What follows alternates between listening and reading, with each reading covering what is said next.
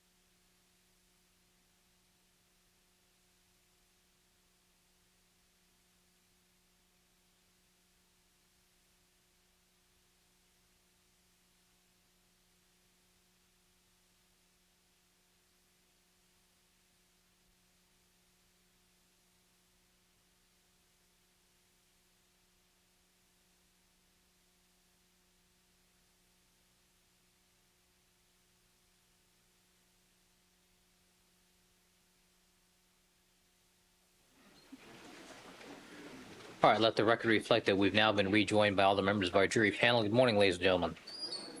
All right, Dr. Weir, would you resume the witness stand, please? All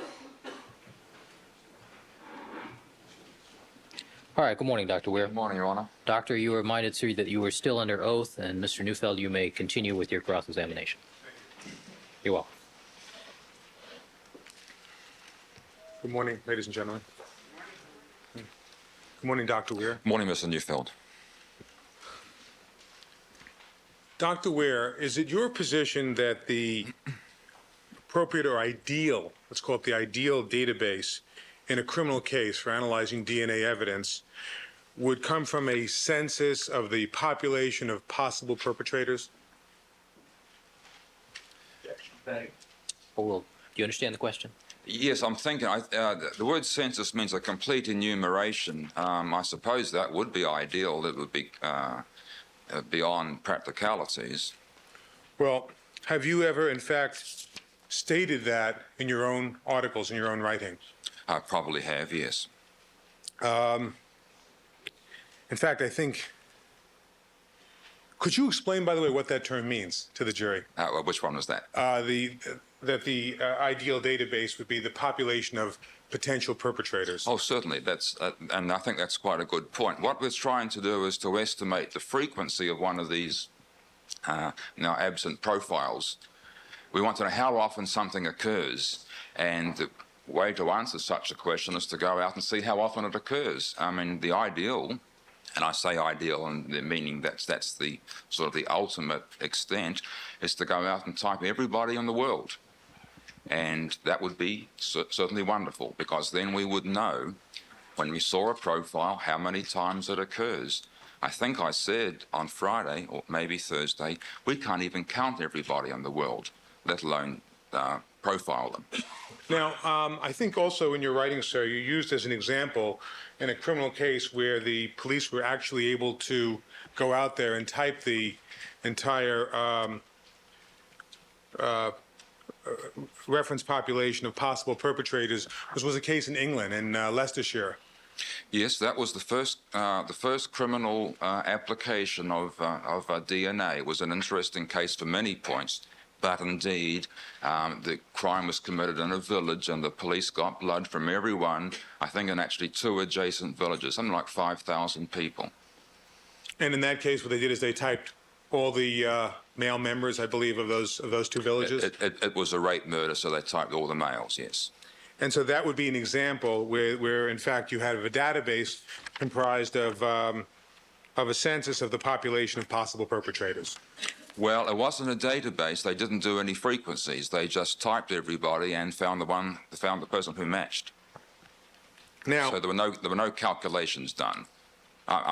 So I just didn't. I wanted to clarify the word database. okay.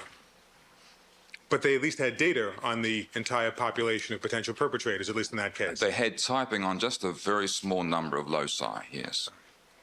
And would you agree, sir, that in each case defines what would be its own appropriate population of potential perpetrators? That's right. We always, when there is a case and there's a matching profile, there are two possibilities. Either we know who the profile came from, or we don't know, but this unknown person's got to come from somewhere. And as Mr. Neufeld said, it's convenient to call that group of unknown people the population of potential perpetrators. It's a funny phrase. So, for instance, in this particular case, where Mr. Goldman and Nicole Simpson Brown are killed in a place somewhere in Los Angeles, in the area called Brentwood, would the population of potential perpetrators include those people with a certain geographical proximity who could potentially have committed this crime? Would it include those people? It would certainly include those, among others. That may be the most natural description. And when we say include, that would mean at least including the people of Los Angeles, or the greater Los Angeles area, if you will. I'm not sure how wide a net you would want to cast, but that sounds reasonable. Okay. Now, in this particular case, sir, did either Cellmark or the Department of Justice rely on a database comprised of the population of potential perpetrators? Not in this case, nor in any other, because the population of potential perpetrators is not sufficiently well defined that it can be sampled. Well, you've also written, I believe, Dr. Weir, that shy of doing a census of the entire population of potential perpetrators, the next best approach would be to take a representative sample of that population of potential perpetrators. Is that correct, sir? Yes, we can't get everybody. A sample from it's going to be easier if I say the irrelevant population. If we could do that, we would. It's almost always the case in a crime that population is not sufficiently delineated. You know, we've said that this one could involve Los Angeles, it could involve San Francisco, it could involve someone who's just hopped off a bus, committed a crime, and then hopped back on. So it's very difficult for us in practice to say which group of people there is that we should be considering. So because we can't describe it, we can't take a sample from it.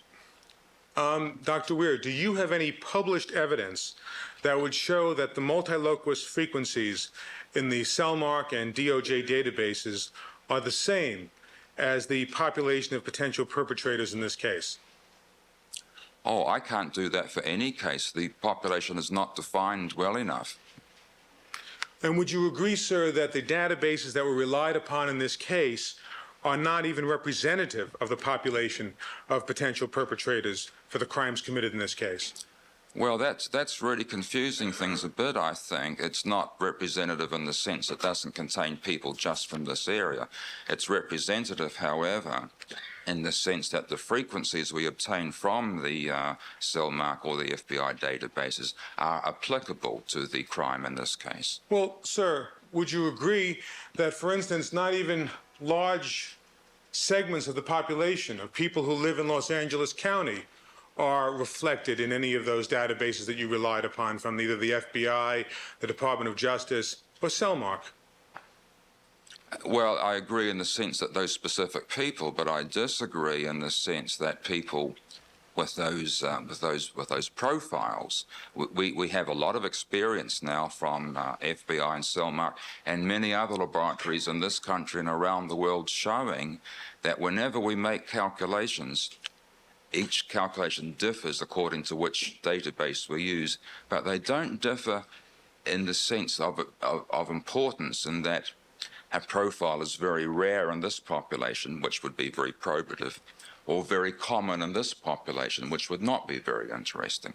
So we find great consistency in the conclusion that these multi-locus profiles, these complex DNA profiles, are rare no matter which database we use. I'm sorry, but Dr. Ware, didn't you say just on Friday that, for instance, for the various PCR markers, that you see large swings in certain profile frequencies between different racial populations, be it black, be it white, or be it Hispanic? Well, yes, for the PCRs, the numbers are much smaller. The proportional differences are quite large. The actual differences are not. We're going from tens to hundreds, maybe to thousands. We are getting a range. That's, of course, that's a big range of numbers. But we didn't start out by saying the PCR profiles are extremely rare. No one's ever claimed that. The RFLP profiles are extremely rare, no matter which database we use. Now, Dr. Ware, returning to that issue of whether or not the databases that you relied on in this case are representative of the population of potential perpetrators, are you aware of the fact, for instance, that California has the largest concentration of Asian Americans in the United States? I'm not aware, but it doesn't surprise me. Okay. And, sir, the databases that you relied upon in this case, well, and furthermore, are you aware that there is a very substantial Asian American population residing in the greater Los Angeles area? No, I'm sure that's right, yes. Okay. And so would you agree that the databases that Cellmark relied upon in this case do not include Asian Americans?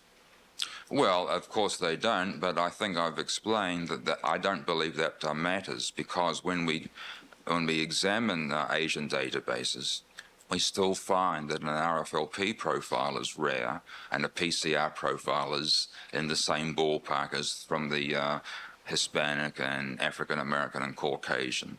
Your point's quite valid. There are no specifically designated Asian databases used in this case. I don't think it's going to cause us any misunderstanding of the nature of these profiles. And sir, not only are there no Asian American databases from Cellmark, but again, you agree there's no Asian American database that you've relied upon here in analyzing the DOJ or FBI work. Isn't that correct? No, I haven't used Asian. I've used the Hispanic, African American, and Caucasian, three somewhat different racial groups, and their frequencies are consistent in that the whole three of them tell us the same story. The RFLP profiles are astonishingly rare, and the PCR profiles are rare but not astonishing. Well, and that the PCR profiles vary considerably depending upon which database you use. Isn't that correct, sir? And proportionally, but not in absolute terms. They're still in the range tens to hundreds to thousands. Sir, I think you finished. Sir, with respect to the PCR databases, wouldn't you agree that there are, in your terms, statistically significant differences between the various ethnic groups? Well, I'm not sure on the profiles. We'll have to examine each one specifically. The numbers are different. If they're significantly different, we mean is one included in the confidence limit of the other? I'm sorry, did you finish your answer? No, I hadn't. Now, for the profiles consisting of PCR, typically, or up to 14 bands with a 7 PCR. Each one of those 14 bands by itself can differ markedly. We've got some numbers here. They can be 2 or 3% in one database and maybe 20% in another, and an astonishing difference for each individual item. And some people have got very upset about this difference for each band. That's interesting, but it's misleading in that we are not using individual bands. We're using the whole package. Now, if I have a band which is more frequent in African Americans and less frequent in Caucasians, it almost has to follow that another band must be flipped around. We've got to have some balancing out between the databases. It just couldn't be otherwise. So when we multiply together these varying bands, the whole package, the whole profile, doesn't differ as much as the individual bands. So just practically numbers themselves. If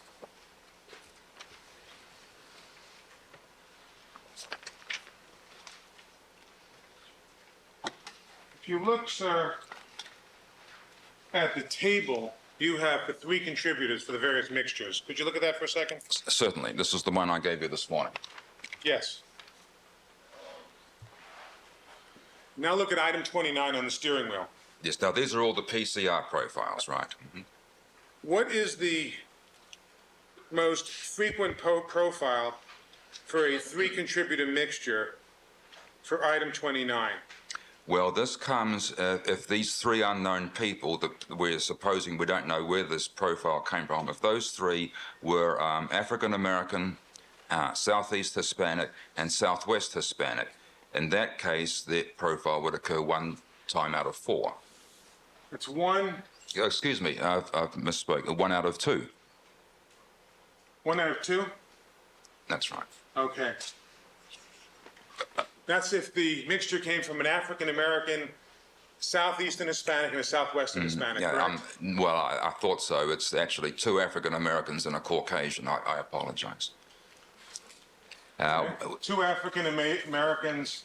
And a Caucasian. You want to start with a new page? Thank you, Your Honor.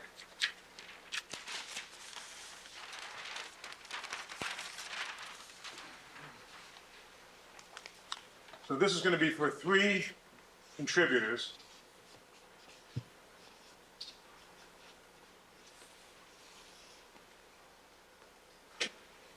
Now, would you please tell me what's the most common profile? That one, the 2 African Americans and the Caucasian. 2 African Americans and a Caucasian. Right. And what is the frequency of that 3-contributor mixture, sir? 1 out of 2. Now, according to these databases that you relied upon, could you please give me the racial or ethnic mix of that group of people which would have the rarest frequency? Certainly. This is if the whole 3 unknown contributors were all Caucasian.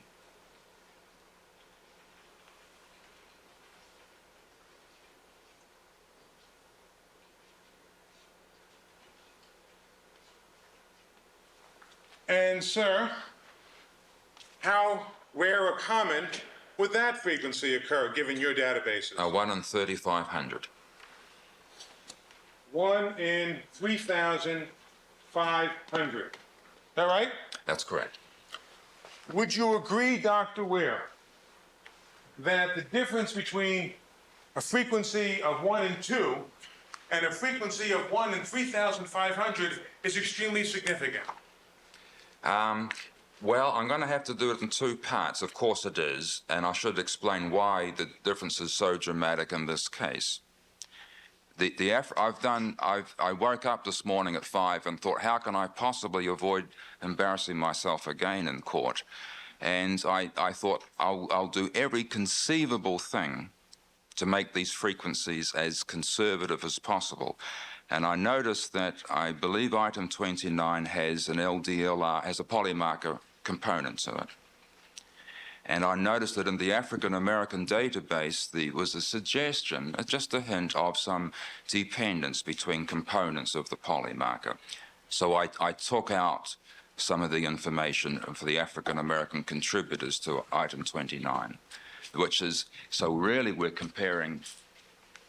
I think this is appropriate numbers, but we need to keep in mind we are comparing profiles with different numbers of bands in them. All right. And, sir, just as your calculations and your databases did not include any Asian Americans in them, would you agree that in the Los Angeles community there are various people of different Hispanic origin? Oh, yes, I would go further. I think when we come down and look at people in particular, if we went round the room, we'd find that we each have different ethnic backgrounds if we go back far enough. To your knowledge, Dr. Weir, does either the DOJ databases that you relied upon or the Cellmark databases for their Hispanic database contain people who originally are from South America as opposed to being from Mexico? Oh, I have no idea. In fact, you have no idea whether there are any people in these databases from, say, Colombia No, I have who no have moved to the idea. United States. I have no idea.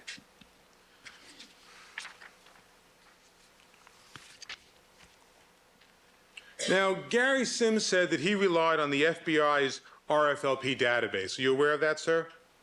I think DOJ uses those databases from the FBI, yes. And are you aware, sir, that a substantial portion of the FBI's Caucasian database is comprised of 220 self-described white FBI agents? What's the self-described? That they are FBI agents. Well, the self-described refers to their ethnicity. Oh, certainly. Well, yes, as all the databases do, yes. You're aware of that? Yes. Mm-hmm. Okay. In your opinion, Dr. Ware, would you consider 220 white FBI agents to be within the population of potential perpetrators for the murder of Nicole Brown Simpson and Ronald Goldman? From the point of view of RFLP profiles, I would, yes. Okay. And Because their profiles, that actually the FBI agents is a lovely collection of people because they're from all over the country. And although they say, as Mr. Neufeld said, they self-describe themselves as Caucasian, we can be sure they have quite different European backgrounds. So this is really a lovely mixing up. We've got people from all over, each contributing their own unique profiles and making sure that the FBI's database represents the whole of the United States. I think it's good. Hey, Dr. Ware, how sure are you as to the fact that whether or not the FBI's 220 white FBI agents represent European backgrounds from all over Europe? Do you have any personal understanding on that subject? Oh, well, I'm just relying on my common sense there. Just your common sense? Yes, sir. You have no personal information as to the ethnic origins or national origins of any of those 220 white FBI agents, do you? Oh, them or anybody else in any of these databases. I see. And in fact, Dr. Ware, you said that other people in this white FBI database come from other parts of the country. And I think you said all over the country. Is that right? No, I said the FBI agents would be from all over the country. Right. Now, other portions of the white database come from Texas, I believe you said, right? Well, the FBI Caucasian database has actually 4 origins. There are FBI recruits. There are people who have given blood donors from, I think, Miami, somewhere in Texas. I'm not sure if it's Houston or Austin, and somewhere in California here. It's probably Los Angeles. Well, probably Los Angeles. Do you know for a fact that it's Los Angeles? I think I've read that, yes. And do you know for a fact that they are actually blood donors or from some other source? I thought it was blood donors. Could you show me the source of information that you're relying upon when you say that the sources of subjects from California are derived from a blood bank? Well, I'm going to have to cite my own paper in 1992, and then when I wrote that, I checked with Dr. Podolny, and that was my understanding at that time. In the 1992 paper, do you say that they come from actual blood donors in California? I think I did. Okay. Now, you mentioned that as to the white database of the FBI, that 220 FBI agents are included in that white database. Are you aware of the fact that the FBI's African-American database does not include any FBI agents? No, I'm not aware of that specifically, no. Well, are you aware of what the source of the FBI's black database is? It's parallel to the Caucasian. That's the blood banks from those 3 areas, Miami, Houston, and Los Angeles. Okay, so if it's just the blood banks from Miami, Houston, and Los Angeles, you have not included in that group any African-American FBI agents. Isn't that correct, sir? That's absolutely correct. And, sir, are you aware that the reason there is no African-American FBI agents in the FBI's African-American database is they don't have sufficient numbers of African-American FBI agents working for the FBI? Objection, I'm sure, well, that makes sense. They just probably didn't choose to separate out that group if it wouldn't be numerous enough.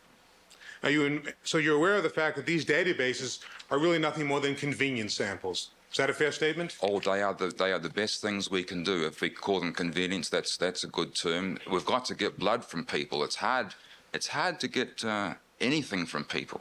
And it's very hard to get blood from people. So it makes sense to go to the place where the blood is kept, the blood banks. Well, Dr. Ware, as opposed to convenience samples, you would agree that the samples used in these databases are not what statisticians refer to as truly random samples. Isn't that correct? Well, they're not truly random. That would require us to list the population and take a sample from this list or some other scheme. It's unnecessary to do that. And I say that on the basis of what we see in databases collected under a variety of rules within this country and around the world. We just don't get led astray by using these FBI databases. Dr. Ware, a moment ago you said that taking these blood bank samples is I believe you said, a wonderful source of samples for analyzing this data. Is that correct? Yes, certainly. Now, Dr. Cotton testified several weeks ago in this case that the 1992 Cellmark database for African Americans is derived from 150 people who made contributions at a blood bank in Detroit. Are you aware of that fact? Not the details, but that sounds right. Now, sir, do you have any idea how ethnicity or race was determined at that Detroit blood bank? No, but what I'm hoping is that it was self-reported. And I think there is very easy to overstate the ethnicity of these databases. Ethnicity is, we now know, it's a very vague term genetically. We may look different, but underneath we are extremely similar. So although it's interesting and maybe convenient to label these databases African American, Caucasian, and Hispanic, it's sort of overstating the differences. For these profiles, particularly the RFLPs, they just don't differ very much in frequency. But Dr. Weir, you're aware of the fact that the laboratories who did the work have chosen to rely on those racial and ethnic classifications in their databases. Isn't that correct? Well, I don't know that I'd say rely. They keep them separate, and this has the advantage that we get different answers so that it's clear to us what difference it makes if we go to different sets of people. It sort of makes my point. It just doesn't make a difference. I would be just as happy if they amalgamated all the databases into one and just gave a single figure. But by giving a range, if you like, they are being very open and saying, well, I've used 3 different samples and this is how they differ, and they all tell me the same thing. These profiles are very rare. Dr. Weir, a moment ago you said you do not have any knowledge as to how ethnicity or race was determined at that Detroit blood bank. Is that correct? I don't have any knowledge, that's right. And sir, would it be fair to say that you also have no knowledge how ethnicity or race was determined for any of the FBI databases? Well, I have no knowledge, but what I'm hoping is that it was very vague. I'm sorry, I would just ask that the last part of the answer be struck. I'm asking what he has knowledge about. Overruled. Well, if in fact, you mentioned the method a minute ago of self-reporting. You remember that? Yes, sir. In other words, where a person comes in and gives blood, and the nurse or phlebotomist says, what race are you? And the person says, I am white, I am black, I am brown, I am green, I am whatever. Okay? That would be self-reporting, correct? That's what self-reporting means, right. Yes. And would you agree, sir, that self-reporting is not a scientific method of classifying people by race? Mr. Neufeld, I don't think we understand what race is at a genetic level. We had a very interesting conference in Atlanta last fall where this was discussed extensively and reported in the newspapers. We now know as scientists that the whole idea of race is a very vague one genetically. So what I'm hoping is that people don't get too detailed and specific about their race, whatever they choose to call themselves. What I'm more concerned is that we have a sample of people from a wide basis possible. Dr. Weir, please answer the question. Sustained. Dr. Weir, if the Detroit Blood Bank relies on self-reporting of the individual donors, would you agree that that would not be a scientific method of classifying people by race? I think the question's confusing in that it doesn't make any difference what the people are called. They can call themselves Martians and we'll still get the same conclusions. that these profiles are rare. I think that the reporting of racial groups just is irrelevant. Dr. Weir, you have reported data in this case based on racial groups, have you not? I've used the databases as supplied to me, and those are described by racial names. And have yes. you, in fact, expressed ranges in your testimony that are predicated on race as well? Yes, because that makes it very, very clear what I'm talking about. It shows the effect of using different databases. So, Dr. Weir, I now ask you, do you agree or do you disagree that simply relying on self-reporting to determine one's race is not scientific? I don't understand the question. I'm sorry. The scientific meaning how we should calculate profile frequencies, I think what they've done is most appropriate. Dr. Weir, if the person who drew the blood simply wrote down race based on the self-reporting, would that be a scientific way of determining someone's race? For the purposes of these calculations, I don't think it matters what the person writes down. I didn't ask you whether it matters, sir. I asked you whether it would be scientific. Can you answer that question? I can answer the question in the context of what I'm doing here, and I think in the context of what I'm doing here, it just doesn't make any difference. I didn't ask you whether it makes any difference, sir. And, Your Honor, I would ask that the witness be instructed to at least answer the question. Nope. The way you phrased the question, he's giving an answer within the context of his expertise. Do you have an opinion as to whether or not it is scientific to simply rely on someone self-reporting that I am either African American or Caucasian or Hispanic as a means of determining which database that person fits into? Certainly, I think it's most appropriate. And you think it's scientific? I think it's appropriate for doing the scientific calculations. When you say, is it scientific for this context? Yes, I think it is. Okay. And how about if the person in the blood bank simply relied on his or her observations of the blood donor to determine which race the individual belonged in? Would that be scientific? Well, given what I've said, that is just as appropriate. It is just as arbitrary as self-reporting. I think it would be fine.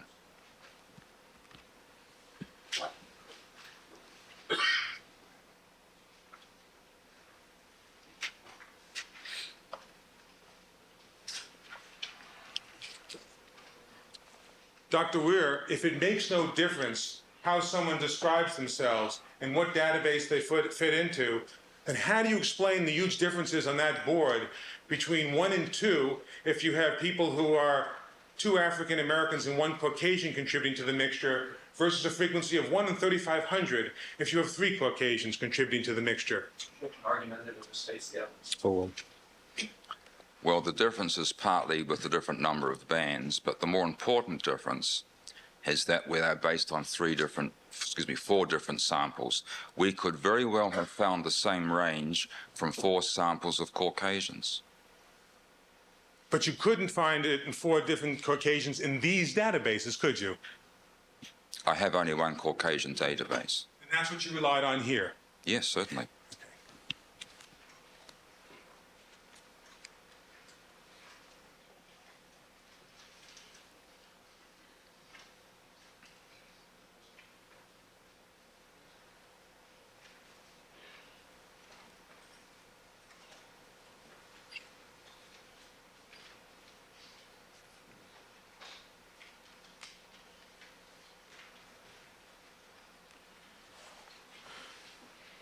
Sir, wouldn't you agree that when people simply report their race, if asked, say, at a blood bank, that that's not done in a scientific fashion? Haven't we asked this question now about 8 times? I modified the language thinking that perhaps this will give the witness a different answer. Please restate it. Excuse me. Do you believe that people who are reporting their race when they go to a blood bank, that those descriptions would be consistent with doing this in a scientific fashion? Well, I can't answer unless we talk about what it's used for. If it was used to construct an evolutionary tree of the evolution of races of man, then it would be very important. If it's used to calculate forensic profile frequencies, I don't mind what they say. But the reason you say you don't mind is because you don't think race makes a difference now. Is that correct? That's correct. Overruled. And you don't think it makes a difference, notwithstanding the example that I put on that board, which is, I don't think we gave a number to this board, Your Honor. Nope. Could we, what is next in line? 1206. 1206?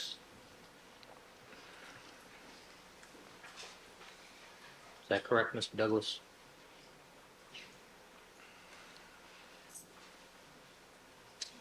And you don't think it makes a difference, Dr. Ware, notwithstanding the example that is reflected on defendant's 1206, isn't that correct? Well, as I've explained, there's a little wrinkle here, but if I had kept the same number of bands, the numbers would still have been different. There's a range for every profile over all these 4 databases, and I think the range would be similar if we took different databases of the same ethnic background. So the numbers are different, and I think that's very informative. It gives us a very concrete feeling of what these numbers are saying. We don't know what the frequency of a 3-person pool of DNA is. We're trying to convey some sense, and in this particular case, it can be quite common, 1 in 2. It can be moderately common, 1 in 3,000. But now we have laid out all the calculations, and we got a very good understanding of the variation that we get by taking different samples. I think it is the best possible way to present this information. Dr. Ware, didn't you say either early Friday morning or late Thursday afternoon during your direct testimony that there is, in your opinion, substructure within the different racial and ethnic groups? Recall that? Yes, there are groups of people. If we could identify a group, just put a rope around a group of people and say this is a group of people and measure their frequencies, they will be different from another group and another group. Sorry. And so, for instance, even amongst Caucasians, you would, if there is this thing called substructure and that there are different groups of Caucasians who may have different genetic frequencies for particular alleles than other groups of Caucasians, then for some of those groups, an allele could be much more common or more common than for other Caucasian subgroups. Isn't that correct? Yes, I think you've captured the essence of it. It's the specific alleles that differ one group from another. It's the profiles, the collection where the differences balance out that don't differ very markedly.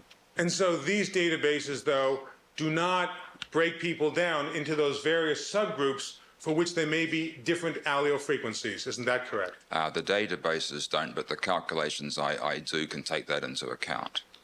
The calculations that you say you do take that into account. Is that correct? That are now being done by myself and several other people. Yes. Okay. But the calculations being done by Cellmark that Robin Cotton offered in this case do not take that into account, do they? No, they give the single estimate. They don't do this extra step. And the calculations that Gary Sims from the Department of Justice delivered to this court also don't take that into account, do they? Does it?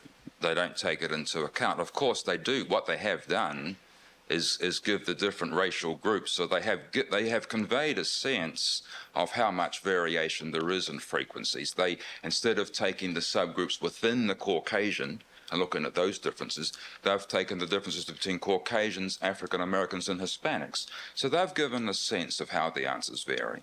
Now, let's talk about that term Hispanic for a second, Dr. Weir. Cellmark used a database in this case which they characterize as Hispanic. Is that correct, sir? That's right, yes. And wouldn't you agree, sir, that Hispanic isn't even a race? It doesn't define a race. It's a very vague term. It almost means none of the above in the census forms. Mm-hmm. So you'd agree it doesn't define a race of people? It doesn't define a race, and that's, just to go to the next point, it doesn't have any relevance whether it does or not in this context. Okay, and in fact, when Cellmark is using the term Hispanic, what they're simply saying is that these are people who contributed blood who have an Hispanic-sounding surname. Isn't that correct? I don't know that. So you have no knowledge as to what their criteria was for putting somebody in their Hispanic database, do you? Oh, I imagine there was a reason for calling either they or someone calling the blood donor Hispanic, but as I've said in several different ways now, that's fine. Well, Dr. Weir, wouldn't you agree, again, getting back to the issue of subgroups and substructure, that, for instance, people who have an Hispanic surname, who have a lot of, let's say, Central American Indian blood in them, and they're living in, let's say, Southern California, may have very different frequencies for particular alleles than would people with Hispanic surnames living on the East Coast who maybe come from Puerto Rico and have African blood and Spanish blood in them. Would you agree with that? Well, you can refer to my paper where I show that the frequencies are statistically different. Sometimes a locus for the RFLP has 15 different types. We can put them to 15 different categories. When I do a test between Miami and Houston, 14 of those 15 frequencies are different at a particular locus. And that doesn't surprise me. As Mr. Neufeld says, people who, someone has called them Hispanic living in Miami, they have a very different background from people living in Houston.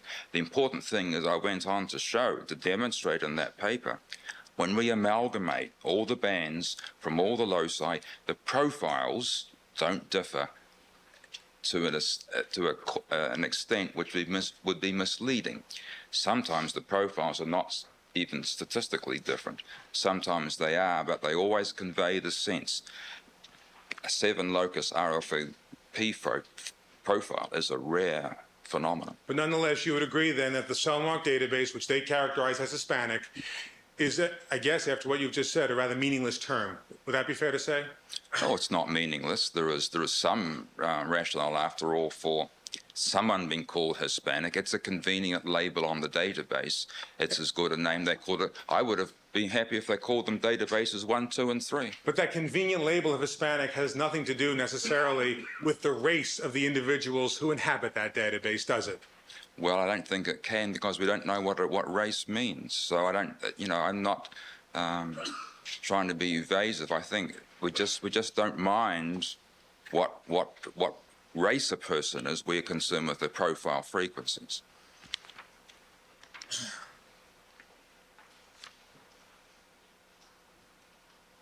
Well, sir, how do you define someone as African American for putting them into an African American database? Unfortunately, I don't have to. Well, you've relied on Cellmark's descriptions of their databases, have you not? I have taken the databases and they have labels on them, yes. Okay, and you've relied on the FBI's databases, and they too have labels on them for different races, don't they? They have 4 databases with labels which have racial names, that's true. And you've been consulting to the FBI, I believe you said, since 1989, haven't you? That's right, I have. And you and your university has been consulting to Cellmark for almost as long a period of time, haven't you? For some time, yes. Well, let me ask you this. Given the characteristics and descriptions that Cellmark and the FBI use for putting someone in their white database, or their African American database, or their Hispanic database, where would you, as the advisor to these people, put, for instance, the children that are the product of Mr. Simpson, OJ Simpson, and Nicole Brown Simpson? Which database would they go into, according to their criteria? I'd be happy to flip a coin. I don't think it's going to make any difference to the calculations, how a person is classified in a database. It's a convenient way of identifying different samples of people. The samples are all giving us the same kind of an answer, and I don't think it makes any difference. Well, I'm sorry. I don't think, when you come down to it, I'd be hard-pressed to define my own ethnicity precisely. I'm obviously Caucasian, but I have grandparents from different European countries, and I differ from other Caucasians in the room. I don't think it matters. Well, Dr. Weir, if you don't believe in these classifications by race as being relevant, then how in good conscience can you sit here and make racial classification estimates as you did Thursday afternoon, Friday, and apparently today as well? Objection, argument. Sustain, rephrase the question. I'll move on.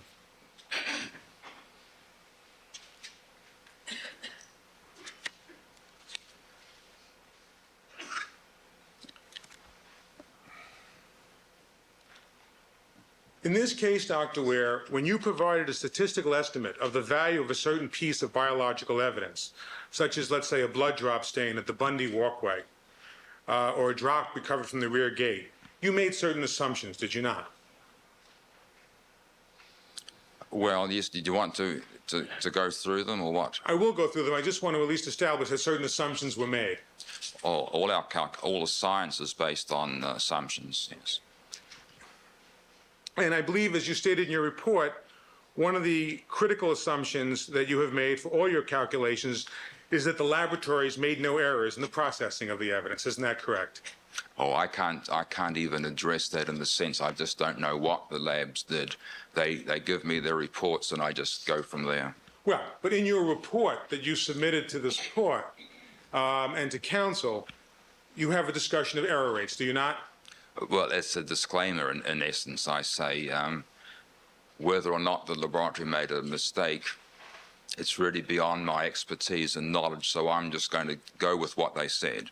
Well, but you also said that you are assuming that no errors were made. Isn't that correct? Well, my calculations start with the data, so that I said that, but it really means the errors, any errors at any stage just don't have any impact on my calculations.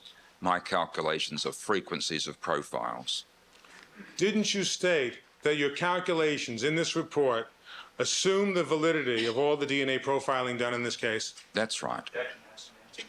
We have covered this once before, Leading into a new subject, Your Honor. I assume.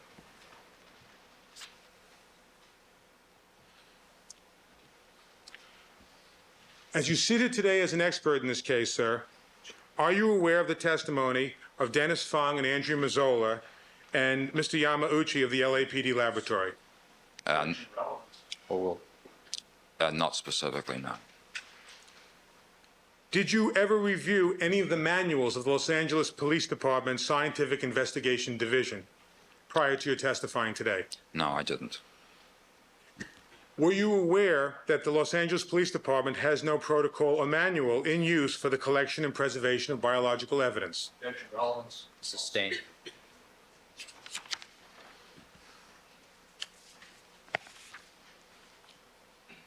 Now, I believe you said a moment ago, Dr. Weir, that you have sort of chosen to ignore the impact that the probability of laboratory error would have on calculations in this case. Is that a fair statement? Objection argumentative. Sustained. Rephrase the question. Well, have you taken into consideration in your own calculations the probability of laboratory error? I have not, I could not, and I should not. Well, let me ask you this, Dr. Weir. If you could quantify that variable known as laboratory error, would you agree that that would certainly be relevant to your calculations? Objection relevance also asked and answered. I'm asking if it's relevant. Oral. It is not relevant to my calculations.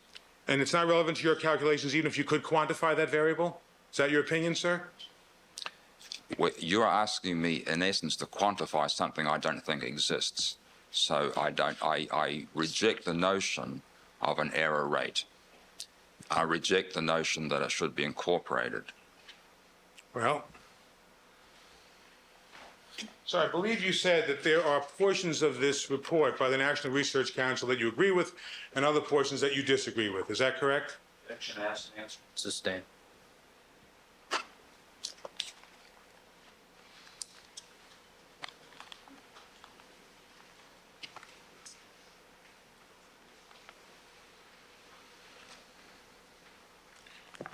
Do you agree with the following statement, Dr. Weir? Excuse me, objection calls for hearsay. No Sustained. foundation.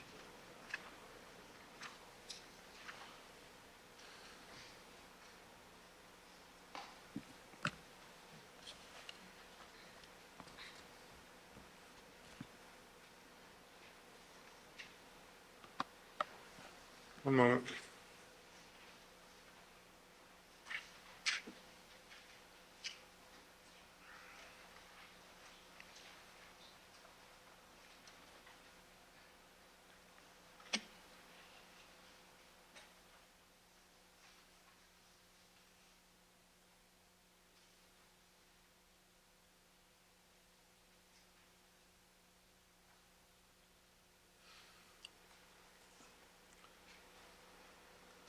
Dr. Weir, in your report, which you filed with this court, did you not make the following statement?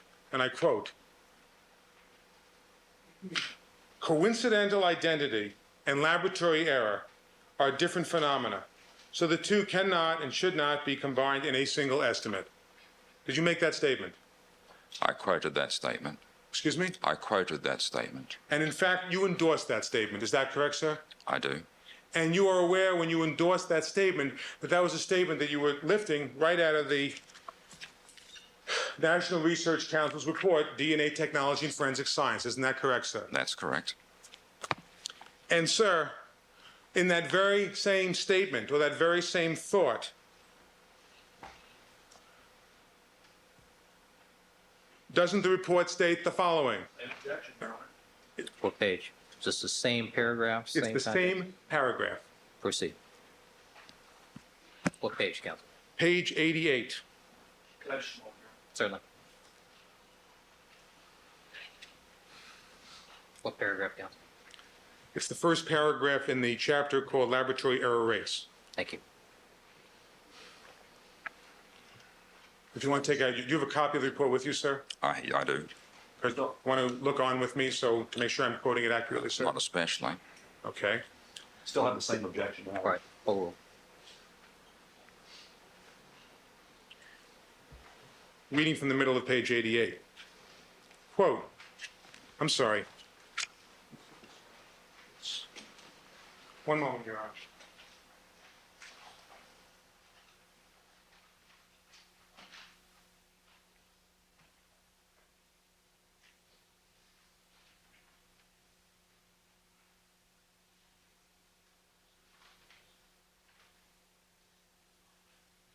Your Honor, just so the jury can read along, I'm asking to put the quote, which I'm about to read from that paragraph, up on the board.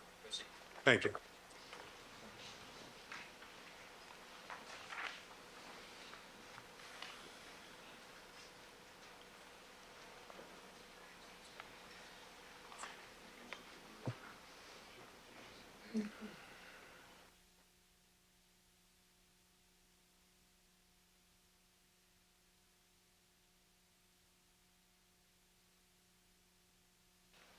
Could I have just another moment, Your Honor?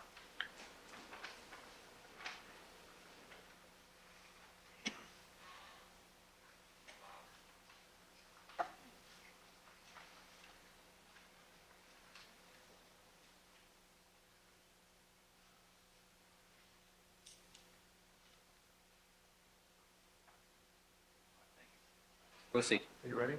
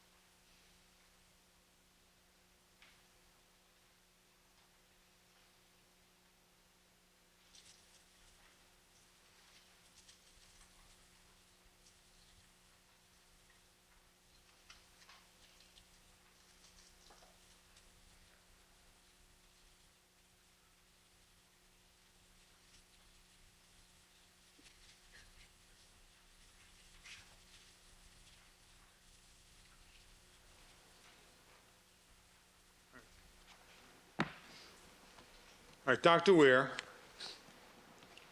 do you agree with the following quote from the NRC report? Quote, interpretation of DNA typing results depends not only on population genetics, but also on laboratory error. Two samples might show the same DNA pattern for two reasons. Two persons have the same genotype at the loci studied, or the laboratory has made an error in sample handling, procedure, or interpretation. Coincidental identity and laboratory error are different phenomena, so the two cannot and should not be combined in a single estimate. However, both should be considered. Do you agree with that paragraph, sir? I agree, regardless of the fact that it's quoted there. I have those thoughts entirely on my own volition. I'm sorry, you what? I have reached that same conclusion myself. Well, by the way, in your report, you include a portion of that paragraph, do you not? On page 3 of your report? Yes, I specifically include the last sentence. Well, you specifically excluded the last sentence, didn't you, sir? The last sentence of this Oh, excuse me, paragraph is, Excuse me, however, Hold on. I'm sorry. Hold on. There's a rule here. Only one person gets to talk. Both of you are violating it. Dr. Weir, let him finish answering the question. Let him finish the answer. Proceed. Thank you. In fact, the last sentence of that paragraph, Dr. Weir, is, however, both referring to laboratory error rate and those population frequencies that you've given this jury should be considered. Isn't that correct? Isn't that what the sentence says? The sentence states that correctly, and of course that's way beyond anything I'm empowered to do. I'm an expert in the interpretation of coincidental frequencies. I'm not an expert. I have no knowledge. I should not venture into talking about errors. Sir, and that last sentence saying that both should be considered was omitted from your report. Is that right? It's omitted from my report because I must omit it. I must omit that consideration in what I do. I am not allowed to say anything about what the laboratory does. I'd be way out of bounds. I can only address the science of statistics and population genetics, calculating these profile frequencies. To do anything else, I would be way out of line. Dr. Weir, do you agree or disagree with the following statement?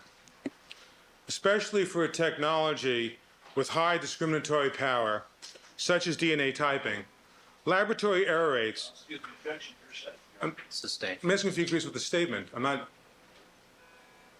You need to give us a source for starters. There's a foundational objection. I take that as. All right. Dr. Weir, you said you have a copy of the NRC report with you. I do. Would you please take it out and look at the top of page 89 and read that first paragraph to yourself?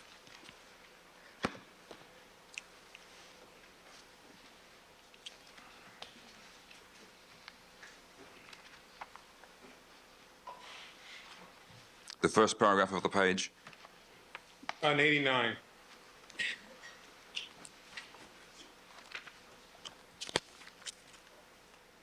I've read it.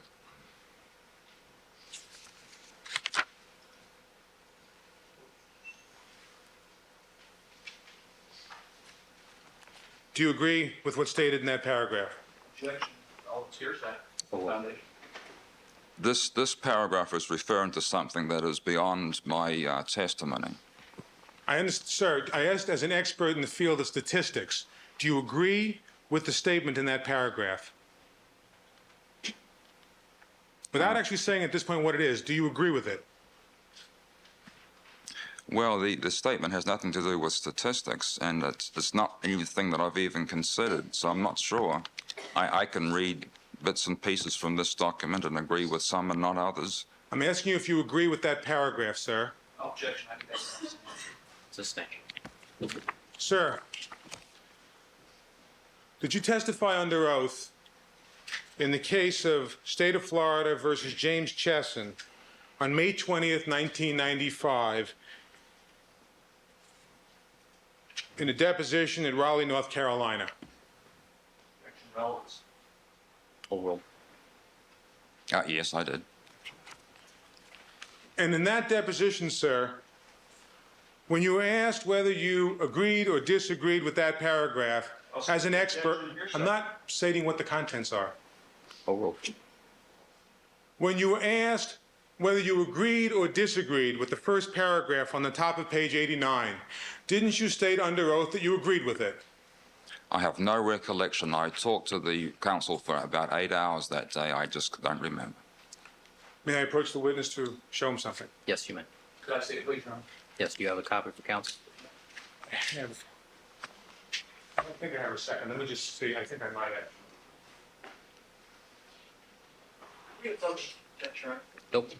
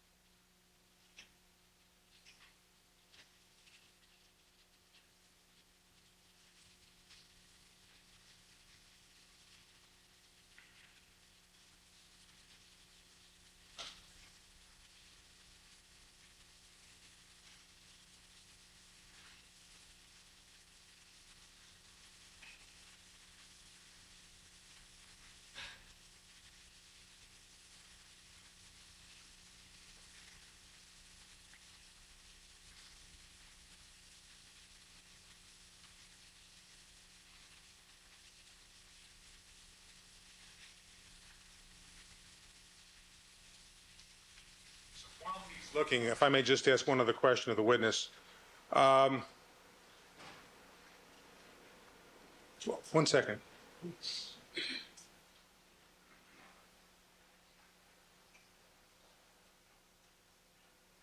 You have an objection to this portion. All right, the request was to ask him to read it to see if it refreshes his recollection at that point. Very That's well. all, that's all that's before the court at this point.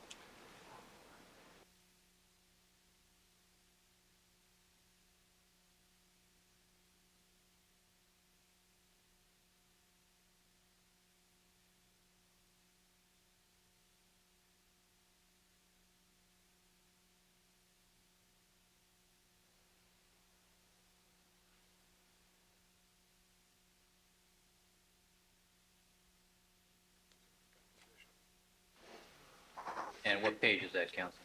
I'm asking him to read beginning on page 152 of the deposition through the top of page 153. Doctor, if you just read that to yourself and see if that refreshes your recollection. Since your examination review starts with that question. Making sure.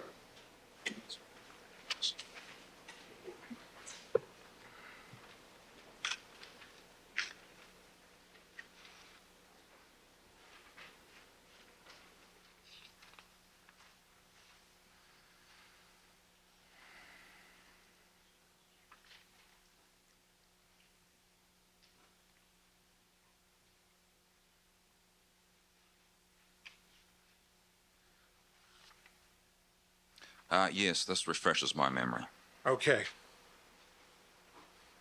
An objection as to relevance, Your Honor.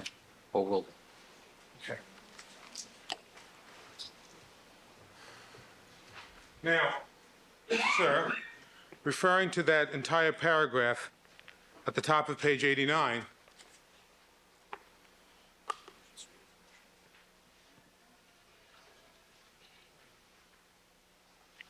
by the way, is the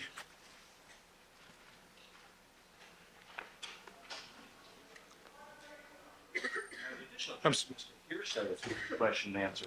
Overruled. Is there a Sir? question? on this previous occasion,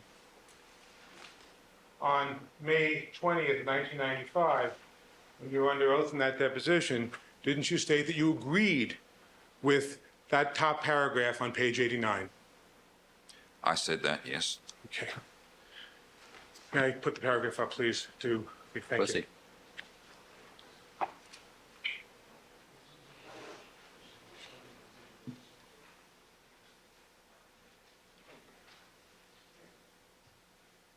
All right. All right. Dr. Weir, this is a paragraph from page 89 of the NRC report. I'm asking you now whether you agree or disagree with the following. Quote, especially for a technology with high discriminatory power, such as DNA typing, laboratory error rates must be continually estimated in blind proficiency testing and must be disclosed to juries. For example, suppose the chance of a match due to two persons having the same pattern were 1 in 1 million, but the laboratory had made one error in 500 tests. The jury should be told both results. Both facts are relevant to a jury's determination. You agree with that statement, sir? I agree with the second half of it, not the first half. Well, when you testified, when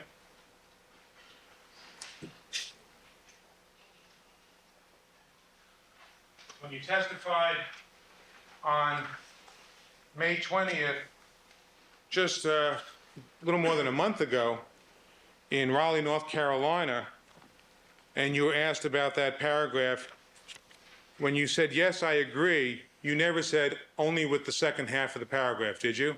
What I said, if you read there, I said, yes, I agree, and then I went on to qualify what I meant by combining error rates. So in the context of that conversation, it was clear to me at that time, counsel was asking about combining error rates and coincidental identity rates. He had me agree with that paragraph, and then as you see, I very immediately came back and quoted this previous sentence, they should not be combined.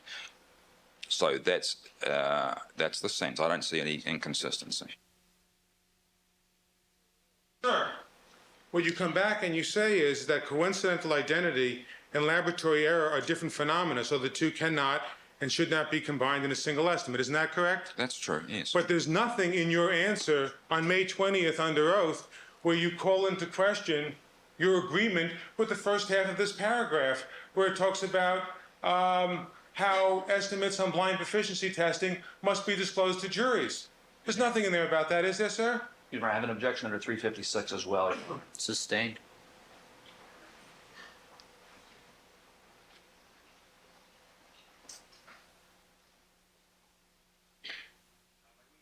Approach the bench, please. Nope. Objection sustained.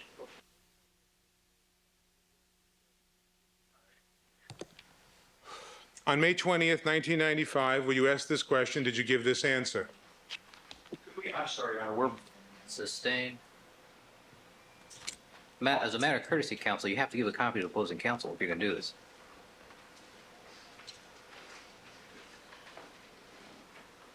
Page 152.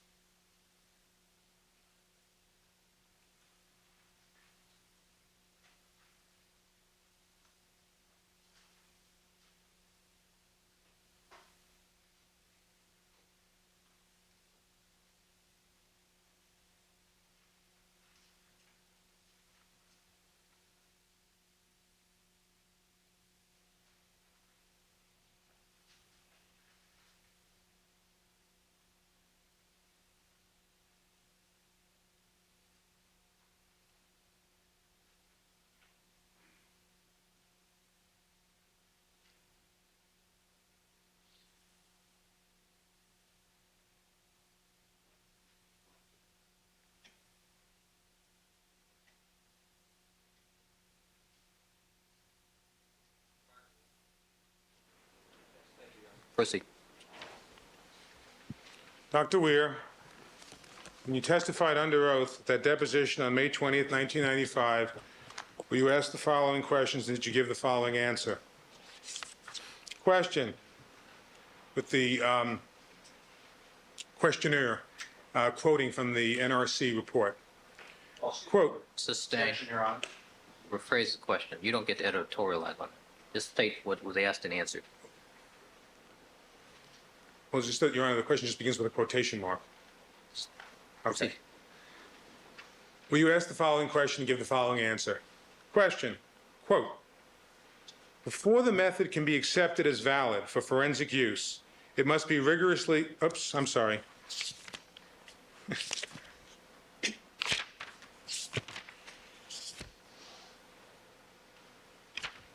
Sorry, I was on the wrong page. What page, counsel? Page 152 to 153, What line? beginning line 18. Mr. Clark? That's what he has before. I was just reading from the wrong one this one time. I'm sorry, to where? To line 13 on page 153.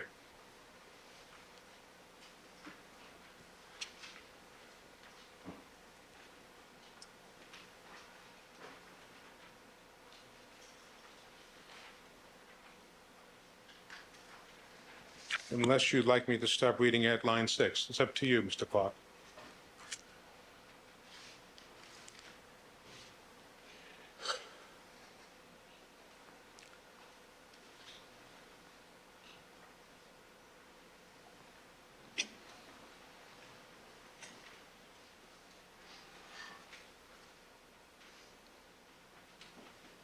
Mr. Clark?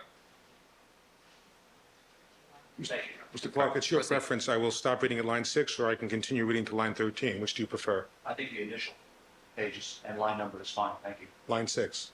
No, Line 13. yes. Okay.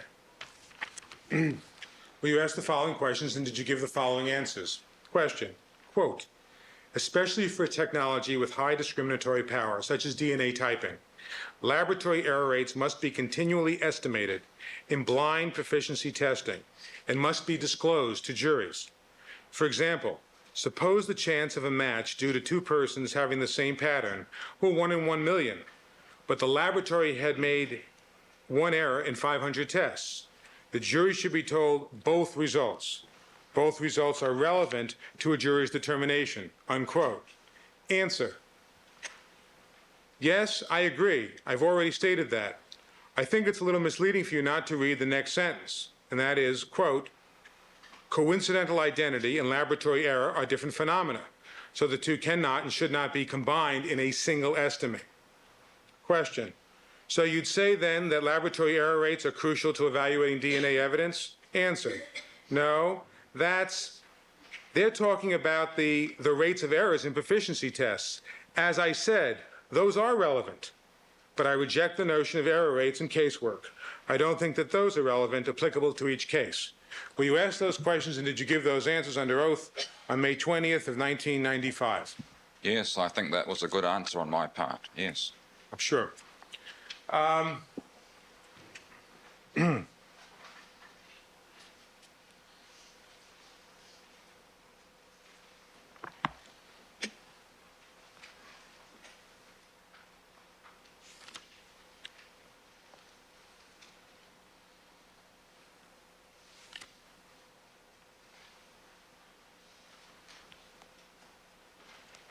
And to your knowledge, Dr. Weir, have any of the witnesses in this case presented that error rate, which you believe is a good thing to do, as expressed in this quotation?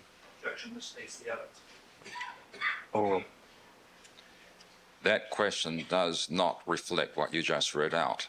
The error, the rates refer to the frequency with which mistakes are made on proficiency tests. I reject the notion of an error rate applicable to casework. Sir, do you agree with the portion of the paragraph that says that laboratory error rates must be continually estimated in blind proficiency testing and must be disclosed to juries? Ask and answer. Oh, well. I disagree. You now disagree with that statement? I disagree now and then. I have always disagreed with that statement.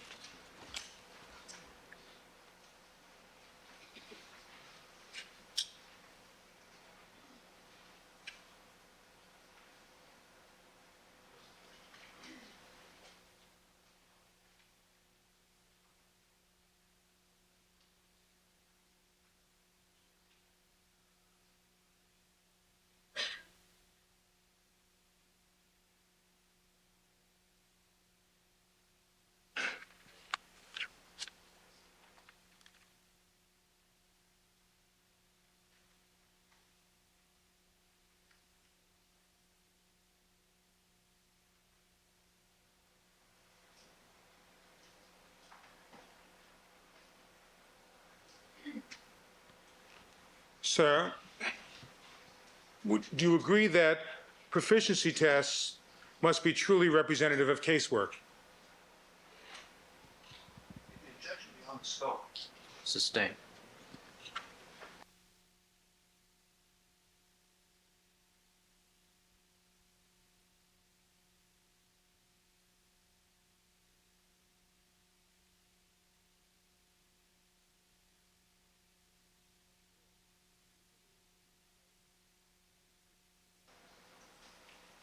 Dr. Weir, do you believe that the results of blind proficiency tests that a laboratory undergoes should be presented to juries? Objection, objected. Sustained.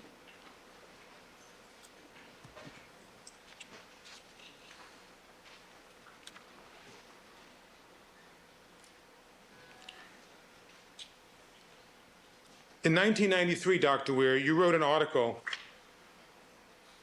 entitled Population Genetics and the Forensic DNA Debate, did you not? Refresh me the journal citation, please. The Proceedings of the National Academy of Science, 1993.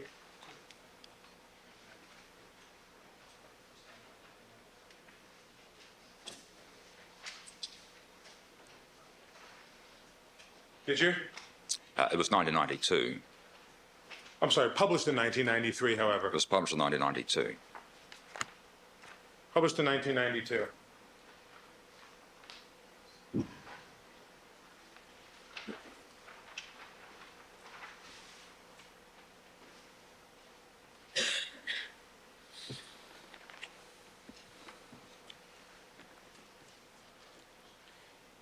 And in that article, you discuss the issue of laboratory error rates, do you not?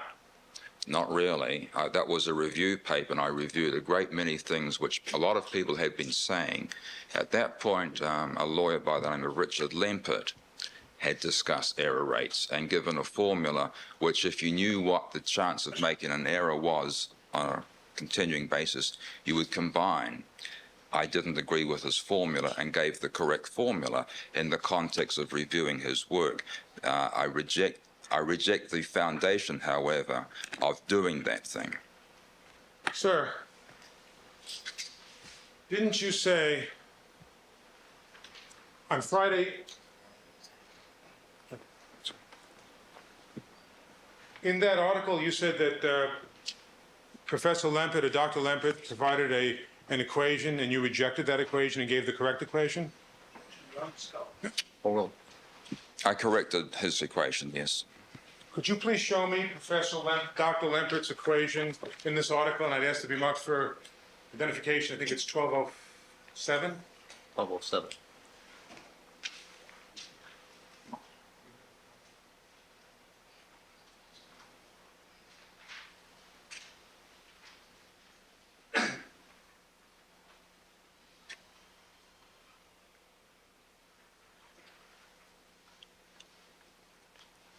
Let me see counsel at the sidebar without the court reporter, please.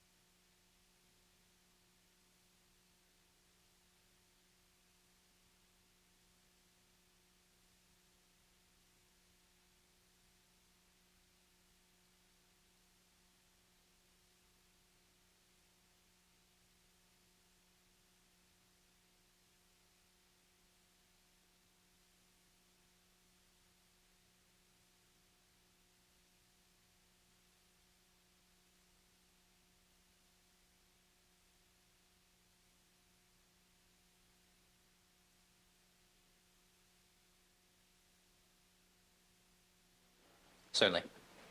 I'm sorry. We lost a juror to a comfort break. If you wanted to show that to the witness while we're waiting, though, if he wants to refamiliarize himself with the article. Sure.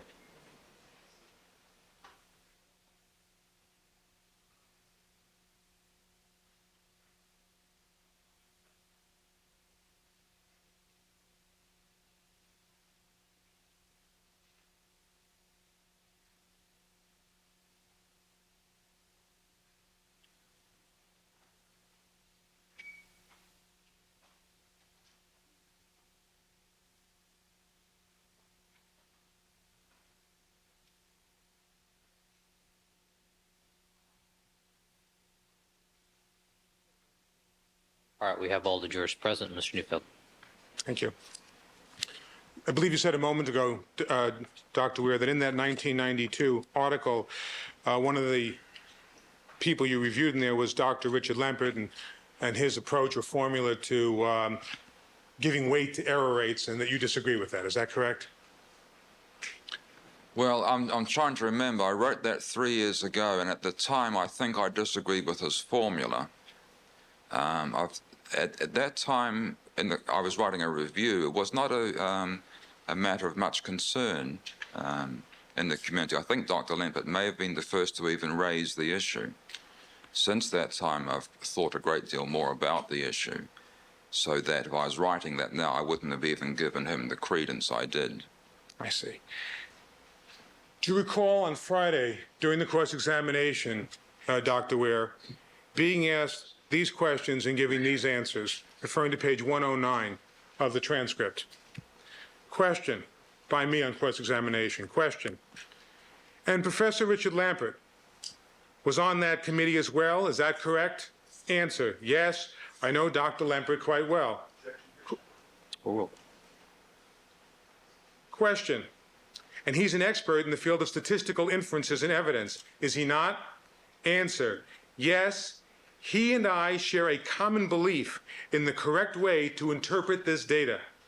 Will you ask those questions and did you give those answers to this jury just this last Friday? Oh, that's certainly, but that was not talking about error rates. We share the common belief in the likelihood ratio approach. Sir, in your statement, you made no distinction between how one presents this data in terms of error rates and how one presents this data in terms of frequency estimates. Isn't that correct? I've been extreme. It's argumentative. Rephrase the question.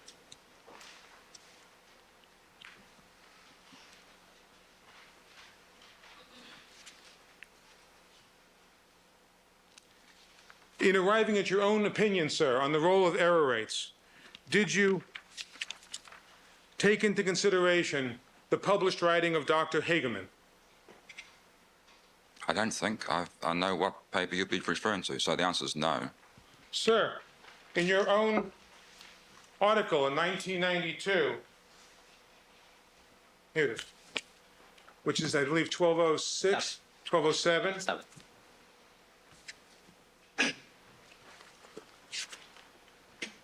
Authored by you, do not you refer to an equation on handling error rates in a paper written by Dr. Paul Hageman? I'll show you the paper.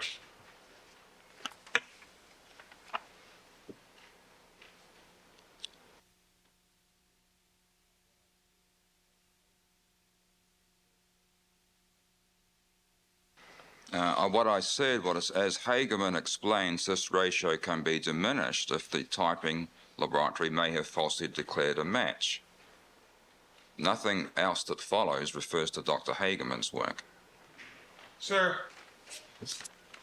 for you mentioned Dr. Hageman by name in your own article, do you not? 3 years ago, I cited his paper, certainly. I don't recall, at this point, I don't even recollect reading the paper. And sir, in Dr. Hageman's paper that you're referring to, he provides an equation on this very issue, does he not? He may, I have no idea. Okay. So, at least now that you've looked at your own article that you wrote on this subject in December of 1992, does that refresh your recollection as to whether or not you have read a paper by Dr. Paul Hageman on the issue of the role in assessing DNA evidence in terms of error rates? Obviously, I read the paper. At this point, I don't know what it said. And have you read any of the published work of Dr. Richard Lempert on the same subject? Well, I'm not sure. I think I refer to a paper of Lempert's there. And is that the only paper that you've read of Dr. Lempert's? On error rates, I think so. And have you read any of the work that Dr. Lawrence Mueller has written, which refers or describes the error rate issue?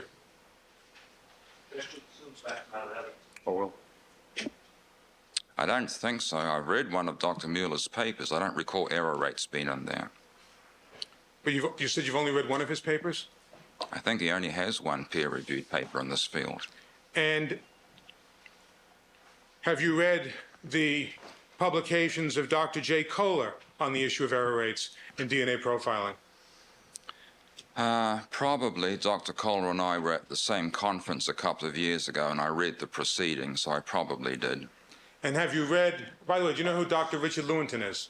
Yes. And is Dr. Richard Lewontin a extremely highly regarded population geneticist at Harvard University? Yes, certainly. And do you know who Dr. Daniel Hartle is? Yes, And is he another very highly regarded population geneticist at Harvard University? certainly is. And have you read their papers where they describe the phenomena of error rates and its role that it should be played in assessing DNA evidence? I don't think so. I think I've read everything they've written in this field. I don't recall what they say about error rates. And I would point out to you in this and the other contexts in science, it doesn't matter who says it, it matters what is said. So whether or not they said anything in itself wouldn't give it a special credence. Okay, so in other words, the fact that there may be a half a dozen articles addressing this very issue which may disagree with your position is not as important as the reasons put forward for their position. Is that correct? Objection, since that's not an evidence calls for hearsay. There's several parts to that question. The scientific literature and the feeling of the forensic community does not subscribe to error rates. I know that on the basis of conversations with senior forensic scientists. In the more general setting, if something is said by a scientist, that doesn't make it true. We need to see all the context, all the arguments, get the facts marshaled. I think I've lost the question. I think the answer was yes, though. Dr. Weir, you just said a moment ago that some of your opinions are from conversations you've had with people who are participants in the forensic science community. Is that correct? Yes, some of them are. But we talk about these things and formulating our ideas. We don't work in a vacuum. Didn't you say at the very beginning of your testimony, Dr. Weir, that one doesn't rely, say, on what's said in cocktail conversations or other kinds of conversations, but in science, one relies on what's actually published as opposed to mere conversations? Didn't you make a statement like that early on in your testimony? Yes, I said that, and that's when the definitive words are said and evaluated. In the course of writing papers, I talk to other people. Well, Dr. Weir, in contrast to these different authors who I just asked you about with regard to their publications, what, if anything, have you personally published on the issue of error rates? I haven't published anything. Thank you.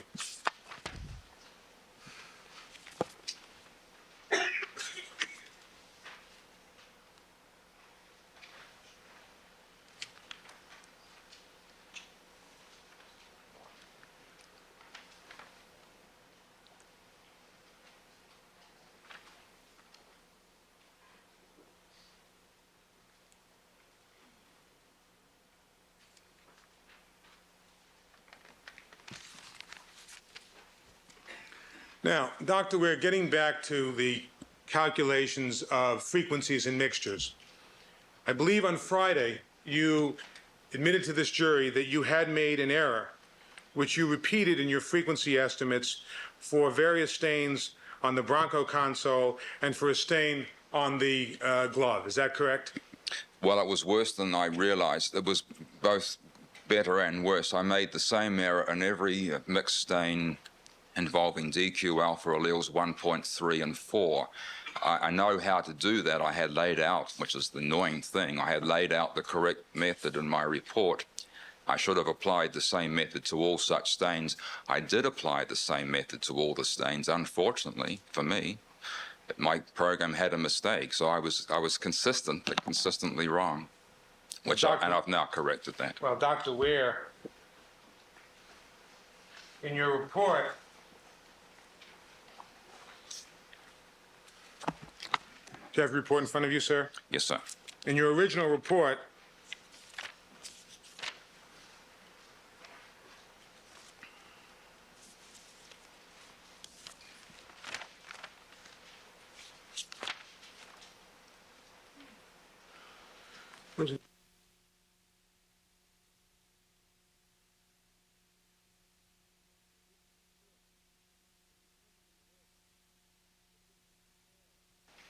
Dr. Weir, in your original report, Yes.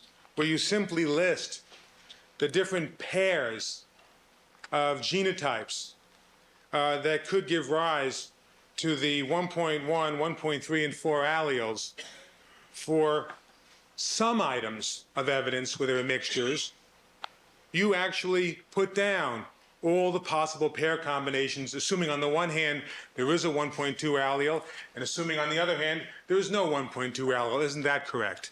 That's correct. What I just said, though, was the answers I gave were consistent, and they did not have those included always. But what I'm saying, sir, is even in your description of the pairings in your report, you describe the pairings one way for stains which included Mr. Simpson and another way in some of the stains which excluded Mr. Simpson. Isn't that correct? Well, that's correct, but it doesn't state what, in fact, I did in the numbers that went onto the board. The numbers on the board were wrong in all the profiles that included 1.3 and 4. I'm going to have to live with that mistake for a long time. What page is that, Counsel? I'm sorry, I'm referring to page 35 of his report now. Thank you.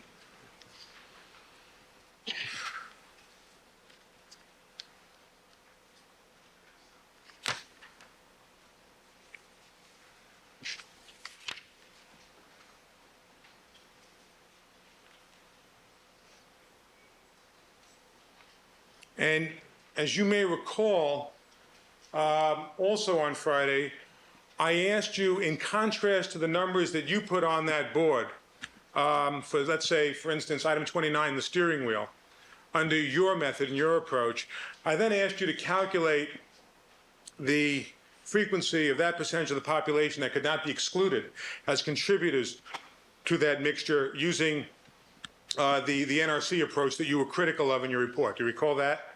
Yes, and I would like the opportunity to explain the difference of those two approaches. You'll have that opportunity, sir, but I just want to try and get through this part as quickly as possible, all right? But there'll be plenty of opportunity for that. Now,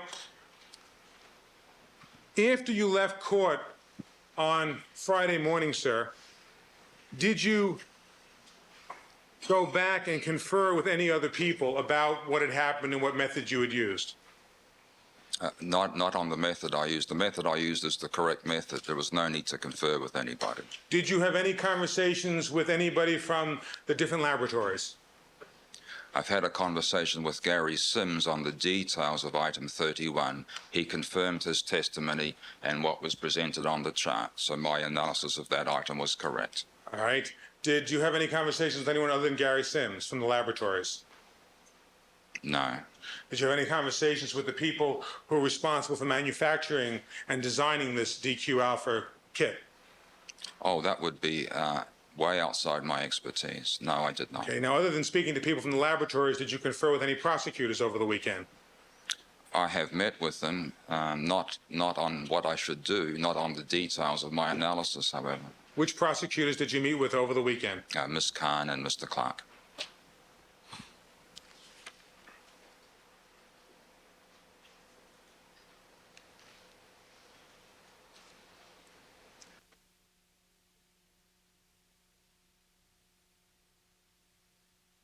After you left the witness stand on Friday until this morning, speak to any other statisticians anyplace else about this? No, I didn't.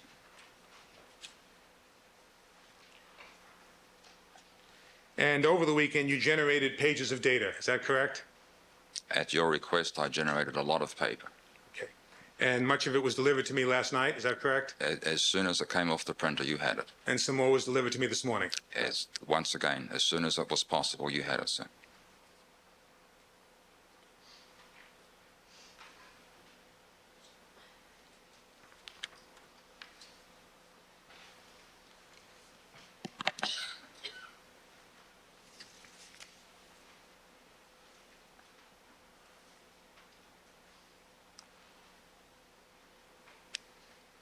All right.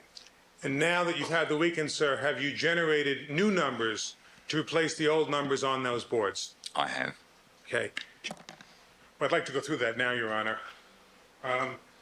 Let's start with, want to help me get the Bronco board? Start with the Bronco board.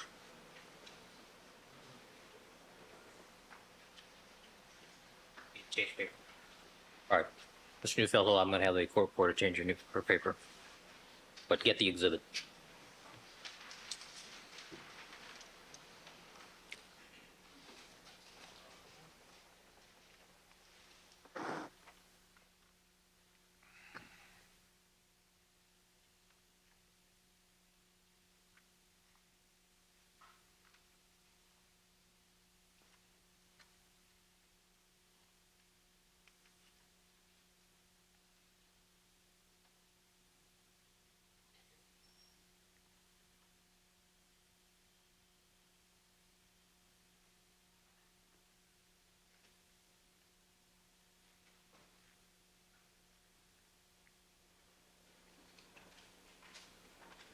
Ron, do we have a rag? I'm sorry. Do we have a rag available so the witness can erase the numbers that he put on direct examination and replace them now? It's their exhibit. We're missing a juror right now. Oh.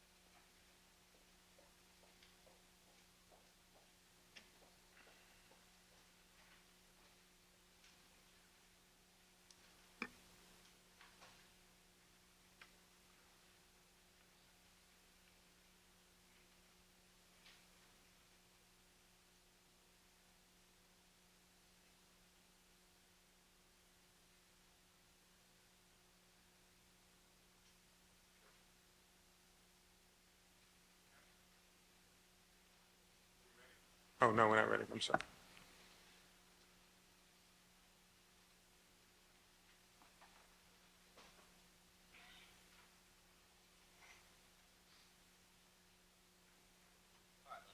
Like we have all the jurors present, Mr. Neufeld. And you have People's Exhibit which up?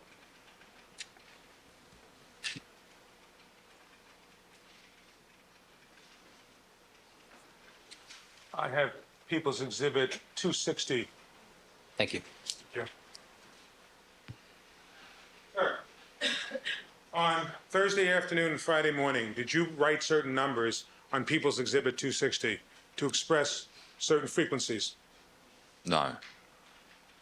Okay. Did you quote certain frequencies so Mr. Clark could write them on the board? Yes. Have you looked at the frequencies that Mr. Clark wrote on the board when he was simply writing on the board what you were quoting? And no, I couldn't see the board, so I just quoted, and I hope he wrote them down as I called them out. Would you please take a look at that board? Would you Well, please it's- step down for a moment? Sure.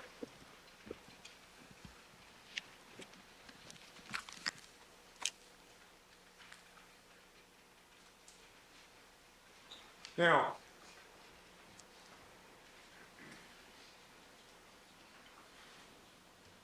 are the frequencies for items 303, 304, and 30 and 305 at the bottom of that board for those three stains?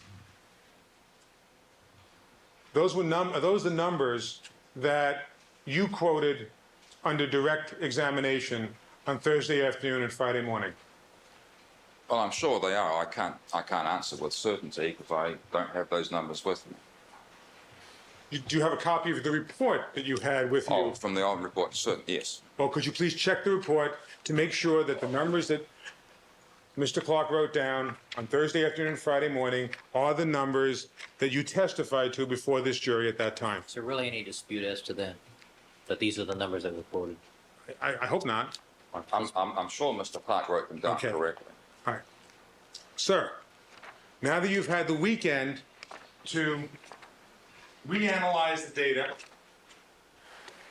would you agree that those numbers for items 303, 304, and 305 are wrong?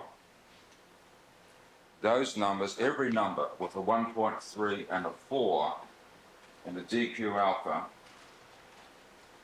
That's the only, I guess that's the only ones. Well, no, this one's correct, so, I'm because. sorry, let the record indicate that he said item number 31 is correct. Excuse me, 31 is correct. Mr. Sims confirmed that.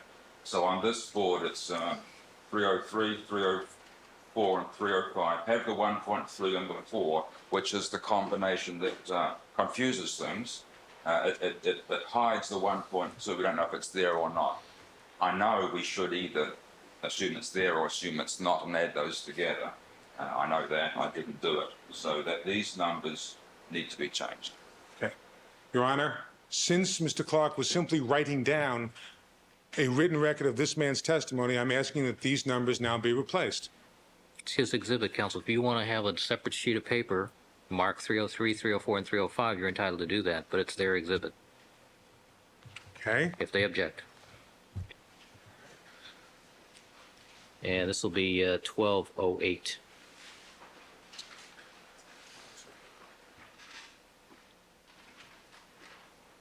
Mr. Douglas, 1208.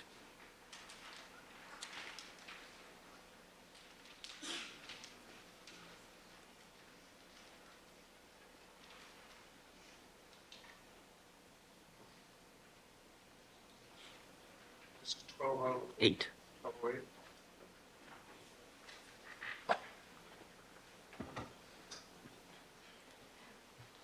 And Dr. Weir, I'm going to entitle this exhibit Mixture Frequencies, okay?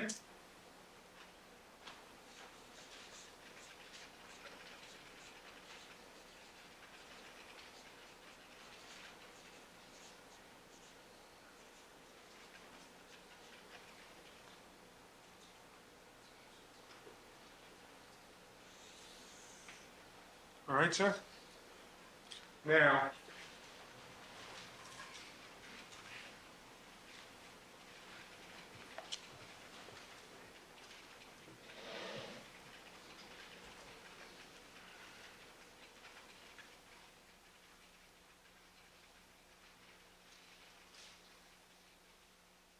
let's start with items 303, 304, and 305, because that's where we just were. And what I'd like you to do first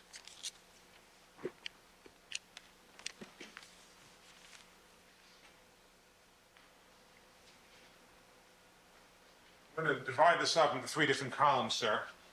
And the first column we will refer to as your old results, meaning the results that you testified to last week. Is that okay?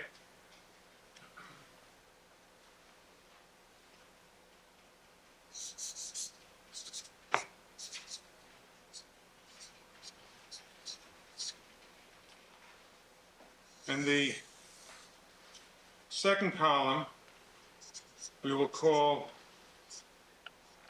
we'll call it new, reflecting your new results that you arrived at over the weekend. Okay, sir? Right. And we will do it for a number of different items. The first item we will do it for is evidence item 303, 304, and 305.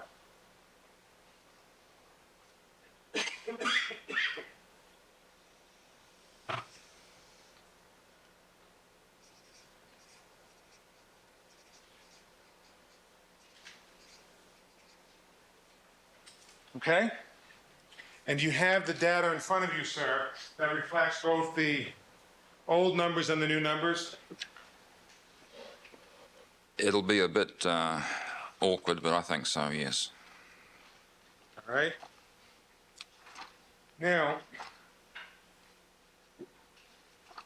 for instance, if we look simply at a two-contributor approach to this data, and we want to look at the most common frequency in the data.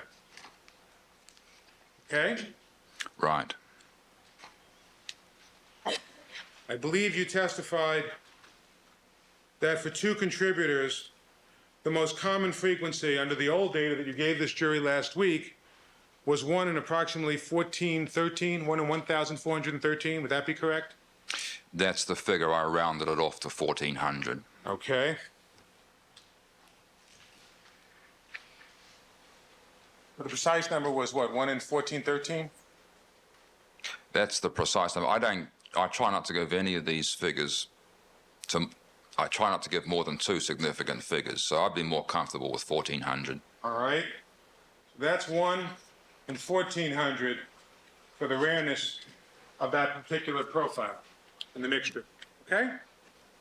Now, under the new calculations that you did over the weekend, sir, what is the most common probability, or common frequency for the mixtures in 303, 304, and 305?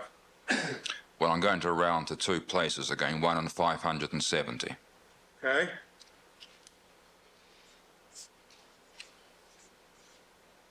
And so would you agree, sir, that the difference from the old approach to the new approach means that it's approximately 2.5 times more common in the new approach than it was in your old testimony last week? Is that correct?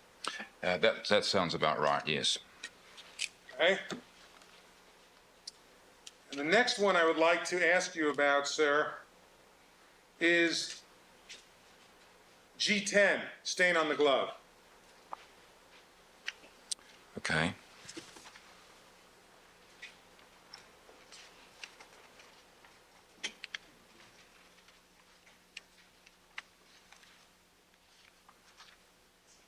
Mrs. Robertson, do we have any permanent blue?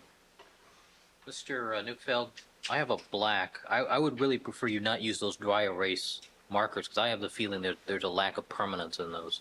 You want to use I've just got a regular black. I'm just concerned that it might disappear if it's that dry erase stuff. Okay. Why don't you use, go ahead and use the black? Sure, please.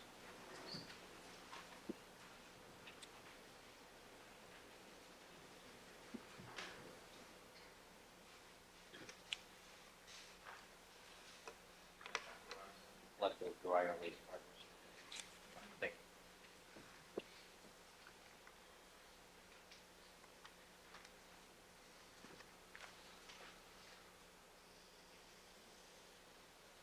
Now, sir, looking at the glove stain on G10, which also, according to the prosecution witnesses, also includes and cannot exclude Mr. Simpson as one of the contributors,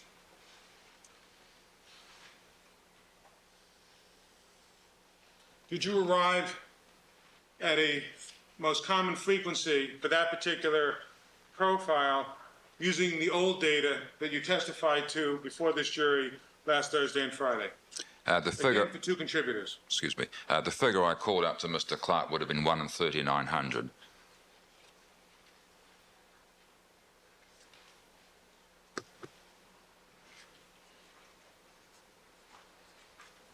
Okay? And now, sir, that you've recalculated these numbers, having seen your error over the weekend, what is the most common probability for this particular profile under your technique given the new data? It's the same data, but the correct, I hope, calculations, 1 in 1,600.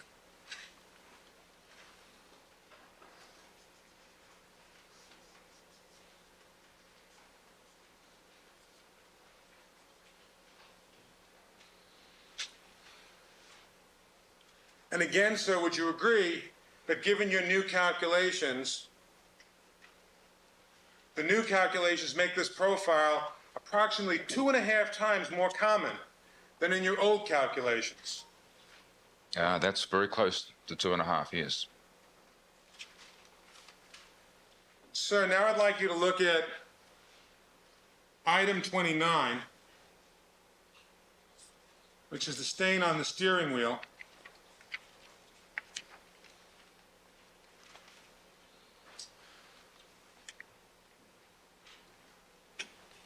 And under your old calculations, for a two-contributor assumption, what was the most common profile? I would have called 1 in 70, I think, Friday.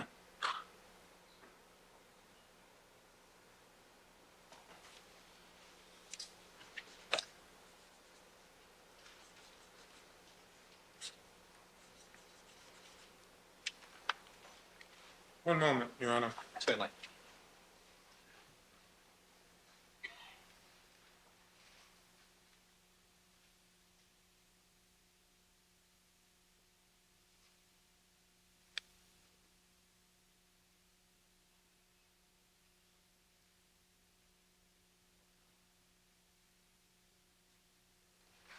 Dr. Ware, would you please take a look at page 38 of your report? I'm looking at it.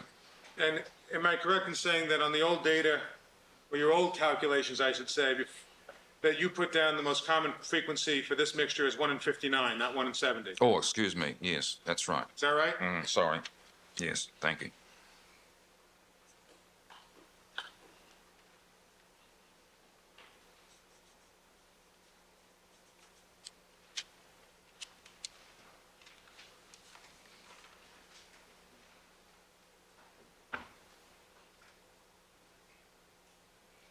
In fact, under your new calculations, what is the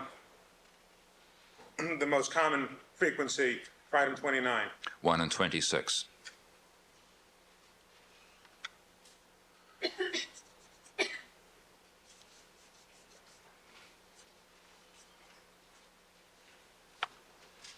So, sir, and for that one, you would agree that it is at least 2 times more common, given your new calculations, as it was in your old calculations. Is that correct? Yes, it is. And these are all stains where the prosecution says Mr. Simpson cannot be excluded, correct?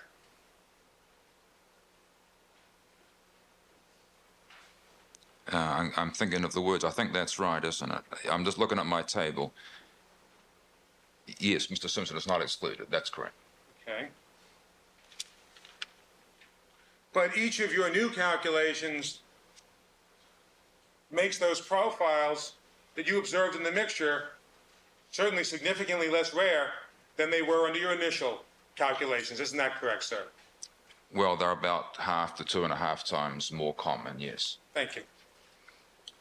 Now, sir, I asked you, as you may recall, to do some calculations on the frequencies of these mixtures, relying instead not on your approach, but on that NRC method which you are critical of. Do you recall that? Yes, I do. And you recall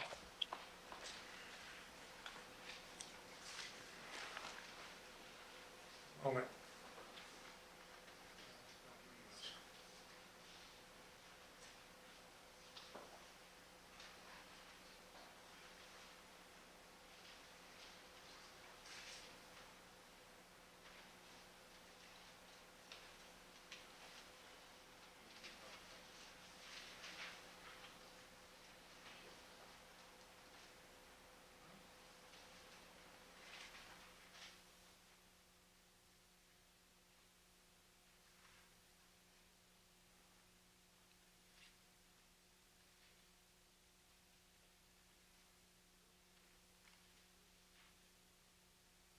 Sir, when we looked at the Caucasian, African American, and Hispanic databases using that NRC approach,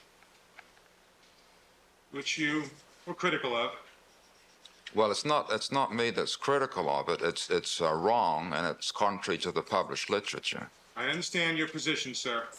Well, it's not my position. It's wrong, and it's not the published way of doing things. But you said a moment ago, sir, that you yourself, well, withdrawn. But under that method, when we calculated the most common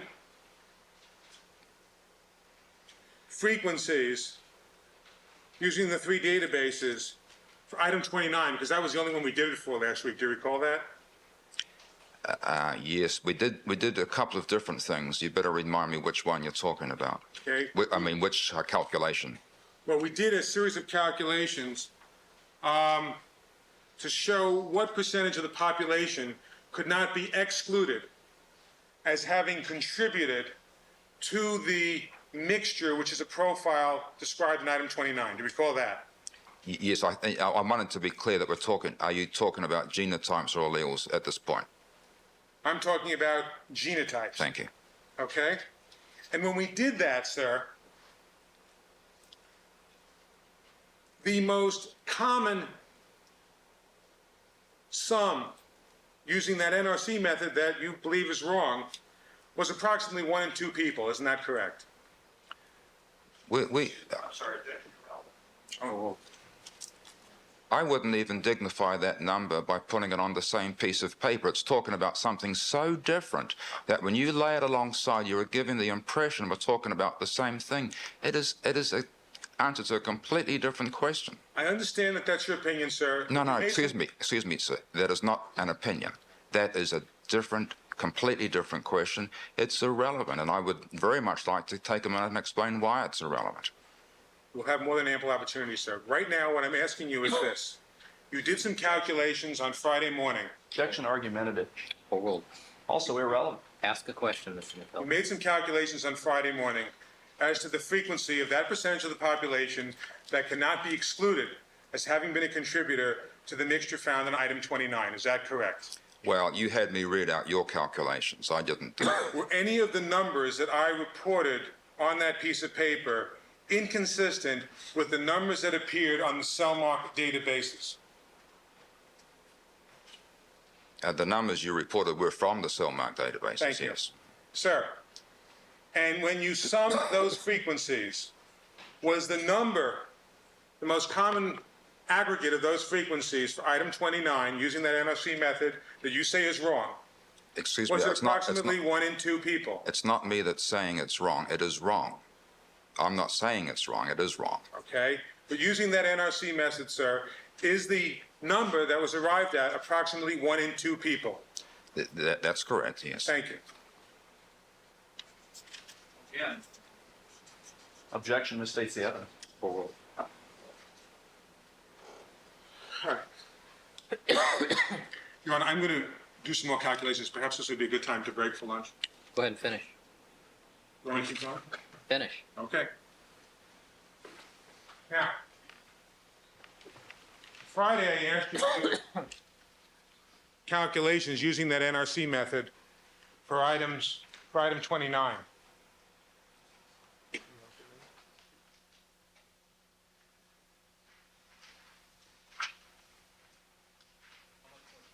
Mr. Neufeld. Approximately 45 minutes.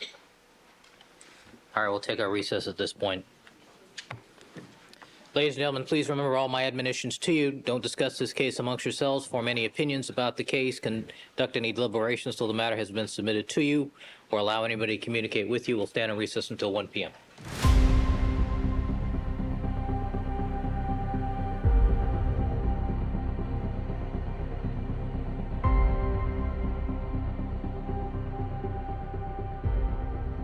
People are represented, jury is not present. Counsel, anything we need to take up before we invite the jurors to join us? All right, let's have the jury, please. All right, let the record reflect we've been rejoined by all the members of our jury panel. Good afternoon, ladies and gentlemen. Dr. Weir, would you resume the witness stand, please?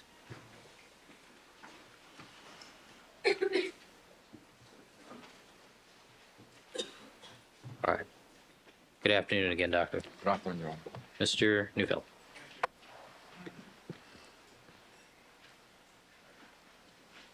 Dr. Weir, just so we can explain these fractions a little bit to the court and to the ladies and gentlemen of the jury, for instance, taking item number 29, when I show that fraction 1 over 2, doesn't that mean that approximately 50% of the population could not be excluded as a potential contributor to the mixture reflected on the steering wheel stain? Is that what 1 over 2 means? That's what that says. It doesn't allow us to interpret the mixture, however. But that is what it says, sir. Is that correct? That's what it says, yes. Thank you. Now, what I'd like you to do, sir, is I'm going to also ask you to do, using the same approach that we utilized for item 29, I'm going to ask you to do the same thing for item 303, which is 304 and 305 as well as G10. And to do that, sir, again, referring to the databases that you received in this case, the database from Cellmark, and then the database for D1S80. Excuse me, Mr. New, I have used FBI's data on the PCR. On the D1S80, but I also showed you, as you may recall, Cellmark's tables for the data on DQ alpha. Is that correct? That's right. So we're not only are we doing different calculations, we're using different databases. All right. Well, where's that sum?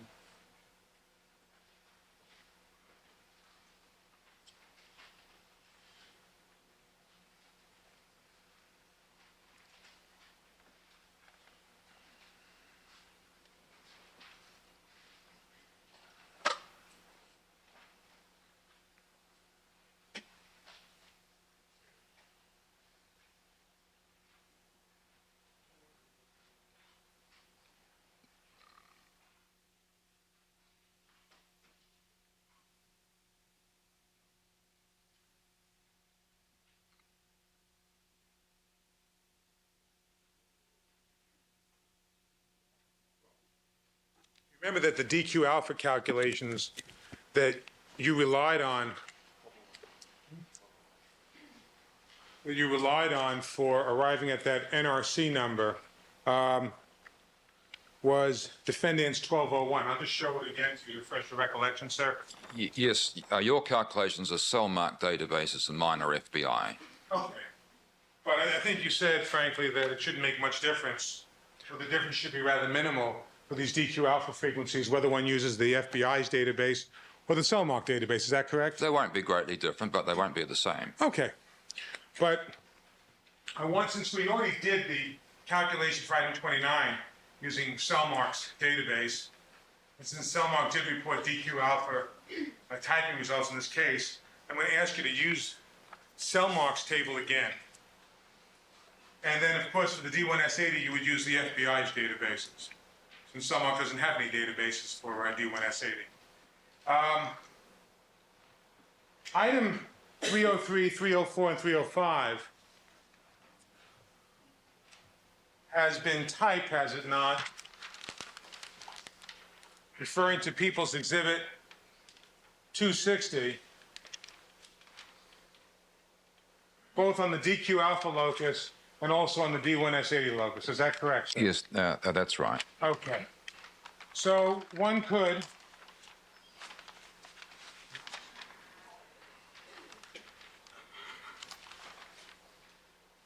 So if one wanted to answer the question, that is the same question that is posed in the NRC report, which is what percentage of the population cannot be excluded as being a potential contributor to this mixture, namely the mixture on the console of 303, 304, and 305, one could make certain calculations and generate certain sums for the DQ alpha locus, and then again for the D1S80 locus, and then you would combine those. Is that correct, sir?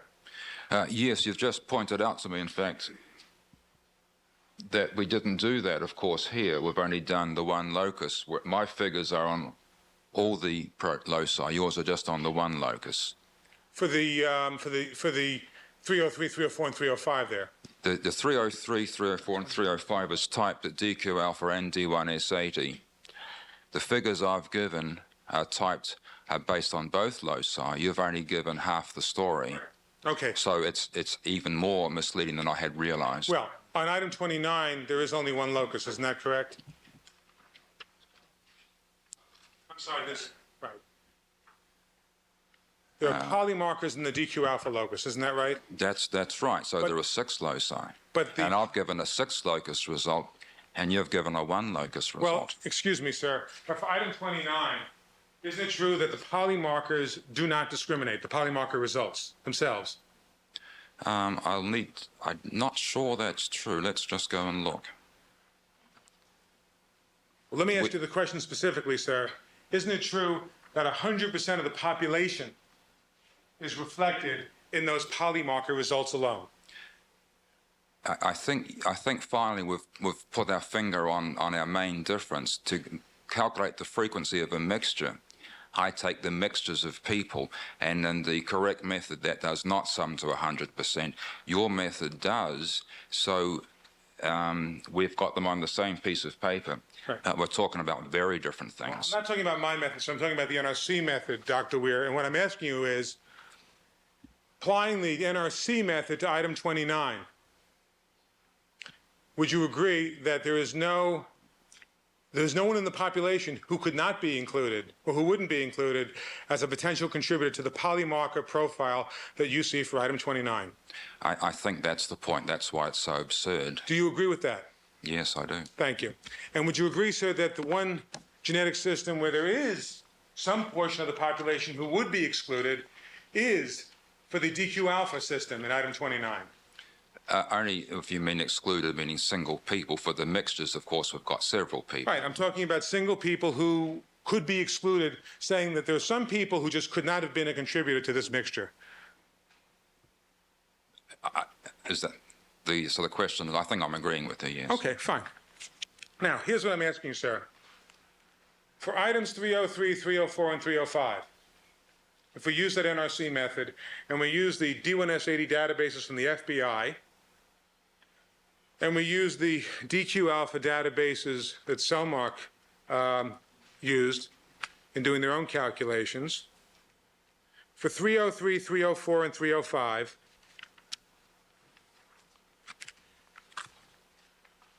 this would be 1209.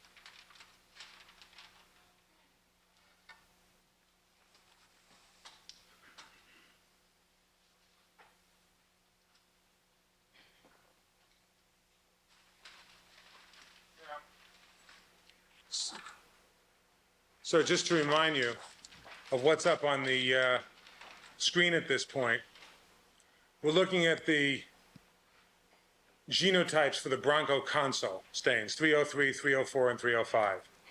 And, Fine. okay? And the DQ alpha profile that's seen in that mixture is a 1.1, a 1.3, and a 4, and there may or may not be a 1.2 there. Is that correct? That's right. Okay. And now to the frequencies and the sums of the frequencies for the Caucasian, African American, and Hispanic databases that I present on that table that you're looking at now correctly give you the aggregate, the sum, for the various matching genotypes that are consistent with that mixture for an individual. Well, correct me if I'm wrong, it looks like you've listed all the possible genotypes because every genotype could be in that mixture. Right. Is that, am I correct? This looks like a complete listing of all the 10 genotypes. Yes. So I'm puzzled as to why the frequencies don't add up to 100%. I must be missing something. Okay.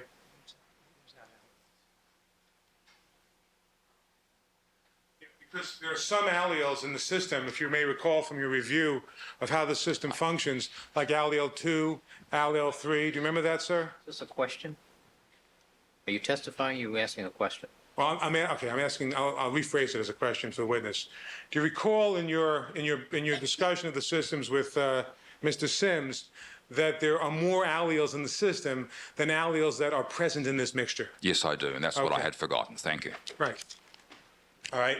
So when you then look at the frequencies reflected in the Cellmark tables for the genotypes that are present in that mixture, are the numbers reflected on defendant's 1209. 1209, accurate? The one on the screen now? Yes.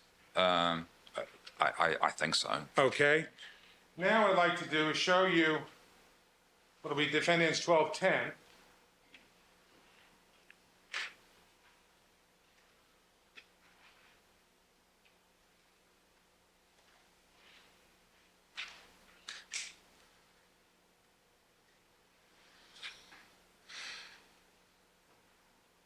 And in 1210, we were told that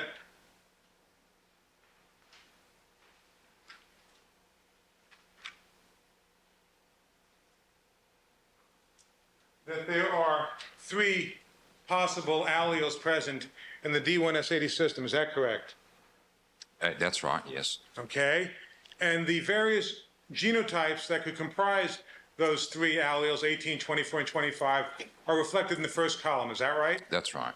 And if we were to sum up all the possible genotype frequencies that could be part of that mixture, you would arrive at the numbers that we have on that last line titled sum for the 3 different racial databases. Is that correct? Yes, I think they're right, yes. Okay. Now, if you wanted to then look at what is the frequency of the population who could not be excluded as a potential contributor to this mixture, both on the D1S80 level and the DQ alpha level, you would then have to combine the frequencies from those 2 different loci. Is that correct? That's true. And, sir, where's that page?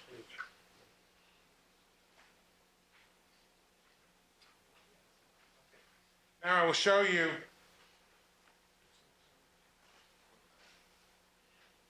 defendant's 1211.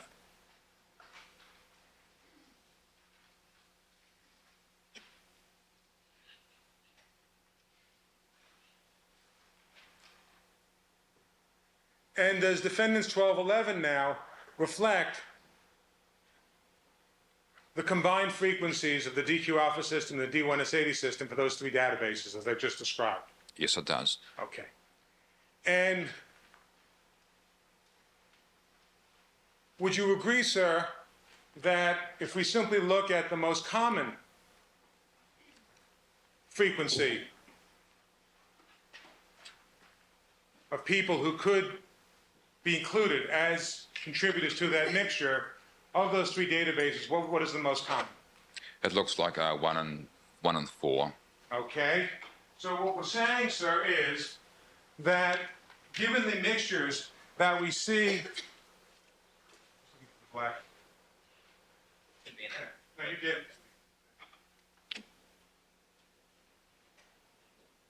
That it was just considering what percentage of the population cannot be excluded as being a contributor to the mixtures reflected on the bloodstains on the console using that NRC method as you see it up there would be approximately 1 in 4. Is that correct? Right.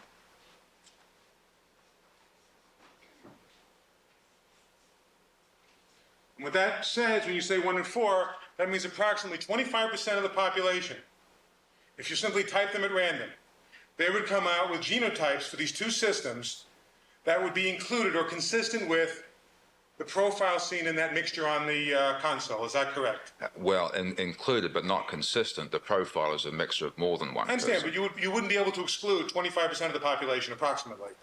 No, I don't think you would want to do that calculation, but you're quite right. Thank you. And now, finally, for that last item, sir, G10, which is the stain on the glove. Again, the DQ alpha profile for that one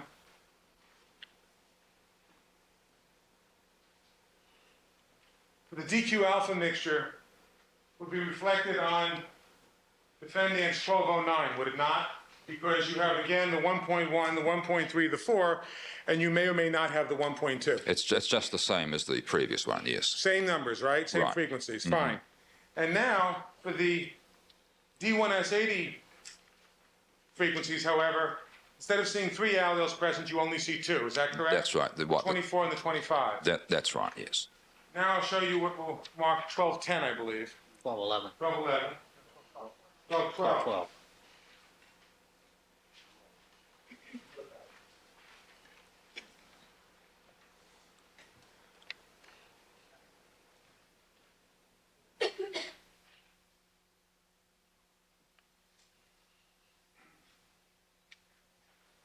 And what you see in the first column of 1212, sir, are the various genotype combinations that could go into that mixture. Is that correct? Yes, the genotypes along with their frequencies, and they seem to be fine. And those frequencies are correct? I think so. Okay. And then we have the sums of those frequencies at the bottom. That's right. Now, once again, for this stain, if you wanted to take the same approach that we did for 303, 304, and 305, you would then combine the frequency for the D1S80 locus with the frequency from the DQ alpha locus. Is that correct? Right. And now I'd like you to take a look at 1213.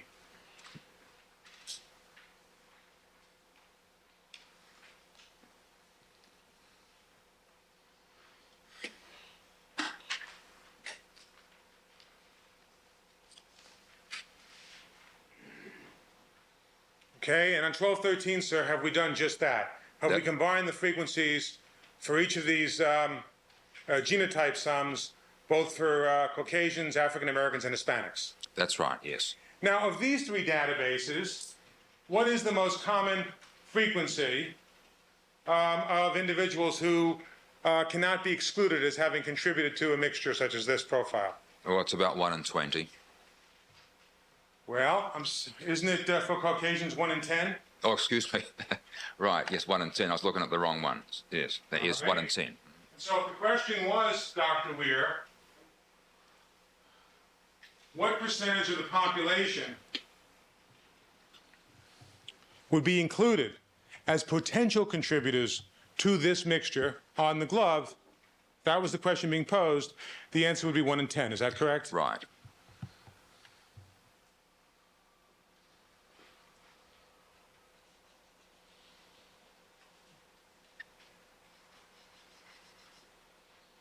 The ink's running out. I think I have the red cup down here. Mr. Neufeld. Try the red cup there. This one back so it doesn't get recycled. Thank you, sir.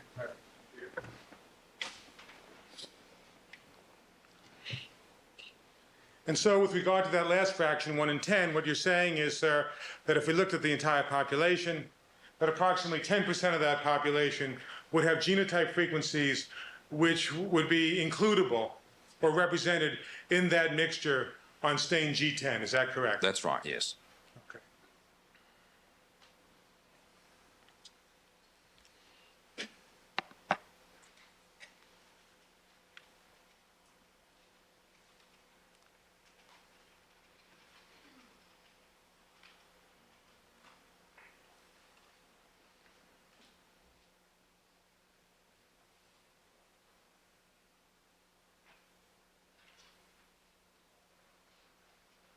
Now, Dr. Weir,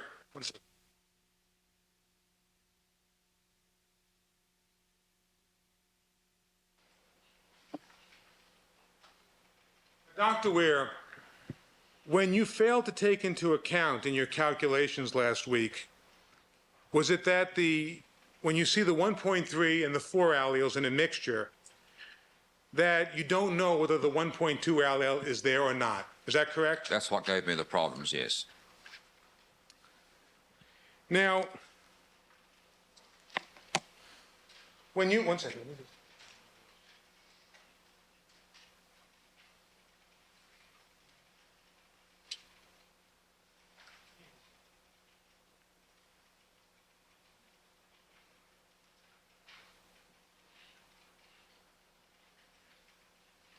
I believe you also said that before you would undertake all these statistical calculations, you wanted to be absolutely sure of what these mixtures meant, and that's why you contacted Mr. Sims. Is that correct? That's right, yes.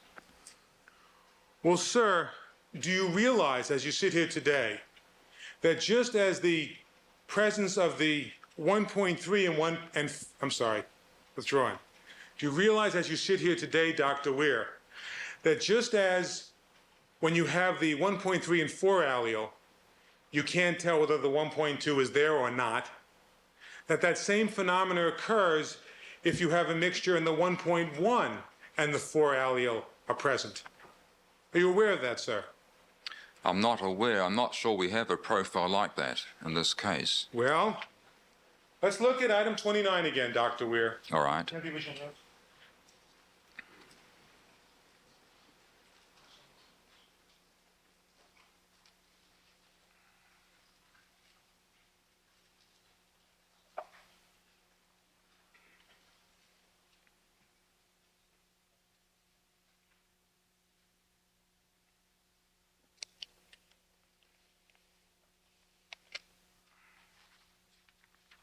Dr. Weir, let me have marked for identification. Should we get us 3 pages? 3 pages of Cellmark's notes.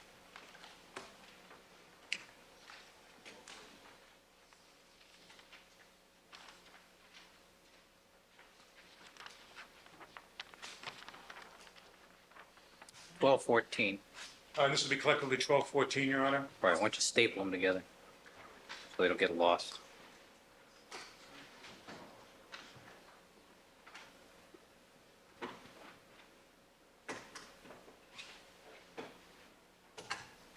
Dr. Weir. Why don't you show that to Mr. Clark Sure. so he knows what pages we're talking about here?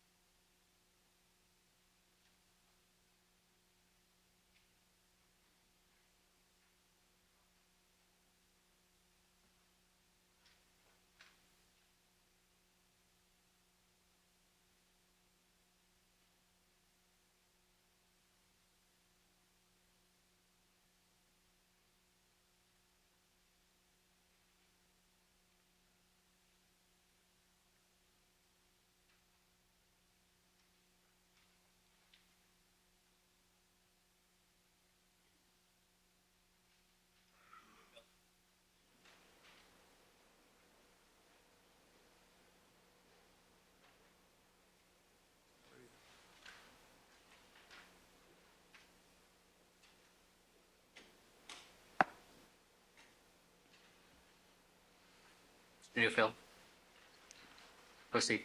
Thank you.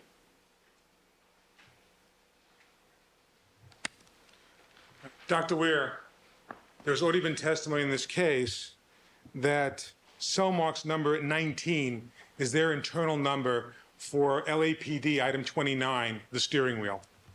I'd like to show you what has been marked as defendants 1213, 1214, show you their notes, and show you their comments and their characterization of the typing for DQ alpha on their number 19, which is the steering wheel.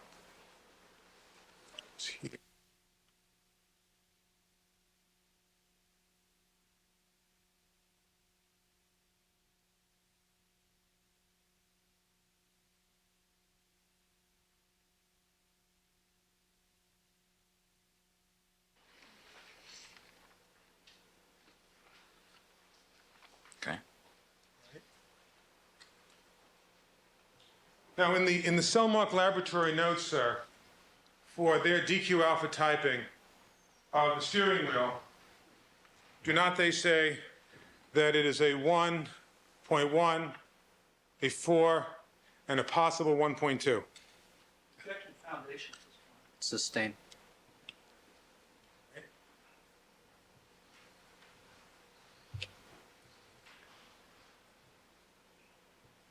Before you commence to do your statistical work on Cellmark's data in this case, did you take it upon yourself to learn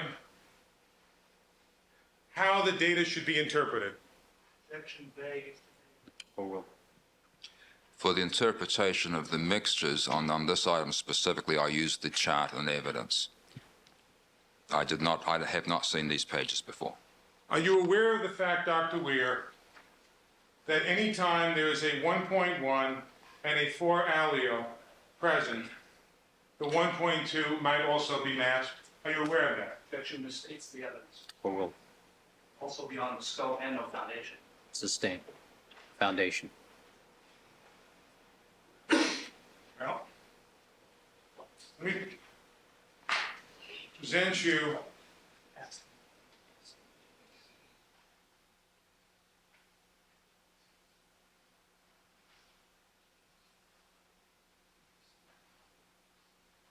Dr. Ware, when you calculated the frequencies for the mixture on the steering wheel, did you assume that the 1.2 allele was not masked?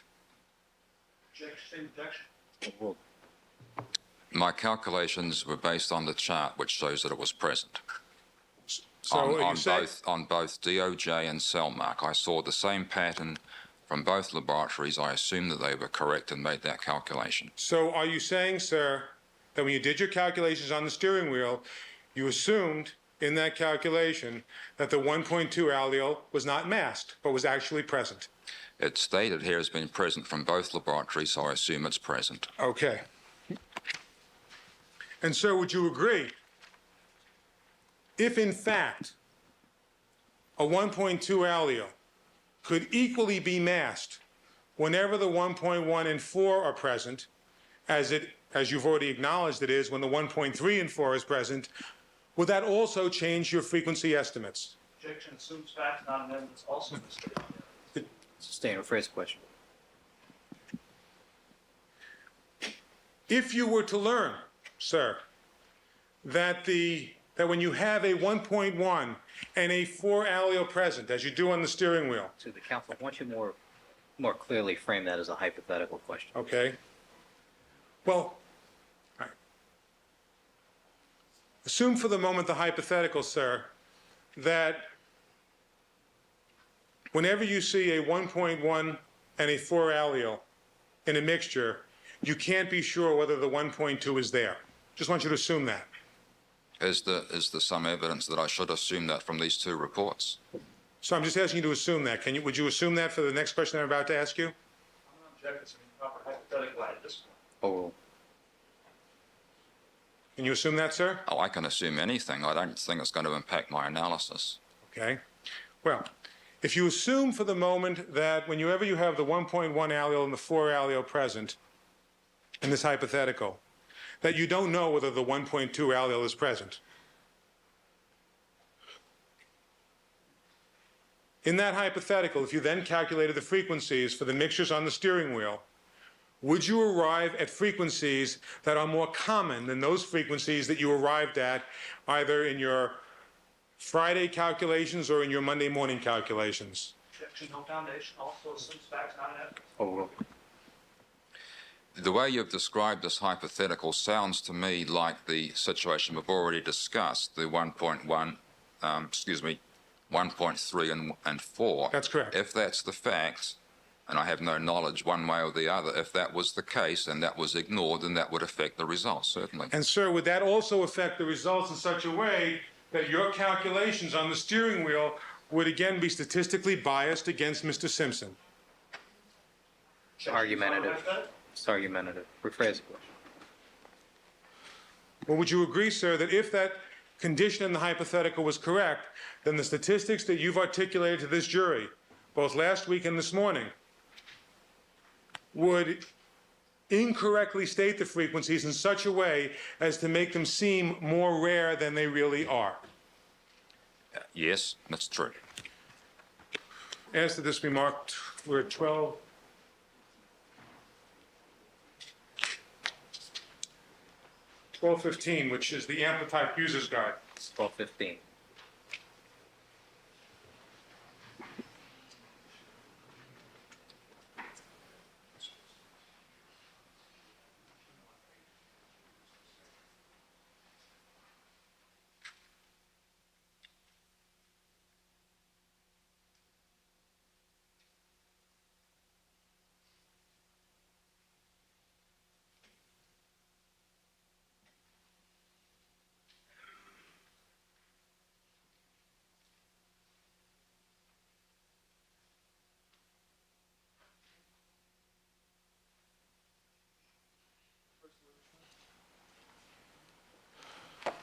Do have an objection to the foundation. All right. Well, you can show it to him, see if he knows what it is. I want you to take a look at this page. It begins here and ends here. Okay, just read it carefully. This and then this table.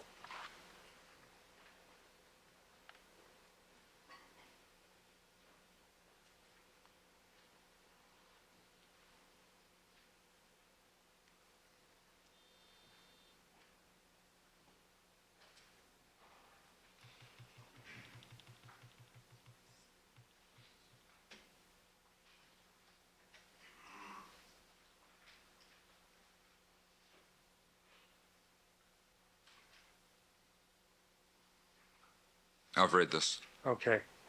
Now, having read that document, okay, sir, would you agree that apparently, given the construction of this DQ alpha test, Yeah, I'm sorry. Objection beyond the scope of this witness's expertise. Foundation, sustained. sir, have you ever, before you did any calculations in this case, you said that you spoke to Gary Sims and you attempted to learn the limitations of this system. Is that correct? Yes, I've asked him to confirm that the results on the charts are accurate, and he confirmed that they were. I've not seen this document before.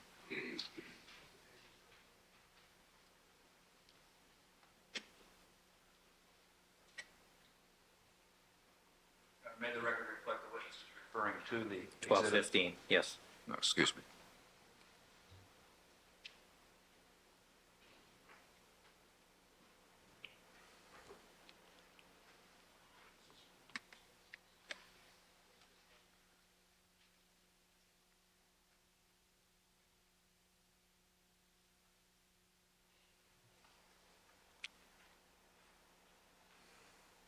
Sir, plain and simple, wouldn't you agree that you've also made another mistake on your calculations for item 29?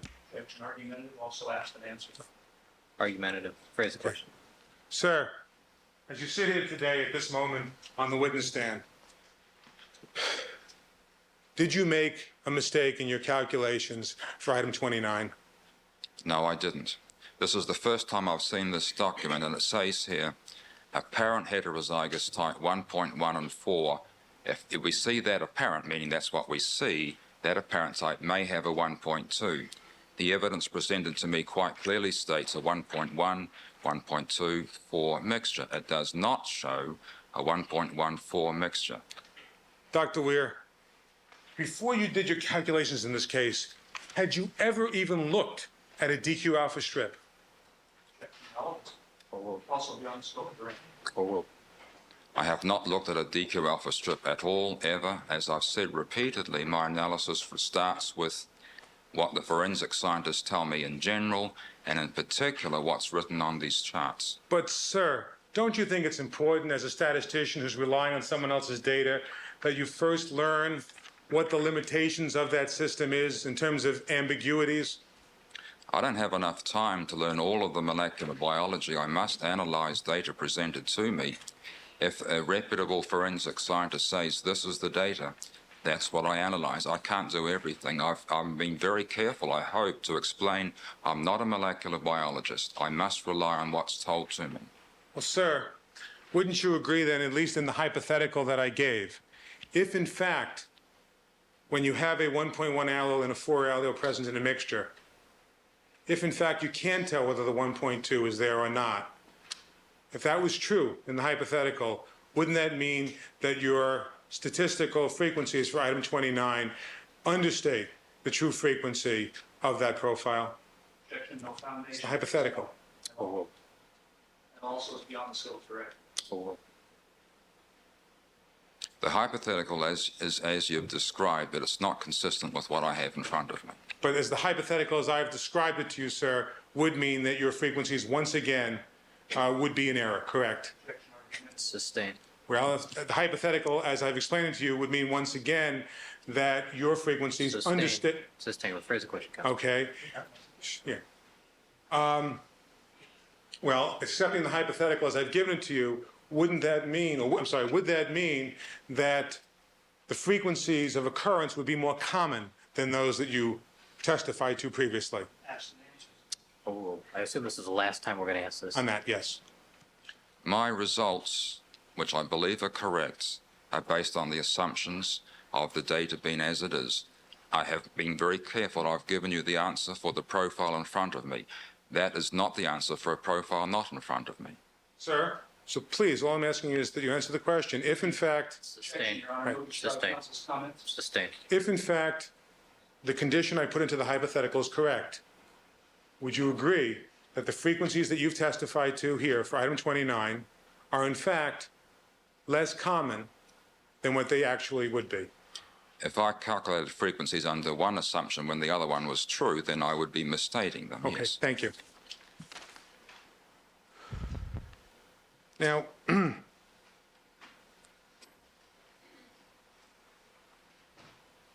the methods that you employed in this case in calculating the frequencies of these mixtures, have you ever testified to those methods in any other criminal case involving DNA evidence before this one? No, I haven't. To your knowledge, Dr. Weir, has any other expert in the United States ever used your approach that you used with this jury to calculate the frequencies in a mixture in a forensic DNA case?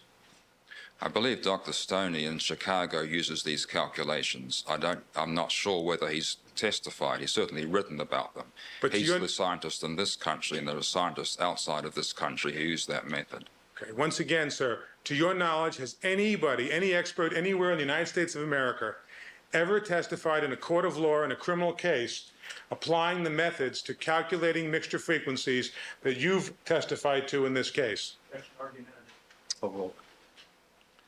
I think whether I know it or not is not really the point. Your Honor, I'm sorry, I would ask Yes. that the witness be instructed to answer the question. Dr. Weir, are you aware of any such testimony? I'm not aware of any, sir. Next, Thank you. please. And I believe you said that the California Department of Justice relies on the FBI database for its RFLP numbers. Is that right? That's true. And that you said you've consulted the FBI since 1989. That's true. And you've also been consulting to Cellmark since about the same time on their statistical methods and their databases, correct? At about the same time, yes. And I believe you testified that you reviewed, at the conclusion of your direct testimony, that you reviewed the statistical work done by both DOJ and Cellmark in this case. Isn't that right? That's right. And you said after your review of that data, it meets with your approval. Is that correct? I'm not sure if I said those words, but I think the estimates they gave are good estimates. They follow naturally from the databases they used, yes. Dr. Weir, when you reviewed Cellmark's work in this case, were you as careful in your evaluation and assessment of their work as you were of your own work in this case? Sustained. Well, Dr. Weir, were you more careful with your evaluation of the FBI's statistical work and DOJ's statistical work in this case than you were with your own statistical work in this case? Same objection. Sustained. Further question. Nothing further, Your Honor. Thank you. Mr. Clark? Would it be possible to bring something up with the court? Bring something up with the court? I'm sorry, no, to bring a matter before the court's attention for resolution. With the court reporter.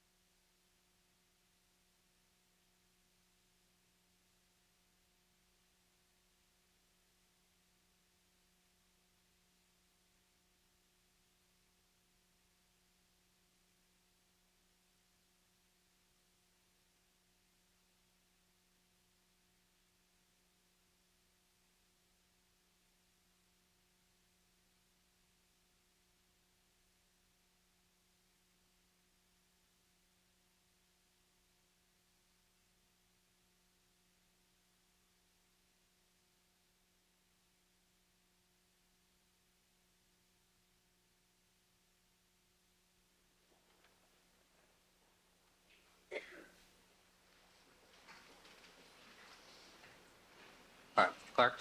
Thank you, Your Honor. You're welcome. Dr. Weir, with regard to your describing the approximate frequencies or estimates for mixtures that you just spoke about with Mr. Neufeld a few moments ago, Yes, sir. what's your opinion about whether or not such frequencies should be placed on mixed samples? I think they're totally misleading. They completely ignore the fact that there is a mixture. We are trying to interpret the evidence of a matching stain in a mixture, not to take into account that it is a mixture, I think is misleading. Okay. Hold the microphone a little I'm closer. sorry, excuse me. Thank you. In particular, and let's set aside for the moment the way Mr. Neufeld asked you or had you calculate frequencies for some of these mixtures. Aside from that, what about applying a frequency to mixtures at all? How do you feel about that? Well, it is useful we have the evidences that there's a mixed stain and the profile in the mixture matches that of known people. And it may be sufficient to stop there and saying that there's a match or a failure to exclude those people. But it is useful to say if this is an astonishing event or not. It gives us some sense of whether we should be surprised to see such a mixture. Now, you described the fact that you had previously not testified in any other case to these approximate frequencies for mixtures. Is that right? That's right, yes. In this particular case, were you asked to calculate frequencies for the mixtures in these results? Overruled. Yes, I believed I was asked late in May to do that. Who were you asked by? Sustain. Sustain. Were you in fact, well, let me rephrase that. Did you in fact calculate these frequencies for these mixtures? And I'm talking about now the stains that have more than one source, so that we're clear about which samples we're talking about. Right. Were you in fact asked to calculate mixtures for those frequencies as a result of a direct order of the court? Yes, I understand I was. Have you been previously asked by any courts or ordered by any courts to present frequencies for mixtures in any other case you've been involved in? No, I've never been involved in a case in which there were mixed stains.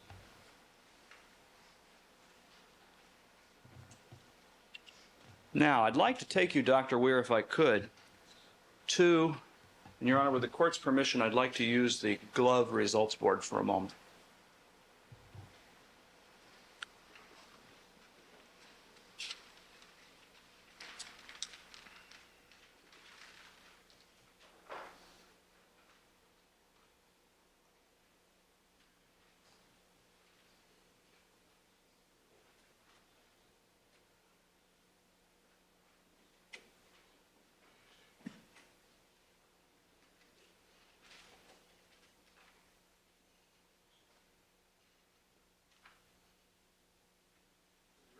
That's Exhibit 272B. 272B, glove results board.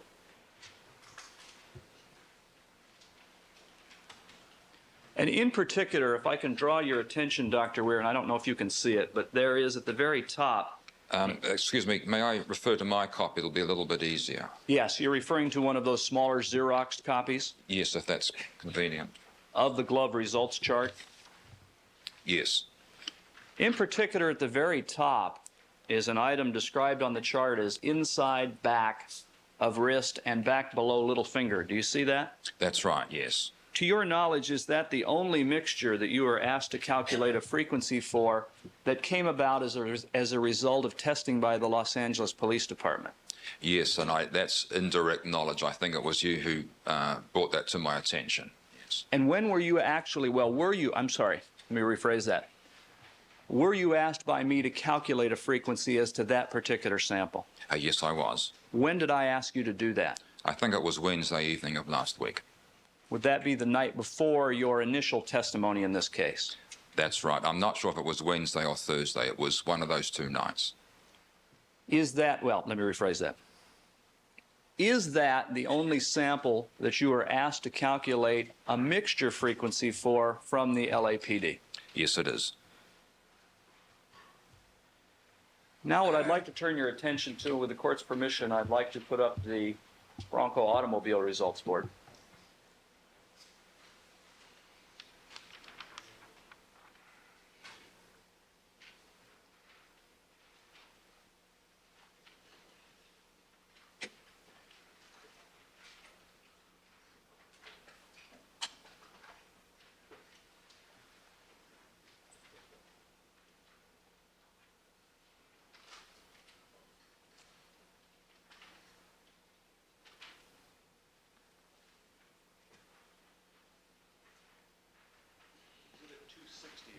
All right, 260 Bronco Results Board.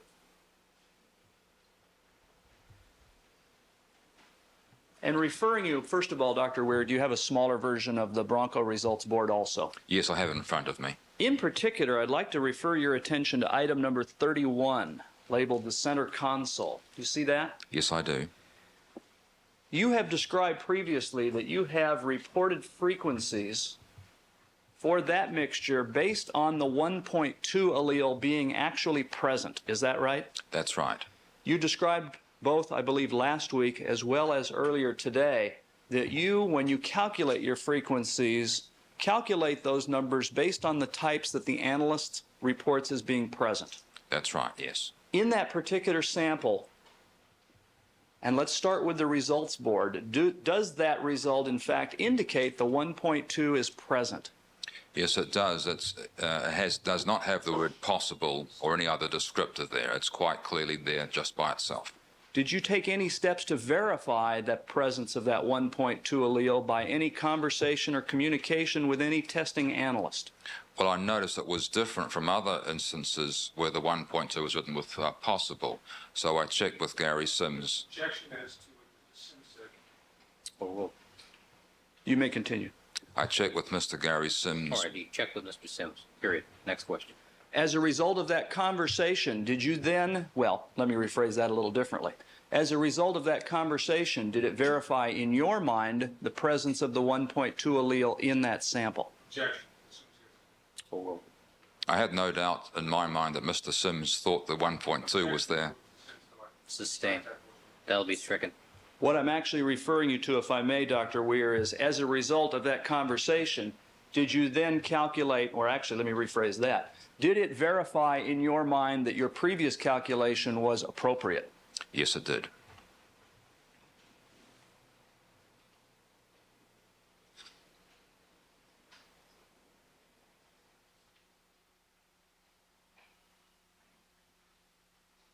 Is it then correct that with regard to item number 31 and the frequencies that are written off to the far right, which are for both 2 contributors, 3 contributors, and 4 contributors, are then accurate? Well, they haven't changed since Friday. So I have in my, well, maybe I should look and see what's there. All right, if you would, in this instance.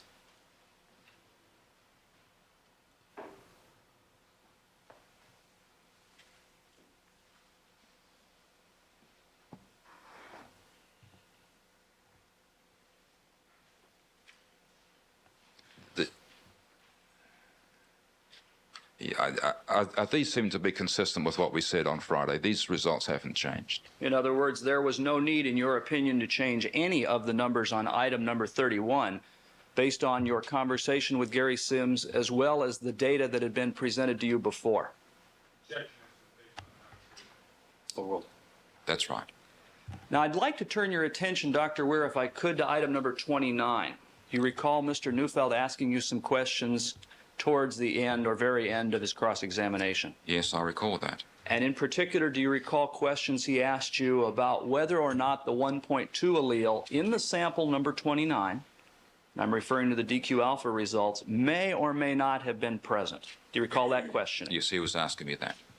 Now, with regard to that sample, and let's refer to the chart itself, there are actually results on item number 29 at the DQ alpha marker from 2 different laboratories. Is that right?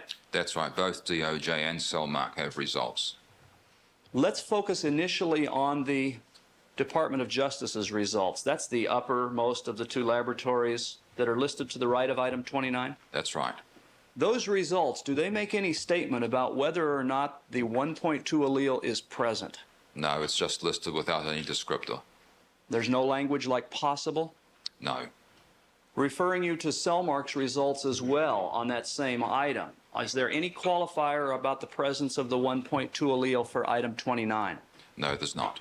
I'd like you to assume hypothetically that the analysts testified in this case that with regard to item 29, the 1.2 allele is present based on their interpretation of the data.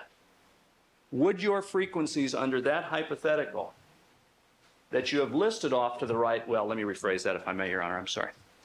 Have you made a recalculation of a portion of item number 29 as far as the frequencies themselves? A small portion of them I have, yes. Okay, what does that relate to? That's a different issue. It's are we allowed to multiply together all the numbers in the profile? And there's a hint of some dependence in one of the FBI's databases, their black database. So for any calculation involving black database, I'm answering too much.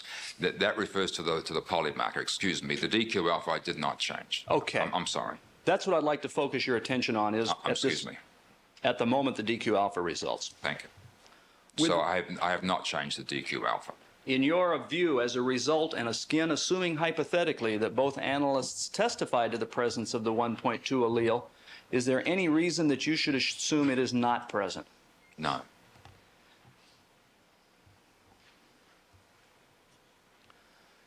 Now, Your Honor, what I'm going to ask the witness to do is with respect to certain calculations, we have prepared numbers in accordance with the recalculations already described by the witness, and I have magnetic boards that I would like to use with numbers already written on them. Proceed. Dr. Weir? Have you shown these to Mr. Neufeld? No, I have not.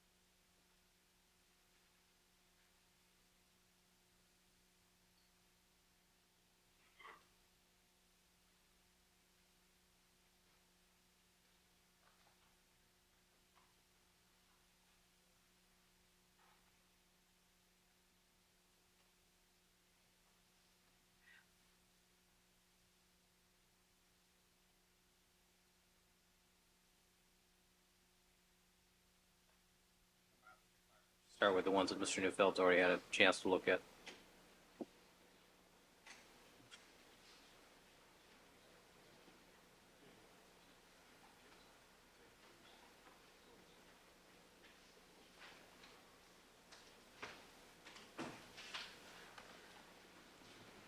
First of all, with a number of these mixtures that you described earlier today, have you had an opportunity to recalculate them over the weekend? Yes, I have. First of all, with regard to, and let's start initially with items 303, 304, and 305 that are from the center console of the Bronco. Fine.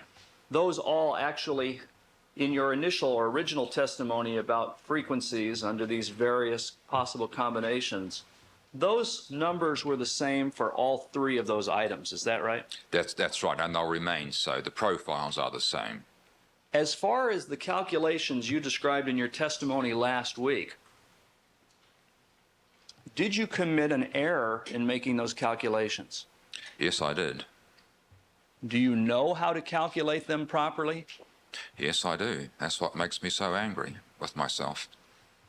Is it the case that what you left out was the assumption that the 1.2 allele for these three samples might not be there?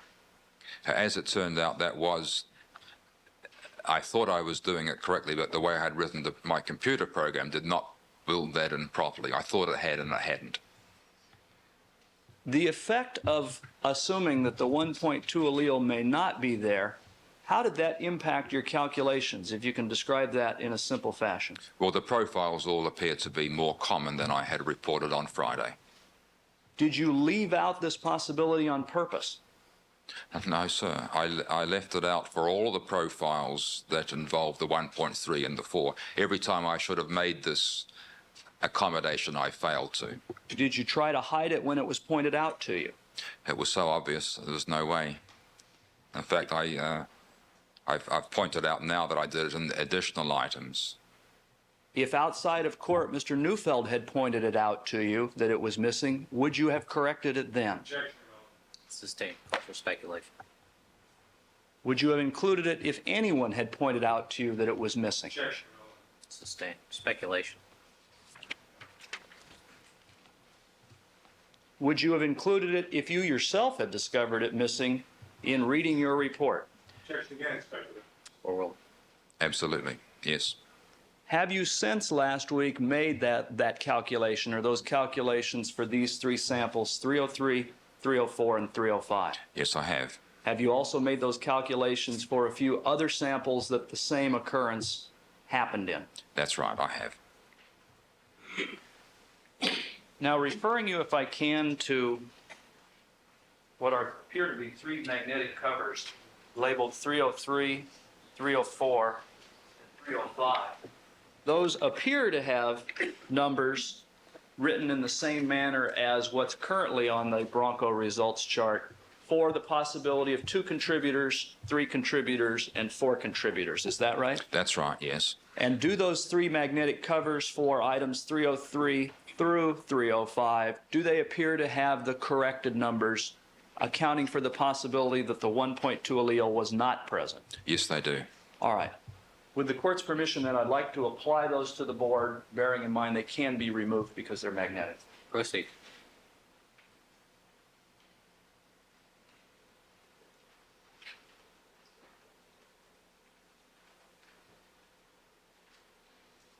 Now, Dr. Weir, what I'm going to ask you to do is,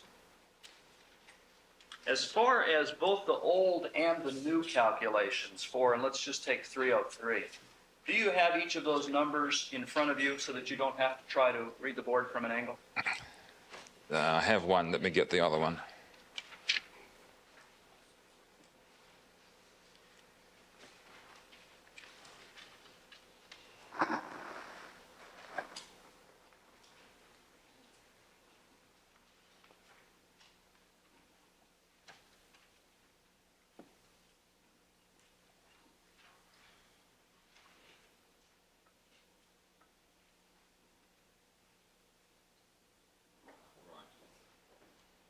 Now, the original numbers reported, and I'll use 303, for the assumption of 2 contributors in the mixture was 1 in 1,400 as the most common, is that right? That's right.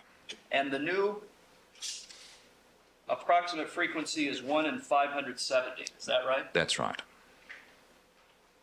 How would you characterize that difference between those two? Well, they're different numbers, obviously. One's about a little over twice the size of the other one.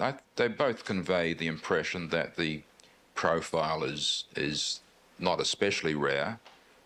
I don't know if we have to have a particularly good, I don't know if I have a particularly good word to describe it, but it has the frequency in either the hundreds or the low thousands, whichever way we go.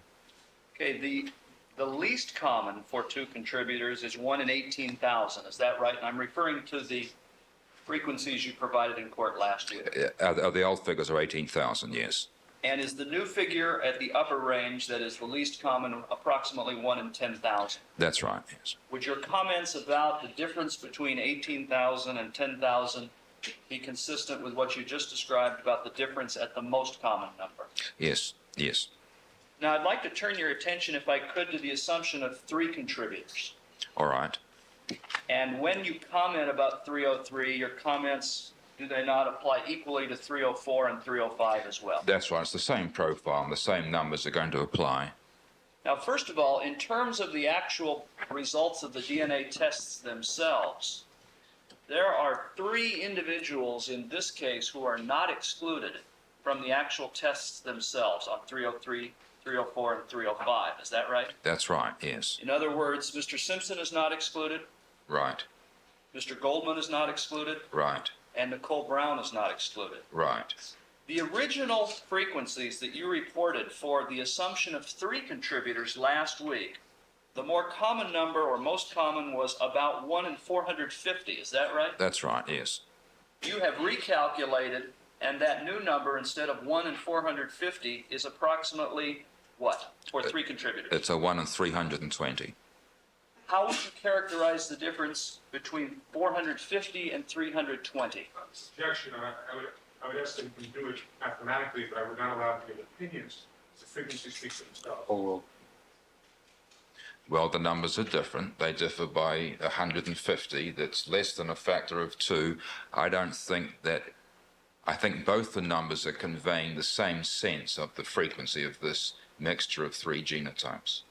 The original number, and we'll look now at the upper end, that is the least common All right. frequency, for 3 contributors again, appears to read 1 in 29,000 from last week. Is that right? That's right. The new figure is 1 in 25,000. Is that right? That's right.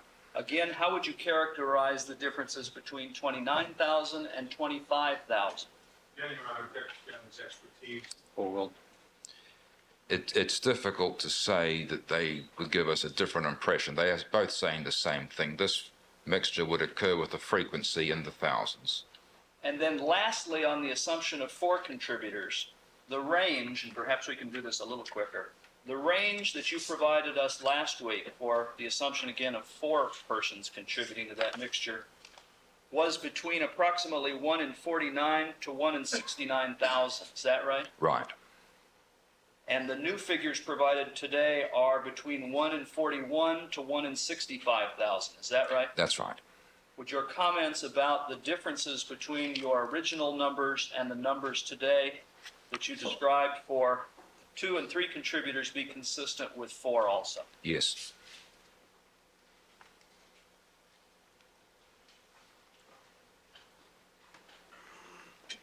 Now, while we're on the results from the Bronco, if we could, have you also prepared a magnetic cover reflecting what should be or what are the approximate frequencies for 2, 3, and 4 contributors for the steering wheel item number 29? Yes, I have. And showing you a new magnetic cover. Could you take a moment to look at those and tell us if those are in fact accurate estimates?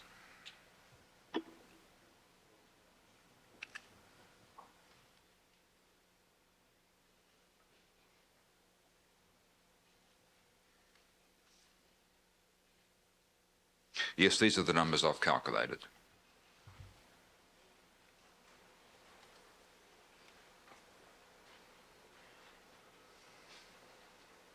And as far as the original number for 2 contributors, that was from 1 in 60 to 1 in 11,000, is that right? That's right. And the proper estimates would be from approximately 1 in 26 to 1 in 11,000? Right. As far as assuming 3 contributors, the original estimate was 1 in 9 to 1 in 3,500, Right. and the new one is 1 in 2 to 1 in 3,500. Right. And then lastly, the old or former estimate was 1 in 1 to 1 in 3,000, and now it is 1 in 1 to 1 in 1,300 approximately. Is that right? Right. And Your Honor, with the court's permission, I'm going to place the 29 cover Yes, thank you. on the board.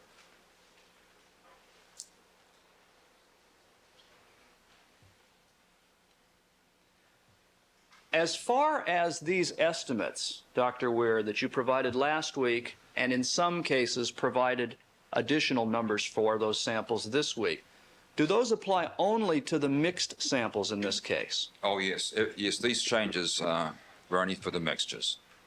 So in other words, your comments today about differing numbers from the same item number have nothing to do with the estimates calculated by the laboratories for stains from one source. That's correct.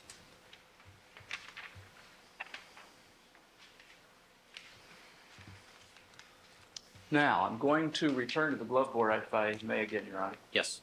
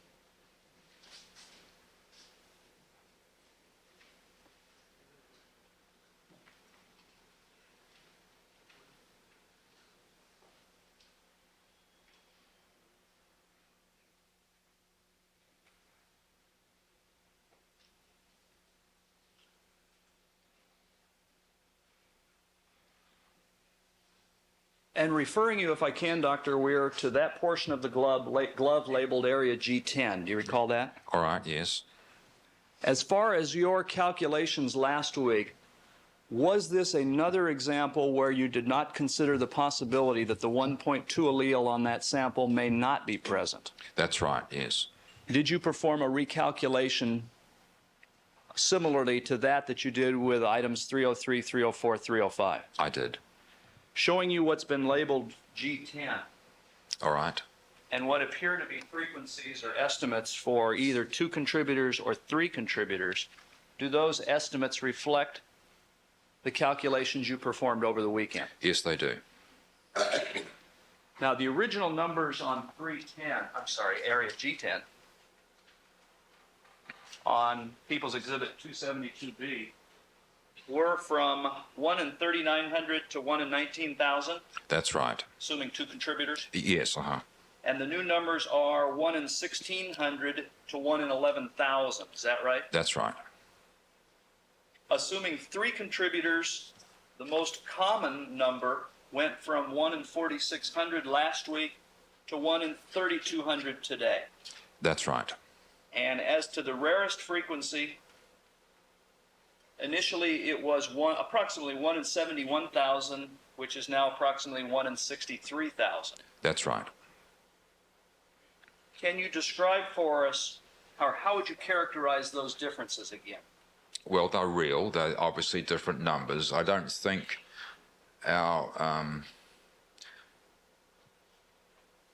we get a different impression of their frequencies. They both have both sets tell us that the frequencies are in the hundreds to thousands. All right, Your Honor, I'm going to place the G10 marker on 272B.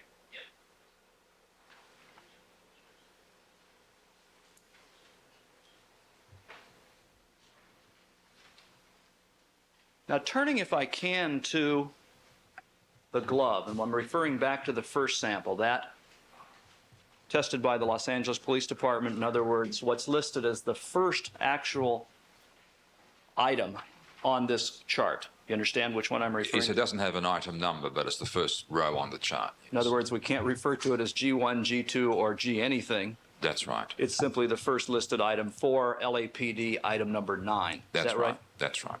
Did you also calculate frequencies for that particular sample as well? I did. And showing you what's listed as another cover, rather on which is listed frequencies for 2 or 3 contributors, do those appear to be accurate? Yes, they do. Perhaps you can tell us, if I just ask you to describe, can you tell us the difference between those numbers and what is currently listed on the board from your testimony last week? Why don't I just read from the board? Last week it was 1 in 30 to 1 in 190. Did I give the new figure? Yes. So the 30 becomes a 14 and the 190 becomes a 60. For 3 contributors, the 1 in 6 becomes 1 in 4. The 1 in 90 becomes 1 in 180. All right. Your Honor, with the court's permission, I'll apply this cover. Yes. And now if we can deal with 1 in a set of 3 again. With regard to G1, G2, and G4, those 3 samples contain the same set of types as far as the PCR results. Is that right? Yes, they have the same profile, so they'll have the same numbers. So like 303, 304, and 305, can we deal with them all as 1? Yes, sir. Okay, showing you covers for G1, G2, and G4. Could you take a moment to look at those 3?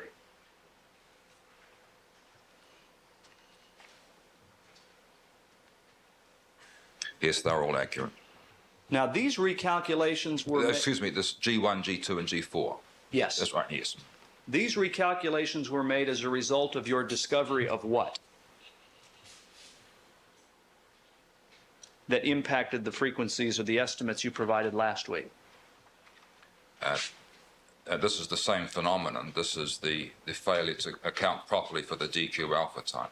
All right. Then let's go right to, and let's just use G1 as our example. All right. Can you describe for us, and let's turn to the original estimates for these mixtures on G1, or this mixture. Your original estimate for 2 contributors was approximately 1 in 600 to 1 in 11,000, is that right? Right. And is it correct that for that same assumption of 2 contributors, the estimate is 1 in 240 to 1 in 6,300? That's right. As far as 3 contributors, your initial estimate was approximately 1 in 400 to 1 in 36,000? Yes.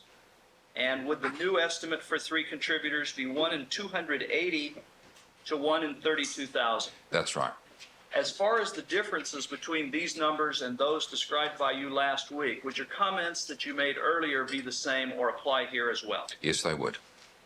And Your Honor, with the court's permission, I'm going to put the cover on each of G1, G2, and G4, but only the PCR portion. Yes.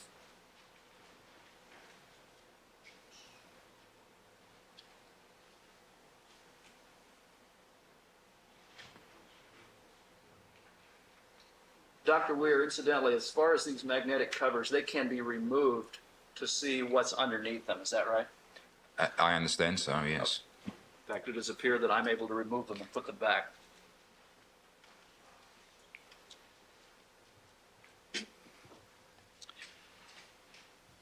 Turning your attention now to G3 and G9.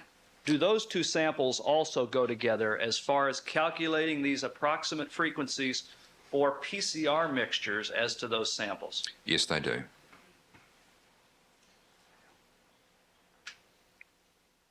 Let's start with G3. All right. Your initial calculation on G3 was approximately 1 in 3,900 to 1 in 22,000 for 2 contributors? Yes. And Yes. your new, I'm sorry. Excuse me, I just said yes. Mhm. And the frequencies that you have provided today, instead of 1 in 3,900, the more common would be, or most common, approximately 1 in 1,600. That's right.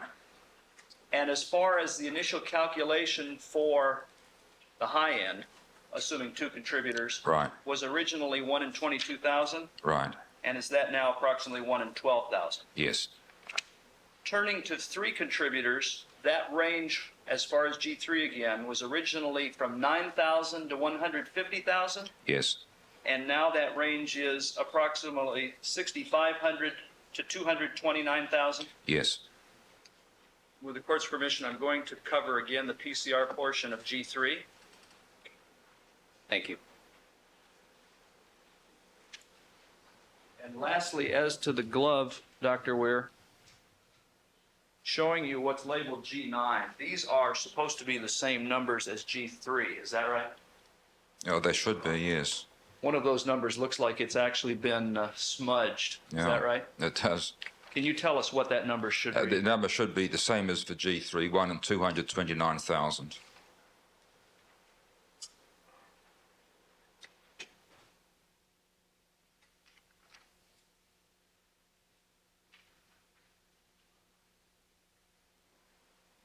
Perhaps I can take a red pen and make that clearer.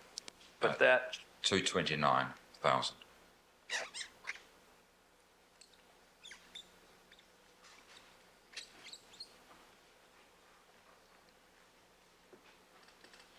so that with regard to G9, these would be the same ranges as G3, is that That's right. That should be the same, yes.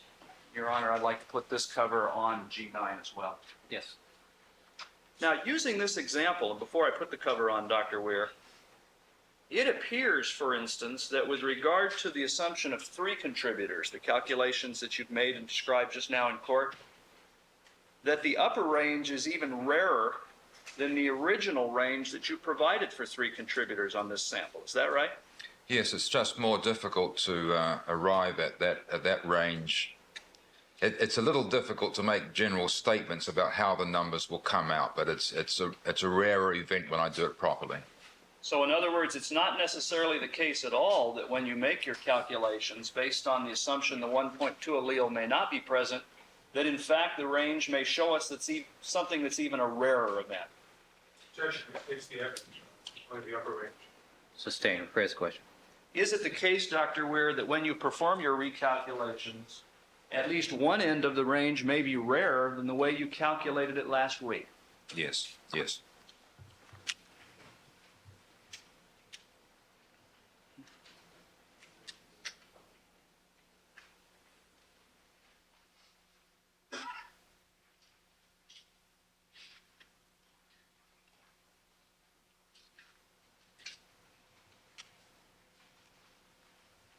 And lastly, Your Honor, I'd like to refer to, as far as these mixtures, to the Bundy results board. The 78. Yes.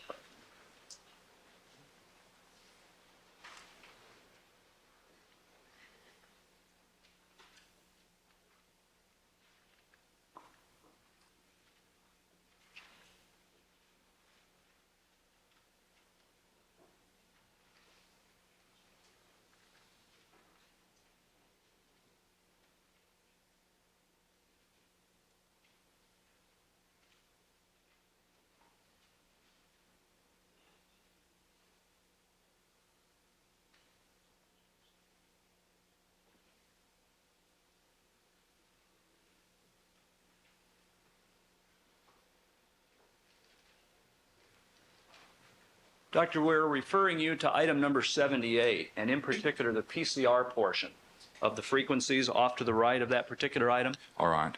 that's the drop from Ronald Goldman's boot. Is that right? Right. Did you also recalculate the possible range or estimates for the range of the characteristics from that particular item based on the PCR markers only? I did. And have you calculated those, and are they accurately reflected on another magnetic cover labeled item number 78 PCR? Yes, this is accurate. Could you tell us the original range and that reflected on the magnetic cover as well? Let me read from the board.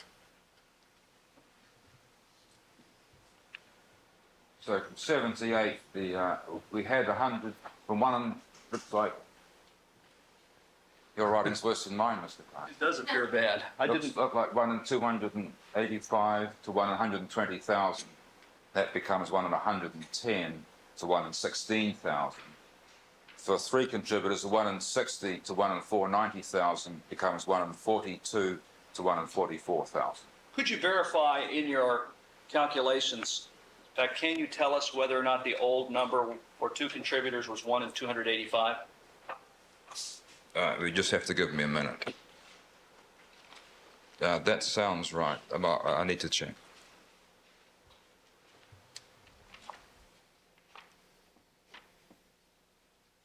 Item 78 was, yes, the low end was 1 in 285.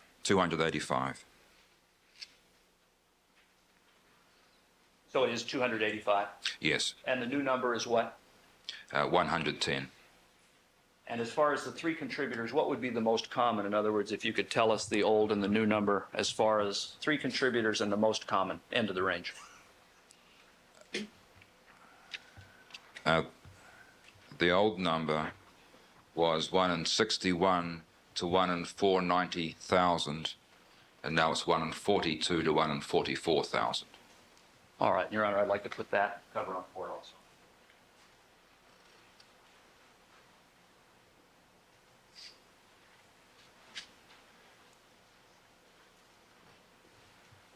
Dr. Weir, could you describe for us approximately how many calculations you've had to do in this case?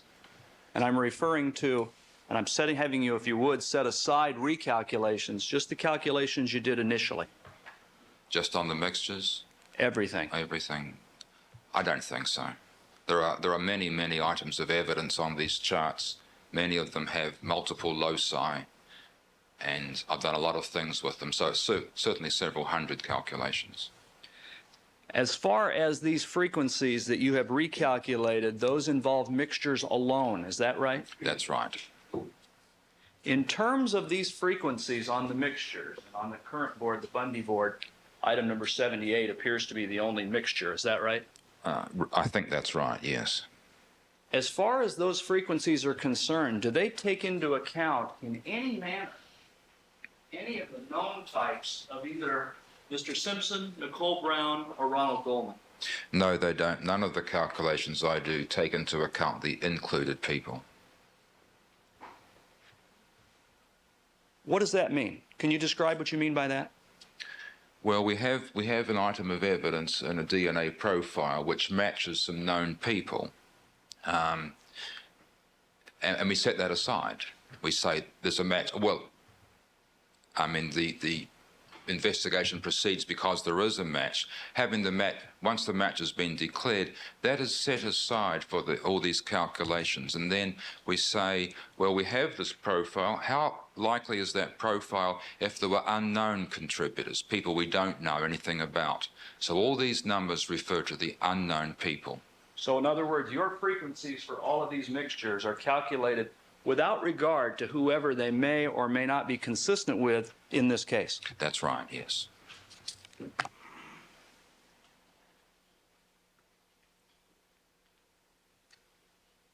As far as your recalculation, well, I'm sorry, let me rephrase that.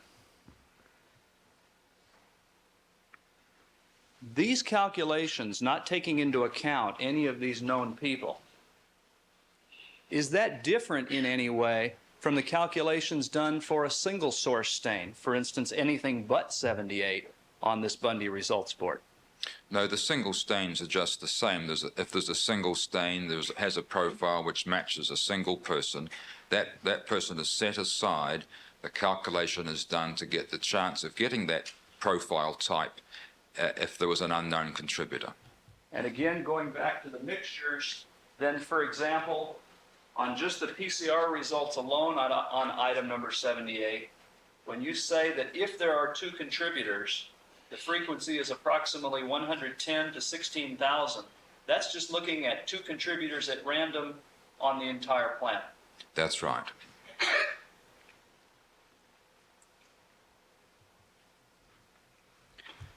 Your Honor, I was going to shift topics. Is the court going to take a recess? All right. All right, ladies and gentlemen, we're going to take a brief recess at this time. Please remember all my admonitions to you. We'll be in recess for about 15 minutes. All right, Dr. Ware, you can step down.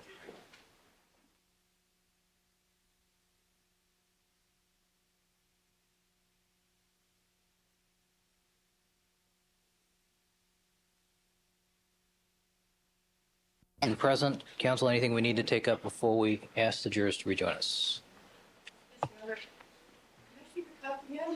No, you don't really want to see this. One of my Father's Day presents. It's beautiful. Thank you. That's all. That's it? All right. Let's have the jurors, please. Mr. Douglas? Your Honor, I was just given at the break 33 pages of notes, including perhaps 28 pages of handwritten notes by Ms. Susan Brockbank and a 5-page report. Messrs. Blazer and Bailey are in the back reviewing the documents, but expressed some modicum of concern at the prospect of having to cross-examine a witness today upon receiving rough notes from that witness only this afternoon. Well, why don't we take that up as soon as we conclude with Dr. Weir, assuming we were going to conclude Dr. Weir this afternoon. Very well. All right. Mr. Clark, do you have much more? No. All right. All right, let's have the jurors, please.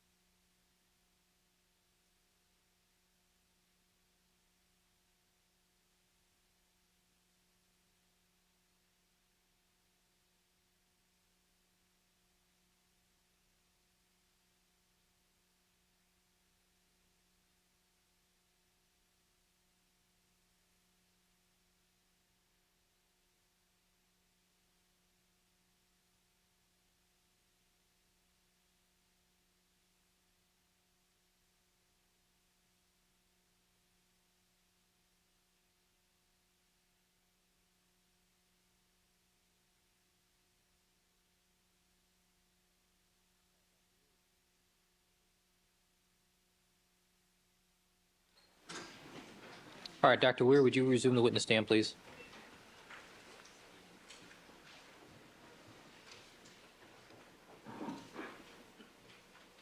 All right, Mr. Clark.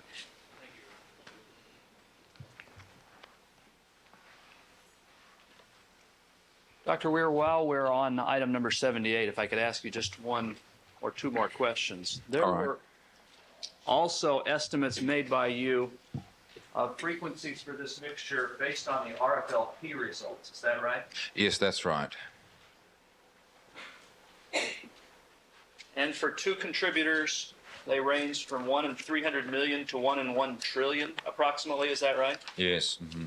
And for three contributors, from approximately 1 in 1 million to 1 in 300 million. Is that right? Yes. The fact that you made changes or recalculations as to the PCR estimated frequencies, do those have any effect whatsoever on the RFLP estimates? No, they don't. Now, I'd like to refer you, if I could, to one of the defense exhibits, and I believe it's Exhibit 1208, the drawing that Mr. Neufeld did about mixture frequencies. The chart, yes, this morning, yes.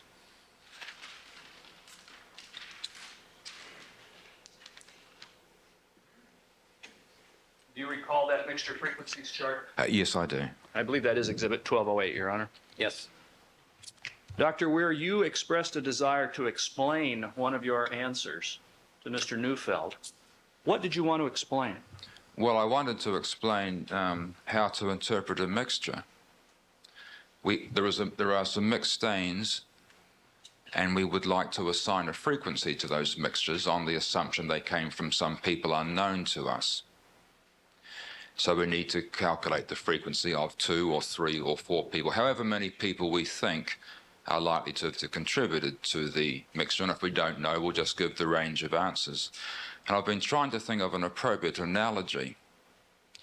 And I was thinking of maybe playing a slot machine where in order to win, we had to have 3 different fruits showing, a lemon, a cherry, and an orange, say. And we will win only if the whole 3 different fruits show. This just has 3 wheels on it. So what I've calculated is the frequency of getting that set of 3 fruits showing, a lemon, an orange, and a cherry. So in your example, there's only a payoff if a lemon, a cherry, and an orange show up, one on each of the wheels. That's right. The whole 3 have to be there. It doesn't matter on which wheel, but we've got to get the whole 3. Now, before we even walk into the casino, we know it's going to be a rare event. That's the way things are stacked. Anyway, this is what we have to get the whole. We need to get the whole 3. What Mr. Neufeld had me calculate was the frequency of getting some of them, either 2 of them or a 1 of them. It depended on the circumstances. 2 out of 3 doesn't pay. 1 out of 3 doesn't pay. I don't care how often an orange shows up. I've got to get orange, lemon, and cherry to pay off. Now, how does that relate to, and there's this third column on these mixture frequencies. First of all, the first 2 columns relate to frequencies that you estimated last week and then testified to today. Is that right? Those first 2 columns, one of them is much better than the other. They give us the frequency of the set of 3, in this case, the set of DNA bands, in my example, the set of 3 fruits. What Mr. Neufeld's, what the NRC's number is the chance that any of the 3 show up. Now, supposing there were only 3 fruit on the wheel, all 3 are going to, and the mixture is the 3 fruit mixture, the chance of getting any one of the 3 is 100%, because those are the only 3 possible. So in some of his examples, in the polymarker examples, he said it wouldn't exclude anybody. Well, that's right. If you spin the wheels, you're going to get something showing up, so nothing is excluded. If there are more than 3 fruit on the wheel, if there's also bananas, which we don't see, then the frequencies won't be 100. But the essential thing is, this is a mixture. I think everyone has agreed it's a mixture because there's more than 2 bands that are probed. It was contributed by more than 1 person. The question is, how unusual is this mixed profile to have come about if there were more than one contributor. It doesn't matter how many times the cherry shows up, it's the whole three needed for payoff. Then what's wrong with this column labeled NRC, where these numbers 1 and 4, 1 and 10, or 1 out of 2 are written? It doesn't give us the frequency of the evidence. The frequency of the evidence, if there were 2 people unknown to us, or if there were 3, or if there were 4, that's what we have to calculate. It's the frequency of the evidence. And in your view, is that third column a scientifically appropriate way of describing the relative frequencies of these mixtures? No, it's not. Incidentally, is there any relation between proficiency tests and whether a mistake was made in this case? No. No, there's not. Do either proficiency tests or whether a mistake was made in this case affect your calculations at all? No, they do not. Now, you described, Dr. Weir, the fact that, and you expressed some reservations about being a witness for a criminal defendant. Do you recall that? Yes, there was some conversation, yes. Are you biased against criminal defendants? No, I'm not. Are you biased against this defendant in this case? No, I'm not. Are you biased against any criminal defendant? No, I'm not. Are you biased against any attorney on this case, No, on sir. either side? No, sir. As far as you're testifying, is that because your university has a contract with one of the laboratories in this case? No, I'm here as a private citizen. Why did you agree to testify in this case? I'm very concerned that the statistical interpretation of DNA evidence is done correctly. I've been very angry over the last 4 years at some of the statements made in courts about the statistics attached to DNA profiles. I am very anxious that they be done correctly, and I am therefore willing to testify when possible. If a criminal defendant wanted you to present evidence about statistics or frequencies attached to either a match or mixture, using the proper scientific manner of doing so, would you so testify for that defendant? Yes, I would if I had the time. Dr. Weir, how much are you being paid for your work in this case?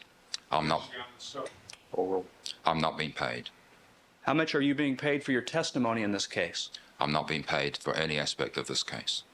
As far as the university is concerned, what is your status while you're out here in Los Angeles testifying? I'm on vacation. Now, these numbers that are presented on these boards,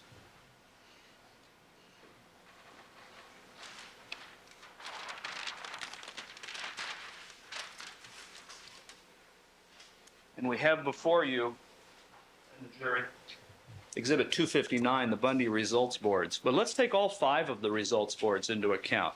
What are these numbers that are written up there? Are they exact numbers? Oh, no, they're estimates of the frequency with which these various profiles would arise from unknown people. What do numbers in the millions or billions mean? Well, there's 2 parts to that. They convey a very real sense how rare these profiles are. I think they're very good at doing that. But specifically, numbers in the billions are a little hard to understand. We don't have experience in having to deal with numbers in the billions. The only time we see them written down anywhere is to do with the national debt. I don't think anybody understands that. So we just have these enormous numbers. They are good at saying this profile or that profile is rare. And I think when they are so rare, they're based on so many loci, I would be happy just to leave it at that. I'd like you to direct your attention, or I'd like to have you direct your attention to a few of the stains on this board. In particular, item number 47. And would it help you, first of all, to use the smaller charts that you have in front of you? Yes, it would. I'd like to direct your attention to items 47, 48, 49, 50, 52. First of all, amongst that group, that includes PCR results, and as to 52, RFLP results as well. Is that right? That's right. And then lastly, 115, 116, and 117. Do you see those? Yes.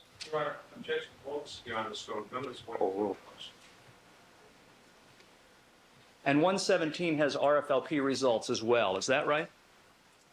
It doesn't show on my copy of the chart, but I see it is on that, yes. From a population genetics standpoint, as well as a statistical standpoint, what do those results tell us in terms of the evidence presented on this particular board? Objection, no foundation. And vague as Sustains vague. As far as those results are concerned, do those results, results reveal a rare profile? objection, no foundation. The numbers speak for themselves. Overruled. Yes, but well, especially the RFLP frequencies when they're in the millions, that certainly indicates a rare profile. And as far as RFLP results, are you referring now to what would be one of the Bundy walkway stains, item number 52, as well as the rear gate, item number 117? Yes, I am. And do those results reflect RFLP matches with any particular individual? Mr. Simpson is not excluded from having contributed to that stain. What can you tell us about the meaning of that evidence in terms of... That's the meaning. It's not its products either. What can you tell us, Dr. Weir, about the meaning of those pieces of evidence, referring to the RFLP matches, from a statistical and population genetics standpoint? Well, the statistics and population genetics is concerned only with determining how frequent that profile is in the general population in people other than in some unknown person. So the numbers represent that frequency. As far as Mr. Simpson is concerned, is he an individual that's simply not excluded, or is this evidence from a frequency standpoint something more powerful than that? Well, the evidence says that it's very unlikely we would see that evidentiary profile if it came from somebody else.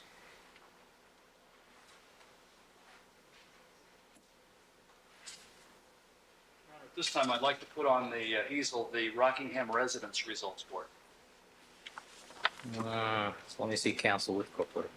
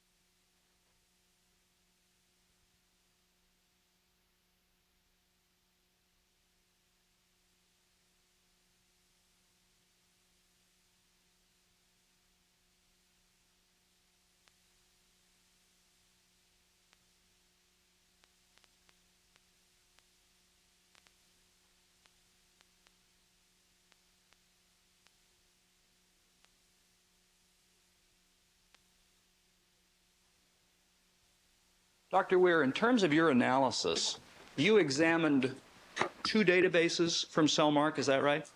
That's right. The one that they used in their own reports and a subsequent one developed in 1994. And was that what was referred, I believe, last week to the 1992 Cellmark database as well as the 1994 Cellmark database? That's right.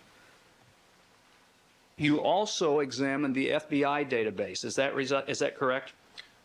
Yes, the FBI's RFLP and PCR. So in your analysis of the various databases used in this case, would it be correct to say you examined 3 separate databases? Well, I also examined the Cellmark PCR, so it's actually 4. Okay, so would it be 3 different RFLP databases? Yes, if we take the 2 Cellmarks as being different, yes. And as far as PCR databases, how many would that include? And for the PCR, Cellmark has the Caucasian and African American, and the FBI has the 4 racial designations.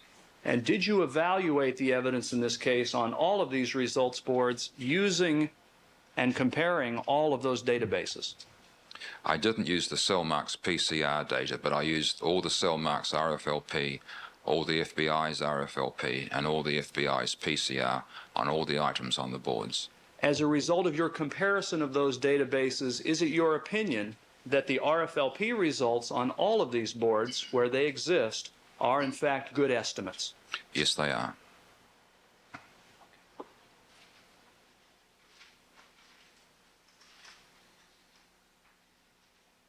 As far as these databases and comparing results from each of them, do they in fact demonstrate the fact that these various RFLP profiles for the 3 known individuals in this case are very rare? Well, I'd like to rephrase that. The profiles found on the evidentiary items are very rare, and they match the 3 known people. Thank you. Nothing further, Your Honor. Mr. Neufeld? Dr. Weir, a moment ago you said that you weren't receiving any financial rewards for testifying in this case. Is that correct? Yes, my travel expenses are paid. Okay. And would it be fair to say, Doctor, that sometimes people say something for money, sometimes people say something because they have a certain political agenda or a certain philosophical statement they want to get across? Is that a fair statement? So long as you don't apply it personally, it's a fair statement. Okay. And I believe you said a moment ago, sir, when you were describing yourself and the issues that have arisen in forensic DNA typing, you said that you've been very angry at the way these issues have been described in courts over the last several years. Is that correct? In some instances, yes. And I believe you also said that you were very anxious to get yourself onto the witness stand so your position could be heard by a large audience. Is that correct, sir? I think that's overstating it a little. Did you use the word anxious, sir, to describe your own feelings? Anxious to present the proper analysis in general, not in this particular case. And you feel that other people in other cases have been presenting an improper analysis, correct? On occasions, I do. And you also felt that the NRC report was presenting improper scientific conclusions, correct? Argumentative also. Sustained. Haven't you written letters to publications criticizing the NRC report? I have criticized the errors in the report. And haven't you gone to gatherings of scientists or forensic employees and made public statements criticizing the NRC report? I have pointed out the errors, and by doing so, I've criticized it, yes. Would you consider yourself as one person who has a certain philosophical or political agenda on this particular issue, sir? No, I wouldn't. Now,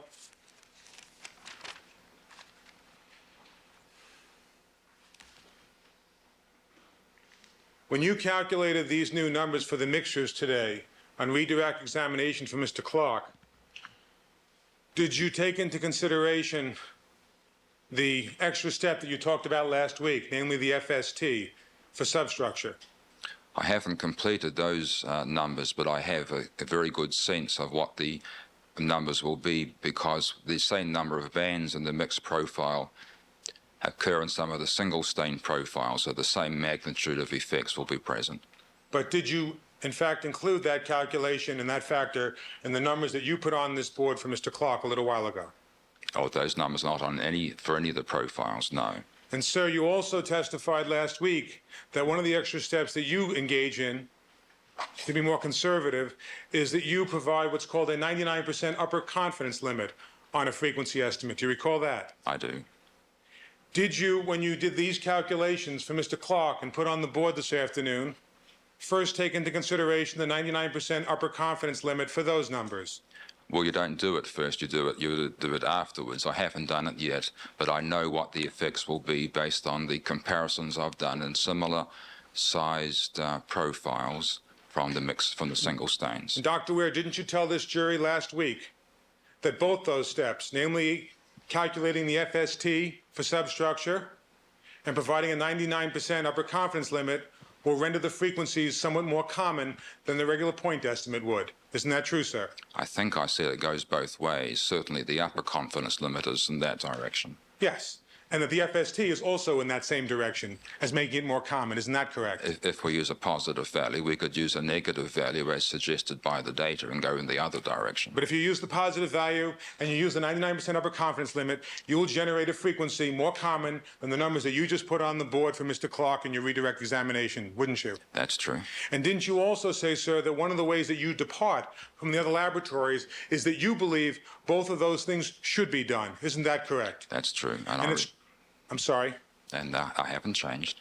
And in fact, even now, when you recalculated these numbers after the weekend and you did these new numbers for Mr. Clark, you again failed to include those two adjustments, which would render the frequencies more common than they are on that board. Isn't that correct, sir? Objection, I think counsel's already concluded. Sustained. Rephrase the question. It was also compound. Sorry? It was also compound.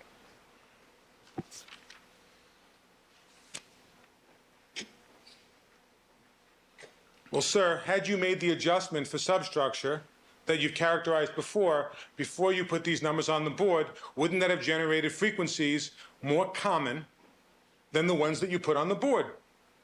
Yes, the amount depends on the frequency itself. But it would be more common.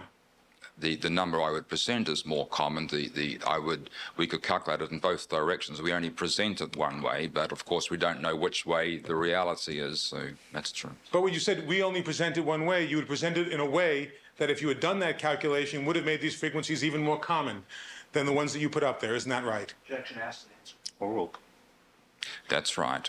And sir, if you had been asked to put in a 99% upper confidence limit for these same mixture numbers that you put on the board for Mr. Clark this afternoon, that too would make the frequencies more common than the ones you put on the board. Isn't that correct, sir? The upper limits would, yes. Yes. And you didn't do that either, correct? I had to sleep between midnight and 5 a.m. this morning, as you know. So when were you first asked to provide frequencies for mixtures in this case? It was in May sometime. Didn't you provide even a preliminary report as early as May 11th, sir? Yes, I did.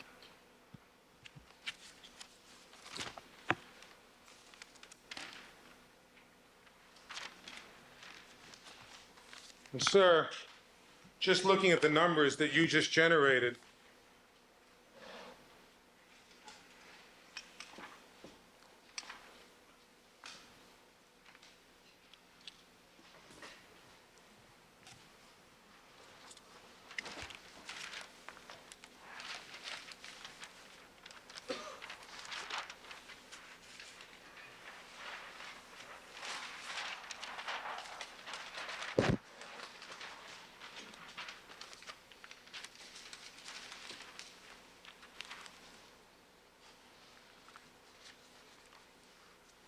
what number are we up to, Your Honor?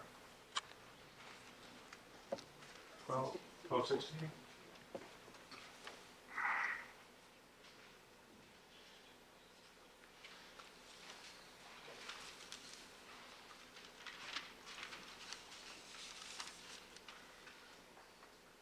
Dr. Weir, it appears from your redirect testimony that there were even more errors in your calculations than first appeared when we discussed it on cross-examination on Friday. Is that correct? You'll have to be more specific. Well, there were more item numbers that you had to change. I understand. No, in fact, there was only one error. I applied all those profiles using the same computer program. There was one mistake. It affected all the profiles that we discussed. It affected far many more profiles than we'd even discussed on Friday, correct? Yes, and I called you last night and told you that as soon as I found out. Okay. Now,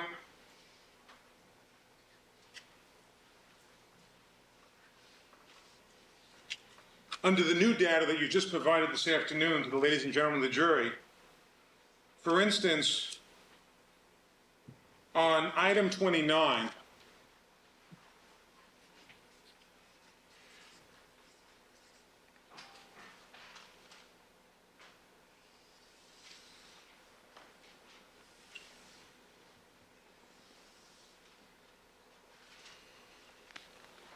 you express a range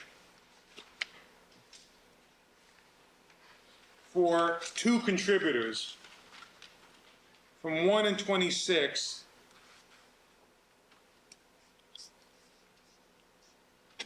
all the way up to 1 in 11,306. Is that correct? Yes, I think so.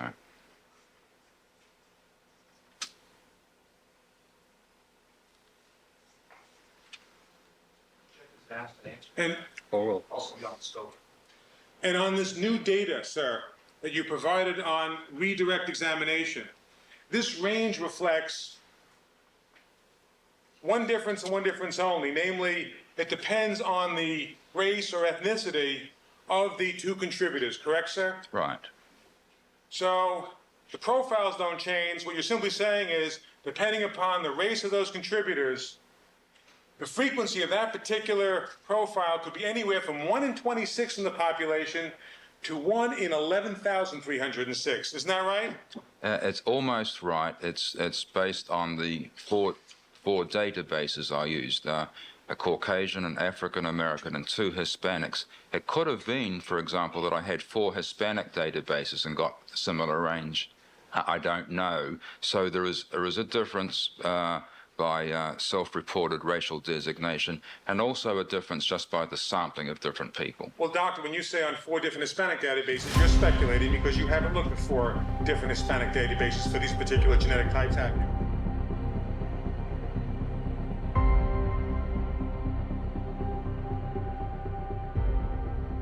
Frequencies. How would you characterize that number or characterize that difference? And now I'll ask you the same question, Dr. Weir. How would you characterize the difference between 1 in 26 versus 1 in 11,306?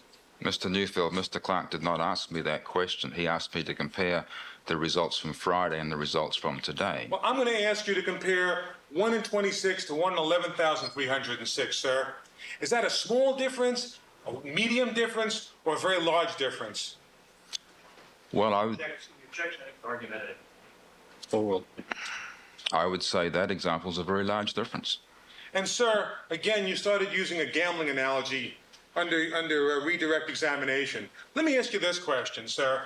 If you were told that the probability, let's say, at a horse race that you attended at the track, for a certain horse coming across the finish line was 1 in 26, and someone else told you was 1 in 11,306, is that a meaningful spread that you could evaluate before you decide to bet on that horse? I think in that circumstance I wouldn't bet any more than I would place a specific number on this profile. I think we've been very honest to convey to the court the frequency estimate of that profile from the knowledge we have available to us. We don't have a precise value. We are laying it all out. The frequency of that profile in a mixture could be somewhere in this range. I think I said these are not enormously rare profiles at the PCR level. We haven't hidden anything. That's the range in this particular case. Is there anything else you'd like to say on that? Is there? I'm sorry, No, I'm just asking, is there more to that answer? No, thank you. Nothing further. Thank you. No further questions, Your Honor. All right, Dr. Weir, thank you very much, sir. You are excused. All right, ladies and gentlemen, I think we're going to switch to a different witness at this point. I'm going to ask you to step back into the jury room. We need to change some exhibits and things, and we'll have you back out here as soon as we're ready to go.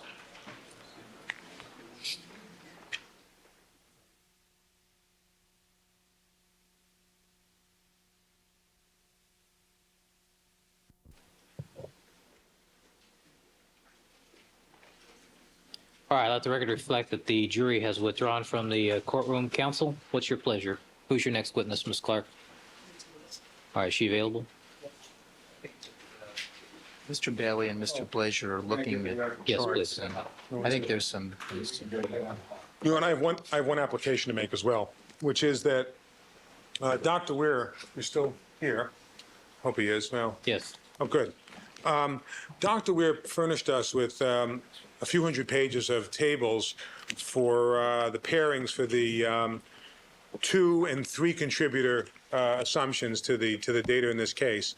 And he didn't give us the tables in hard copy for the 4 because he just said it was too voluminous, and I certainly accept that. In order, though, for our own experts to independently evaluate his calculations and what he's done here, what we'd like to have and what we need to have is simply a copy of his computer program, because I believe we already have the data of the frequencies. And I would simply ask the court to ask the prosecution to simply have Dr. Weir make a copy of that program available so our experts can independently evaluate it prior to their taking the witness stand in this case. We have no opposition to providing the defense the data itself, but I don't feel that Dr. Weir has to provide everything in his laboratory that relates to this type of program. It's not everything, it's just that there's no way we can check his numbers unless we have his program. That's the whole point. And I'm not asking for everything in his laboratory. He has a computer program. I'm sure it's a And if proprietary you- program, though. I'll put it under protective order, Your Honor. We will not let anybody else see it or disclose it to anybody. And if we give it to 1 or 2 of our experts to evaluate, they too can sign a protective order, if that's the concern. Other than that, since he relied on that computer program to generate this data, we're entitled to it. I'm not asking him to create something that doesn't exist. He already has the program. They are welcome to the data, Your Honor, but I don't think there's any basis to order somebody to turn over a program and how to interpret the data. If they have the data, then the defense experts can interpret it just as well. All right, when can you have that data available?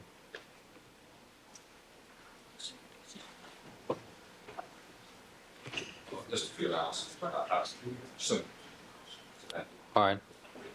Data is inadequate, Your Honor, for our experts to determine whether or not he, in fact, conveyed these or did his calculations properly. His calculations are predicated on his computer program. The only way we'll know if he did it right is to at least rely on the same computer program. It can't be done any other way. Have the data available tomorrow. All right. Request for the computer program itself is denied. All right. Next witness. Mr. Blazer, good afternoon. Good afternoon, Your Honor. Before we do the next witness, I'm assuming we're getting into hair and trace evidence. We were just presented with, I think, 33 pages of new discovery on the next 2 witnesses. One is a 5-page typed report from the first witness, who we had nothing from before. The rest of it are handwritten notes by Susan Brockbank, which we have other material from her. This is new material. We object to the late discovery. There is also a large board that they want to use that we've never seen before until just now. It has a lot of chain of custody information on it. It may be perfectly fine, but we haven't had a chance to look at it. I've reviewed Ms. Lewis's report. I'm prepared to go ahead with her today. I am not prepared to go ahead with Ms. Brockbank. Her handwritten notes, I have to sit down and go through them and correlate them to her old notes before I'm prepared to cross-examine her. So we need some time to look at their chart before we can start with, and anything else that they might want to use with this first witness. All right, Mr. Fretlow, is this the chart? Yes, Your Honor. All right, why don't you bring that up?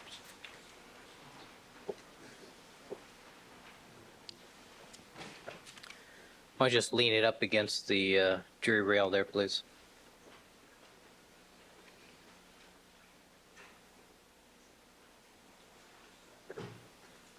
All right, Mr. Blazer, you want to take a look at that and see what your concerns are? Well, I don't have all these dates in my head, Your Honor. I can't. No, I mean, I just wanted to know what the nature of your objection, or you said you hadn't had a chance to look at it. Correct. I haven't had a chance to correlate the numbers and the dates. They sent us one other chart on exemplars, which we're prepared to stipulate to, that did have dates on it. We could cross-compare those, but there's a lot of information on this chart, and I just haven't had a lot of time to absorb it. I've had a couple of minutes. Well, how much time do you need, Mr. Blazer? I don't know how many items they're going to cover with Ms. Lewis. Do you know, Ms. Clark? You'll do the, it'll be basically all the nodes. exemplary. Exactly. It'll be, not all the numbers, obviously. This is what they came from the coroner's office, item 73, 79, 81, 83, 86.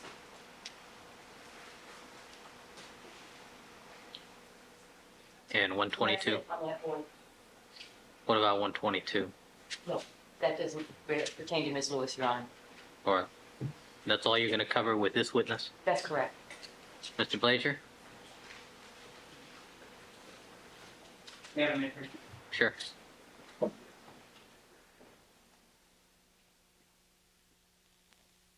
I take it Ms. Lewis is readily available? Yes.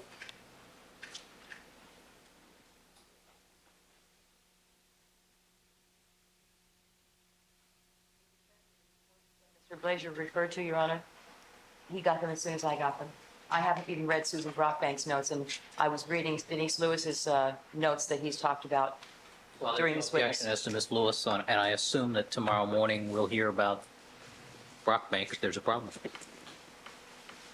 Yep, all I'm saying is that the notes did not exist until this morning. So it's not late discovery. That's when they were written. Just for purpose of calculating time, Your Honor, I understood from Mr. Darden this morning in chambers that the main emphasis on comparison will be with Diedrich and not the whole litany with Brockbank. Exactly right. Yeah, there's not going to be any testimony about comparison from Brockbank at all. At all. Who's your comparison expert? Doug Diedrich of the FBI.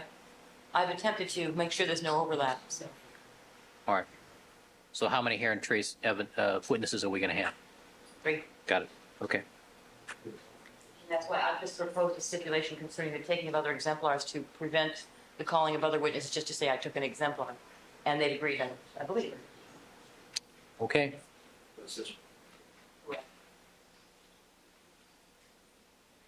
Mr. Blazer? We do have objections. We're not prepared to stipulate to the collection of any evidence items by the coroner's office or by Mr. Yamauchi. There are exemplars, and we presented a stipulation. The fingernail kit, the hair kits, those. The fingernail kit and the hair kit were already done by business records. The only thing I'm asking you to stipulate to, and it's already in the stipulation that you've looked at, is a collection of exemplars from the clothing by Yamauchi and Raquel. Fabric samples are fine. I have no problem with And that. the Bronco carpet fiber exemplars. I have no problem with that either. That's all you're asking for. That's all we need. Well, we aren't agreeing to anything done by Radcliffe at the coroner's office. We aren't agreeing that the clothing of the victims was properly preserved by the coroner's office, and we would object to testimony about what happened to that clothing unless it's subject to connection at some later point in time. We are putting in the clothing of the victims, the hair sample taken from the victims. Mr. Kelberg laid the foundation for business records. As far as the coroner's office is concerned, we pick up the chain from Denise Lewis, and will identify by coroner's number and packaging exactly what the items were that she recovered from the coroner's office that is attributed to the decedents. And we believe that's sufficient to complete the chain. Defense wants to call witnesses that pertain to that in their case in chief, they're welcome to do so, but I don't think the people are required to do anything further other than identify from the packages, unless the defense can make the challenge, so there's something wrong with the chain of the people versus riser, we can do so by the identity of numbers on the packaging and the descriptions of the items themselves, and we intend to do so with the witnesses that we will call. All right. So what's the roadblock to at least starting with this witness this afternoon? No, I have no objection to going ahead with this witness. I just want to make it clear, we're not stipulating, for instance, with the clothing. The shirt obviously was not properly collected because it was moldy and smelly by the time it got to the crime lab. We've had testimony that if it was collected properly, that wouldn't happen. So we know presumptively that wasn't collected properly, and we are not agreeing that it was. All right. I'm asking you to. All right.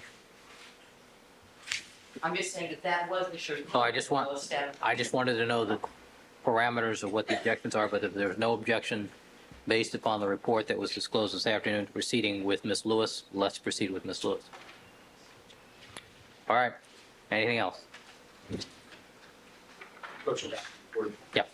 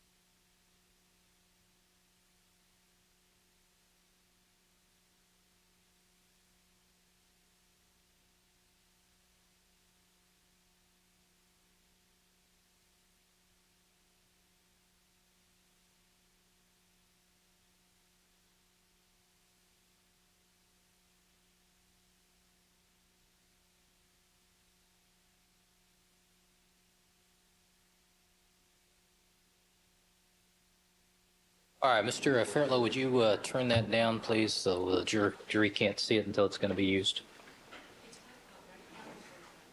5 o'clock.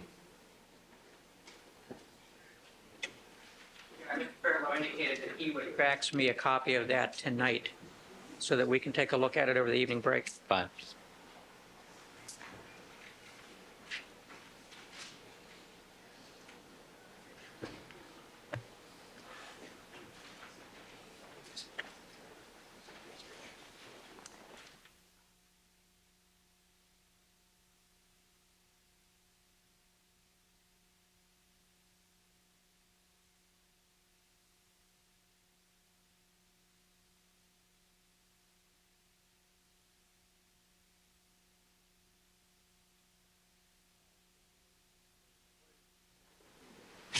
All right, counsel, anything else before we invite the jurors to rejoin us? All right, let's have the jury, please.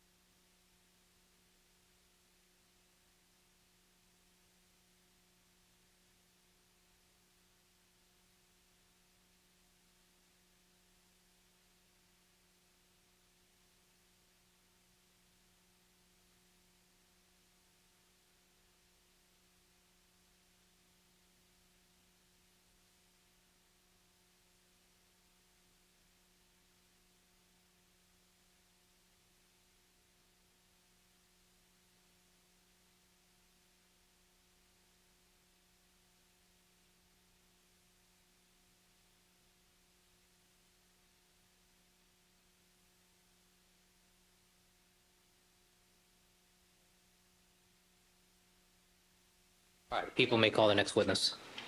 Thank you, Riley. People call Ms. Denise Lewis. All right, Ms. Lewis. Raise your right hand, please. You can solemnly swear that your testimony you may give in the following hearing before this court should be the truth, the whole truth, and nothing but the truth, so help you God. Please have a seat for witness stand and state your first and last names for the record.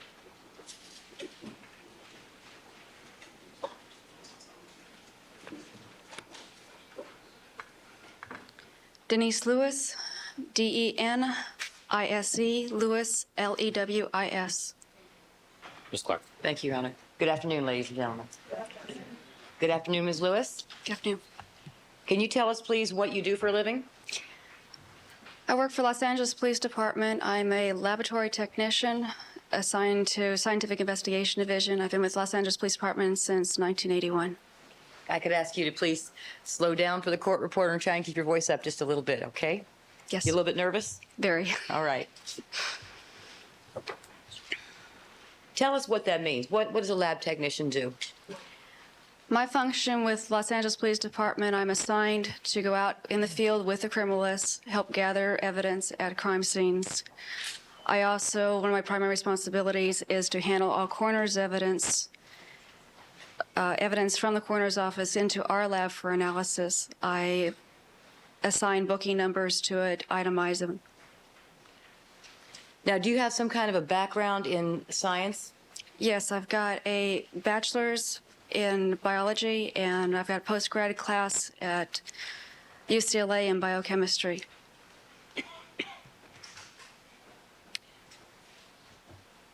And when did you begin with LAPD? In 1981. And have you continuously been with LAPD since then? I've been on the books with Los Angeles Police Department the entire time, but I have been off. There was a period of time, 2 years, where I was off due to work comp situation. And when you say work comp situation, what was that? I had a slip and fall downstairs while at work. Is that an injury you currently still suffer from? Yes, it is. Are you back to work now? Yes, I am. And when did you return to work? June 1993. All right, now did you receive some training in the handling of items concerning hair and trace that may be on those items? Yes, I have. Now, when I say hair and trace, tell us what that means. Hair, the obvious, different hair. Trace, you've got soil debris. You also have carpet fibers, anything, minute items that might have been dropped from various items. How about clothing fibers? Yes. And what is it exactly that you've learned with respect to how items that may contain hairs and fibers for analysis should be handled? Could you rephrase, please? Sure. When you are handling items that are recovered from a crime scene, items of evidence that may have hairs or fibers on them that need to be preserved for analysis, is there in general something that you're required to do, that you know that you must do in order to preserve the hair and fiber evidence? Well, basically, we've got various ways of collecting the items. First, when we observe the items, which we can use opaque lighting for observation of hair and trace evidence. Once we discover it, we're going to use gloved hands, gather the evidence, putting it either into a plastic container or a paper bindle, or we also use sticky lifts or a tape type lift to gather the evidence. Now, do you take any particular care with the items of evidence that are recovered to make sure that hair and trace is not lost or transferred to another item? Yes, we do. And what kind of measures are those? Well, as an example with the sticky lifts, that's one way of you pick it up and it's not going to go anywhere because you take it from the tape and then you put it on like a cardboard, or sometimes we use a fingerprint card in the field, and that will preserve it and it won't allow cross-contamination with other items. We also, when we pick up a trace, hair trace, we put it into a plastic envelope that will keep it. We keep everything separate. We don't cross-mingle things.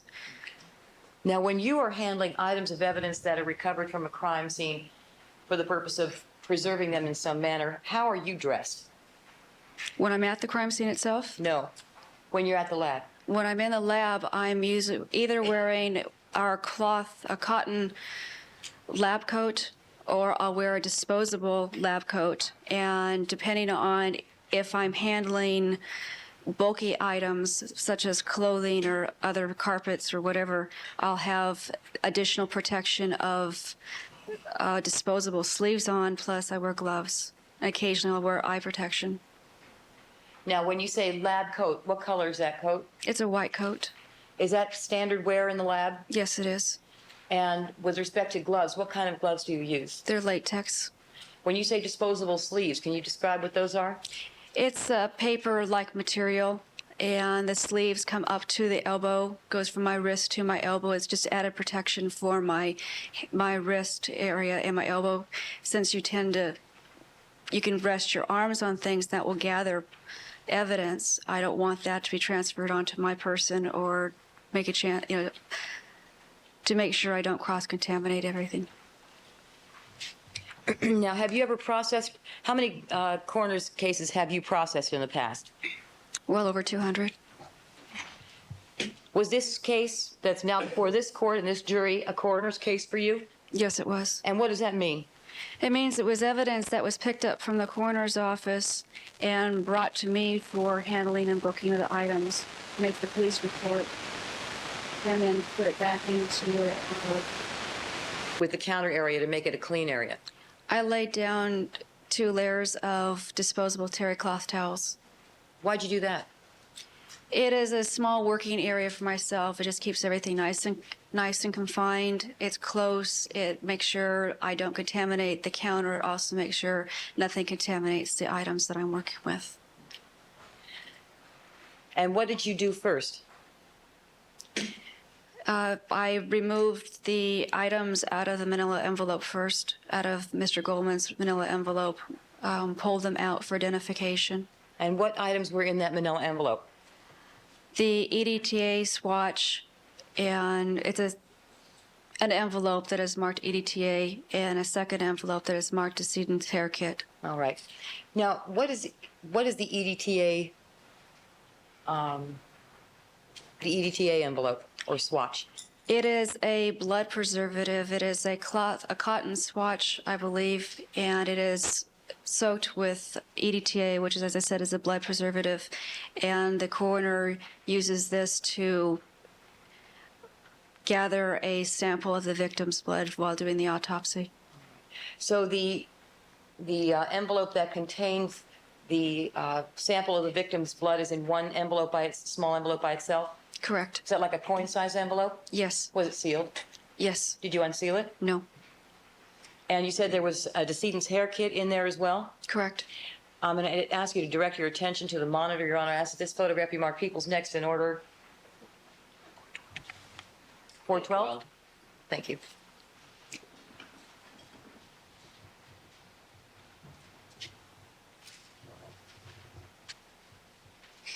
See what's there on 412? Yes. Is that familiar? Yes, it is. Please tell us what it is. That is the decedent's hair kit. For? It's difficult to read. One moment, please. Would it help if we zoomed in there? Hey, thank you. Much better. It's for Mr. Goldman. Okay. If you can pull it back out. Thank you. All right, now there's 3 coin envelopes to the right of the larger one marked decedent's hair kit. Were they contained inside that envelope marked decedent's hair kit when you saw them? Unknown. I never opened up the decedent's hair kit to verify what was inside the envelope. I can say that the 3 envelopes mark what the coroner has marked on the envelope as being contained, but I can't confirm it. Well, when you received that larger envelope on the left-hand side that is entitled decedent's hair kit, was it sealed? Yes, it was. Did you ever open it? No, I didn't. And counsel may be stipulated that Ms. Lewis received that hair kit envelope in a sealed condition and never opened it at any time. So stipulated. Thank you. Stipulation is accepted by the court.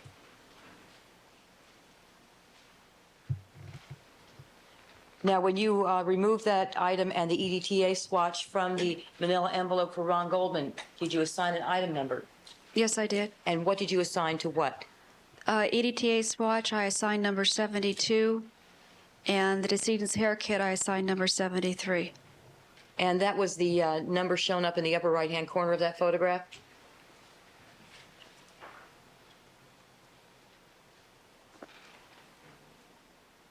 Yes, it is. And let the jury see that too. Oh, John. Is that your handwriting there on the envelope? The 73 is yes, and my writing on the bottom, yes. Where on the bottom is your writing? My initials, DL, and my serial number, and the 62794 is my writing.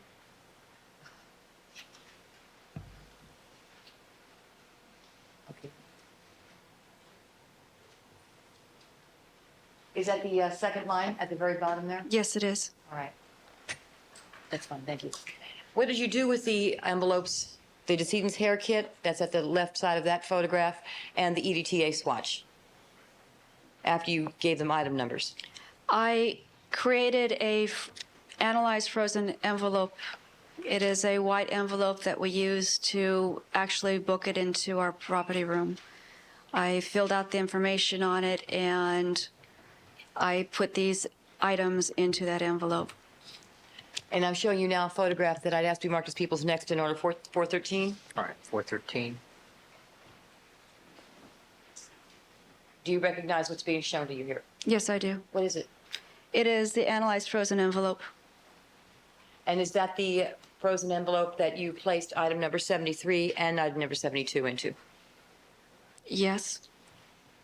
Do you see your initials on it? Or your writing on it? Yes, I do. And where is that? The fourth line down, Louis D. Charles 9013. That's you? Yes, Okay. And then it lists item numbers. Are those the item numbers, the items contained in that envelope? they were. Now, after you put the decedent's hair kit for Ronald Goldman and the EDTA swatch for Ronald Goldman with the item numbers into this white envelope, what did you do next? At that time, I thought I was completed with Ron Goldman's physical evidence, so I proceeded on to Nicole Simpson's physical evidence. And in that respect, what did you do to prepare? To prepare for it, I discarded, I first looked at the terry cloth towels that I had down to make sure nothing seeped through, that I didn't have any trace evidence or any blood on them. They were clean, they were discarded, my gloves were discarded, and fresh gloves were applied, and new terry cloth towels were placed down on the counter. And what did you do then? Then I proceeded to pull out the manila envelope that had Miss Brown's information, her physical evidence. And by that you mean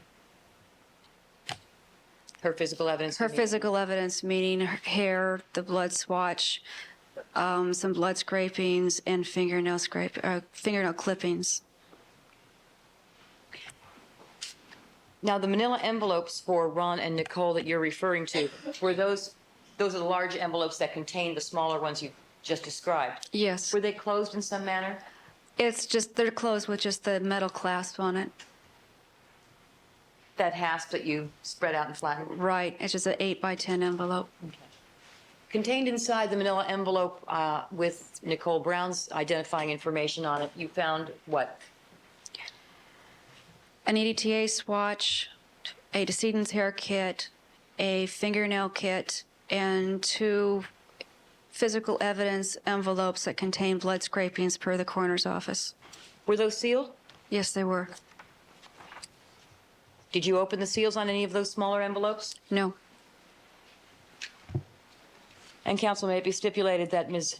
Lewis received the decedent's hair kit for Nicole Brown on June 27th in a sealed condition from the coroner's office and never opened the seal? Yes. Thank you. All right, stipulations accepted by the court. Thank you, Ron. So you had, with respect to the decedent's hair kit, do you recognize what's being shown to you in the photograph now before you? Yes. Ask that this photograph be marked People's 414, Your Honor. 414. Thank you. What is it? It's a decedent's hair kit. It's marked for...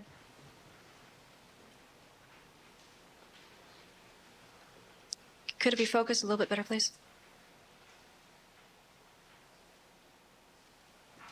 For Brown Simpson, Nicole, with coroner case number 945136.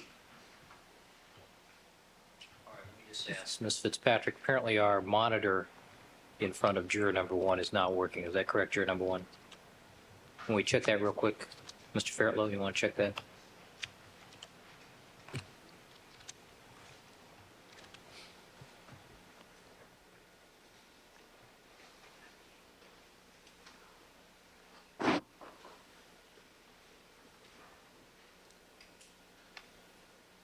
It's back on? All right, proceed. Thank you. Did we forget to turn it on? Yes, it's need to turn on.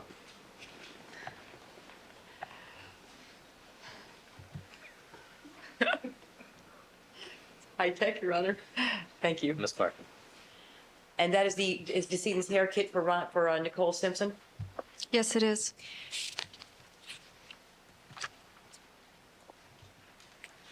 All right, what did you do with the decedent's hair kit that you have gotten a sealed condition, the EDTA swatch, fingernail kit, and the blood scrapings, all those sealed envelopes? What did you do with them? The items were all, I added the reporting number, the district reporting number, the DR number, my initials, serial number, the date that I received the items from Ms. DeGrandes, and the item number for each individual item number. Okay. Now, I see a number crossed off there on the decedent's hair kit. Yes. Is that the number, is that your doing? Yes, it is with my initials. You had to change that number at some point? Yes, I did. All right, we'll get back to that. It's 75 there that's crossed out, correct? Correct. But are those your initials next to that? Yes, they are. And underneath that, number 83? Yes. You wrote that down? Yes, I did. And is number 83 the item number that it actually is assigned? May I refer to my notes? Yes. Yes, it is.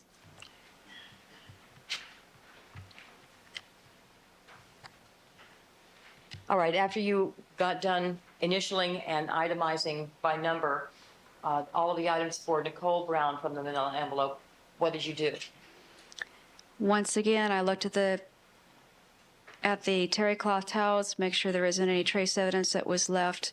Nothing was observed. The cloth towels and my gloves were discarded. And what did you do with those actual envelopes? Those were Right also, now, I'm sorry, go ahead. those were also discarded.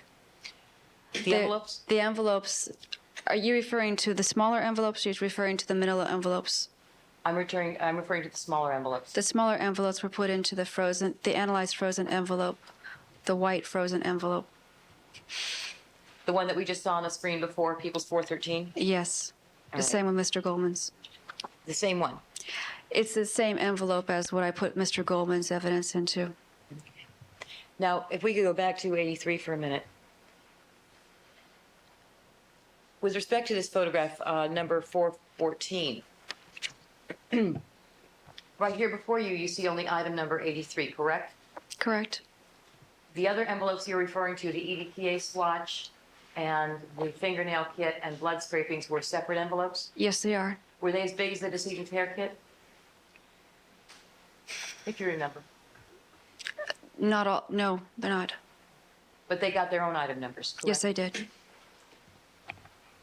So after you put the decedent's hair kit and the other envelopes into the white frozen envelope, what did you do next? I sealed the envelope. And then what'd you do? The envelope was placed into the freezer that is inside our supply room area, which is also a secured area. Now, you indicated, I believe, also that you changed your gloves and threw away the terry cloth towels. Yes. Was there any paper down on that table? I then placed paper down for the next stage of the itemization. What kind of paper is it? It's butcher block paper. What was the next thing that you did after you put that butcher block paper down? Then I gathered Mr. Goldman's, the white mesh bag, and started preparing to go through those items. Who'd you begin with? Mr. Goldman's items. And where were Nicole's items while you were doing that? They were on the side on another table. Were any of the bags with her clothing open at that time? No. Sealed shut? Yes. The white paper that you put down, is that clean? Yes, it is. Which item did you begin with for Ron Goldman? I started with a bag that was marked shirt. What did you do with that bag? The bag was opened up, and inside I observed a heavy shirt and also a large white bundle of paper. Now, the bag containing the shirt, was it sealed in any manner when you got it? It had coroner's tape seal on it, yes. I have a photograph that is now on the screen, Your Honor. It has to be marked People's 415. 415. Thank you. Do you recognize the item and the bag that's in front of you now on the monitor? Yes, I do. And what is that? That is the shirt that came, that's Mr. Goldman's shirt, identified from the coroner's office as being Mr. Goldman's shirt, and that is the bag that I placed the shirt into. Now, that is not the bag that you first received the shirt in, correct? No, ma'am. And can you describe the bag that you received the shirt in? It's a brown paper bag, very similar to that.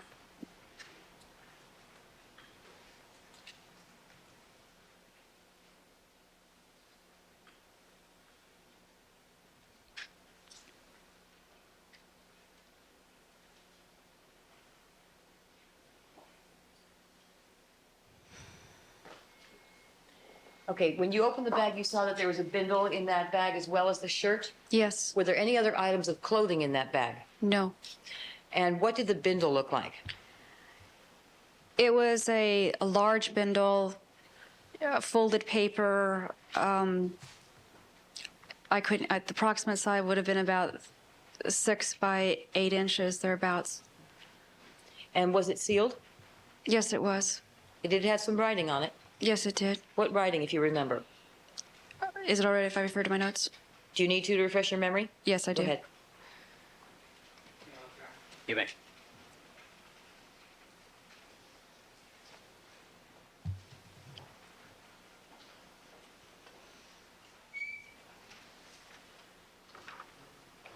It states from under Ron Goldman's jacket, examined by G. Sigler and Dr. Baden. Is there a date? I don't have that in my notes, no, ma'am. Okay. Is there a description on that bindle? That is the only description from them. Okay. When you noticed that there was a bindle inside the bag, what did you do? I contacted my supervisor, Mr. Matheson, to verify that I continue with my normal procedure on handling evidence. And what is your normal procedure? Anything that I cannot identify for my report, I open up to verify what the contents are so I can appropriately describe them for my report. And what did Mr. Matheson tell you to do? Proceed as usual. Open And- up the items. Did you? Yes, I did. Tell us exactly what you did with that bindle. Well, over the butcher block paper that I had down myself, clean butcher block paper, I opened up the bindle and looked to see what was inside. I unsealed the bindle, looked to see what was inside, and discovered dirt and debris, and then I resealed the package. Where was the shirt when you did that? It was still inside its bag, and it was put aside and on another table. So the shirt was not near the bindle as you opened it? No, it was not.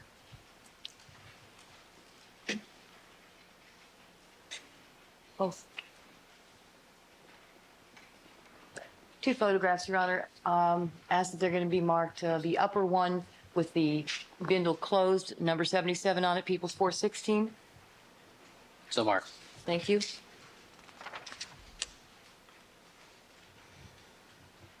And below that, Your Honor, can we make that 416A? Sure. Which is apparently the bindle unfolded. Exactly. Do you recognize what's shown to you in 416 and 416A? Yes.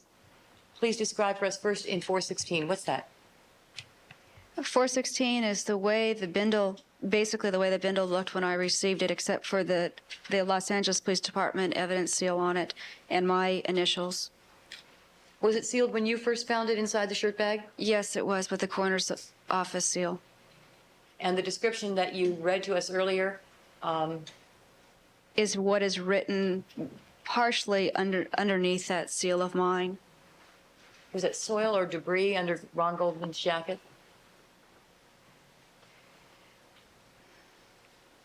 Oh, from under Ron Goldman's jacket? Right. All right. Is that the writing you found on the envelope when you first saw it on June 27th? Yes, it is. And when you opened it, you saw what is reflected in the photograph, 416A? Yes, it is.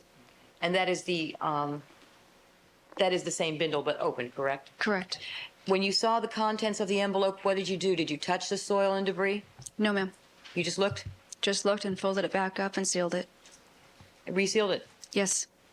And what did you do with the bindle after you resealed it? It was placed on the counter with other items. Did you look at your gloves after you resealed that bindle? Yes. For what purpose? Just to verify that they're clean, that nothing got on, no transfer of any trace evidence. Did you look at the butcher paper that was on top of the table under the bindle when you looked at it? Yes, I did. And for what purpose did you look at that butcher paper? For the same thing, to make sure no trace evidence had fallen out from the bindle when I opened it up. And did you see any? No. So what did you do? The butcher block paper was removed. It was my gloves and the paper were both put in the trash. They were clean. What happened next? At that stage, I put fresh paper down on the table, and then I pulled out the shirt to look at it for identification purposes. Now, at this point, did you actually number this bindle? Yes, ma'am, I did.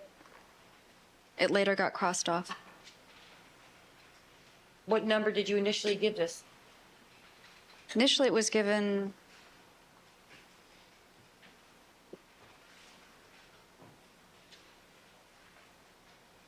I have 74 in there. It was initially given 74, and that was crossed off. There was one thing that happened between this stage before I gave it the 74 that I forgot. Oh, tell us, what happened?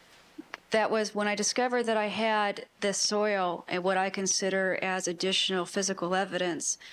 I like to keep my items, basically my physical evidence, with the physical evidence that belongs to the individual. This was physical evidence that belonged to Ron Goldman. So I went back into the freezer where I had put in the frozen envelope, gathered that up, brought it back into the evidence processing room, unsealed it, removed the items in it, and crossed off the numbers that I had assigned initially to Mr. Brown's items, so I can keep Mr. Goldman's items all consecutive. And I assigned him 74, which got crossed off again due to an additional item that I found later on. All right, so is it unusual to find bindles in the packages containing the clothing from the coroner's office? Yes, it is. So when you process the coroner's items in general, when you say items of physical evidence, are you talking about the hair kit, the blood, the fingernails, that sort of thing? Yes, I am. And so you keep those consecutive for each victim? Yes. And then you keep the clothing consecutive for each victim? Yes. When you discovered this bindle in Ron Goldman's shirt bag, that's what caused you to go back and start the renumbering all over again? Yes. When you retrieved the frozen analysis envelope back out of the freezer, it was sealed, correct? Yes. Did you have to break that seal? Yes, I did. And why is that? The only way to get back into the envelope is to break the seal. And you decided that you were going to put this bindle with soil and debris into the frozen analysis envelope? No, it was decided that I was going to have to renumber Nicole's items, so I had to get into the bindle to cross off those numbers. When you say renumber Nicole's items, you mean her hair kit and fingernail kit, that sort of thing? Yes. On the front of that frozen analysis envelope, that white envelope, do you have a description by item number of what is supposed to be contained in it? The item numbers are on it, yes. Would that have to be changed too? Yes, it did. So did you just cross off the numbers on the front of it? No, I made a whole new envelope, which is the one that we saw earlier. That's the one that was in the photograph marked People's 413? Yes.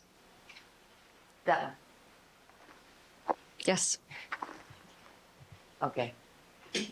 So after you broke the seals and you crossed off the numbers for Nicole Brown's items like her hair kit, fingernail kit, blood scrapings, etc., then what did you do? After I crossed her items off, then I went back to, her items were placed on the side on the counter. Basically, the counter is a clean area.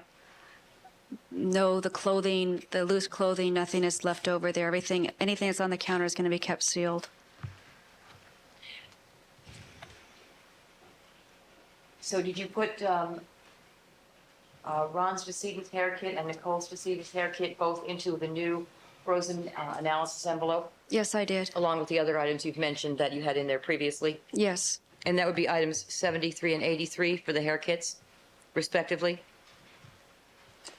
Yes. Now, this time, did you seal it and put it into the freezer? No, I didn't. And why not? I received one surprise from the coroner's office. I wanted to double check, wait until I went through all the items to make sure that there wasn't anything else mixed in with other items. All right. Now, I believe you testified that the bindle that had been in the bag with the shirt, you had folded up, resealed, and put to the side, correct? Yes. And then you said you changed your gloves in the butcher paper? Yes. Then what did you do? Then at that stage, I went to the next bag and brought it to the, I'm sorry, did I say I put down fresh butcher block paper? Yes, you did. Did you examine the shirt? Yes, I also examined the shirt. And in what manner did you examine the shirt? Please describe for us how you did that. Well, the shirt was taken out of the brown paper bag, and the shirt was laid on the clean butcher block paper that I'd laid down. What, if anything, unusual did you observe about the shirt? Moldy areas. Moldy? Yes. How'd that look? Green fuzz. Was there what appeared to be blood in the areas of green fuzz on the shirt? Yes. Was there a lot of what appeared to be blood on that shirt? Yes. Was it damp when you took it out of the bag? No. Dry? Yes. Okay. When you took it out of the bag, were you wearing your lab coat? Yes. Were you wearing clean gloves? Yes. Were you wearing disposable sleeves? Yes. And you took it out onto the clean butcher paper? Yes. Did you shake it? No. Did you twist it? No. It is just laid out on the butcher block paper. You tried not to disturb the clothing as much as possible. And why is that? Keep all trace evidence that came with the clothing on the clothing. So you purposely avoided shaking or moving it about? Yes. Other than the mold, what else did you see? Mold and blood, nothing else was. I wasn't looking for any real trace evidence. I'm just looking for abnormalities. I checked the make of the style of the shirt, the type of shirt, for identification, for descriptive purposes. So that's not your function then, is to collect trace evidence? You're not doing that? Not when I'm dealing with coroner's evidence, no. What is your primary purpose then in taking the items out of the bags and looking at them? For descriptive purposes, to be able to identify them in court. And is it an inventory control to make sure you're getting what the coroner claims you're getting? Yes. After you looked at the shirt, after you laid it down and looked at it, then what did you do? The shirt was put back into a clean bag. Did you fold it in some manner? It was folded and then it was put in a bag. And then I observed.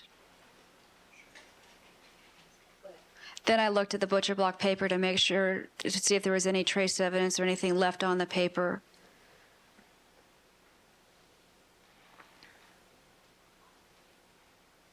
After you put the shirt into the bag? Yes. Now the bag that's up in the upper left-hand corner, is it? This is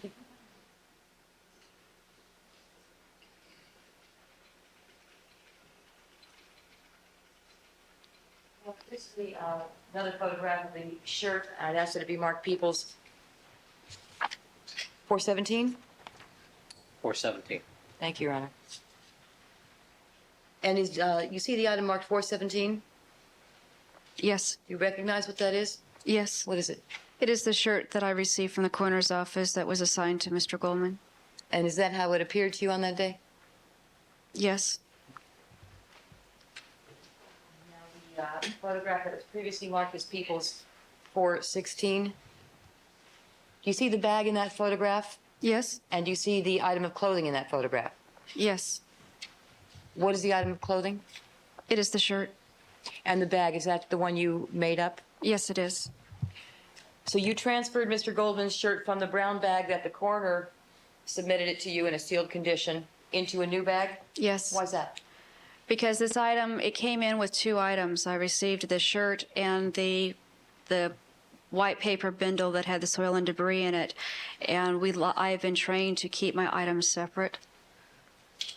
So you created a new bag for the shirt? Yes. And is that what you put it into, this bag shown here? Yes.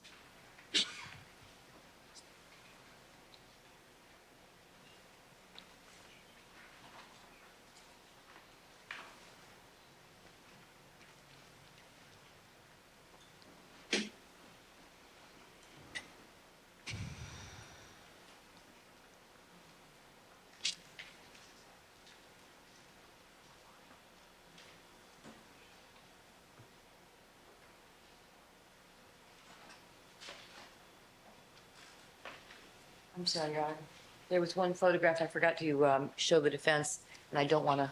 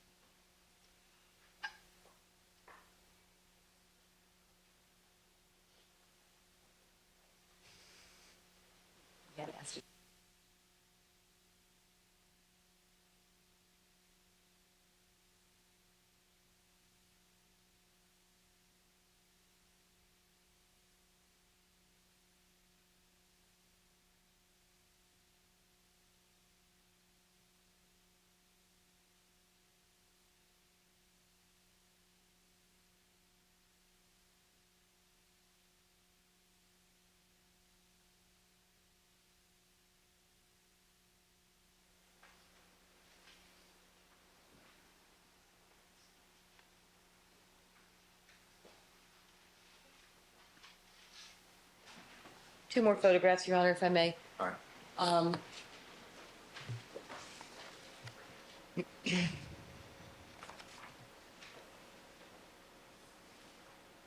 418. And if I may, 418A.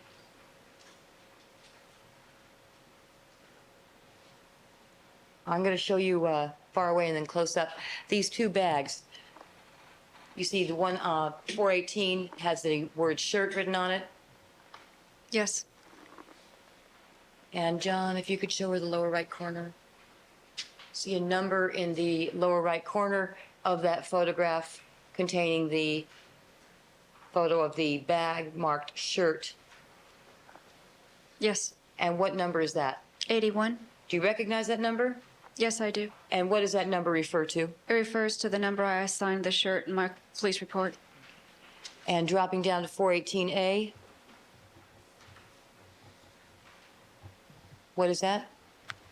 That is the same bag, just a different side of it. And what is that bag? It's the bag that came from the coroner's office with the shirt, the original bag. So after you repackaged the shirt into the new bag that you previously identified, you kept that original bag? Yes, I did. What'd you do with it? It was packaged with the final packaging for the evidence processing room. The evidence control unit. How did you preserve it? Did you fold it? It was folded. After you put the shirt into the new bag, did you seal the bag? Yes, I did. And what'd you do with the bag after you sealed it? After it was sealed, it was placed on the counter with other sealed items. Was that somewhere apart from where you were doing your examination? Yes, it is. After you finished examining the shirt, did you look at the paper you had examined it on? Yes, I did. Did you notice whether there was anything on that paper? Yes, on this, the butcher block paper, after I took care of the shirt, there was some soil on it. What did you do with that soil? I tapped it into the bag with the shirt, the new bag with the shirt. So that the soil would be kept with the shirt? Exactly. And after you did that, what did you do with the paper? Then the paper was discarded along with my gloves. And what did you do after that?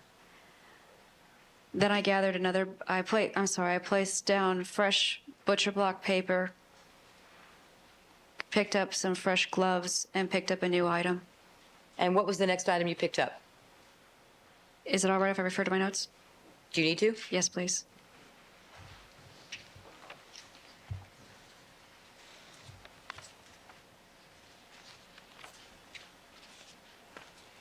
The next item was a bag marked shoes. What condition was that bag in? What condition? Yeah, was it open or closed? It was sealed. All right. Well, people's next in order, Your Honor, people's 419. So marked. Thank you, Your Honor. Do you recognize the original bag in which you received the shoes of Ron Goldman in this photograph, People's 419? Yes, I do. And which bag is that? It is the brown paper bag on the top. And it has a number on it? Yes, it has number 78 on it, and it's marked as boots. Though at the time it did not have boots marked on it. So was that, it has the date 8/24/94 on it? Excuse me, no, that isn't the same bag, I'm sorry. Different bag? Yes, it is. Okay. Move down on the photograph. Do you recognize the bag below that? Yes. Okay, tell us what that bag is. That is the bag that I assigned, the new bag that I gave the boots.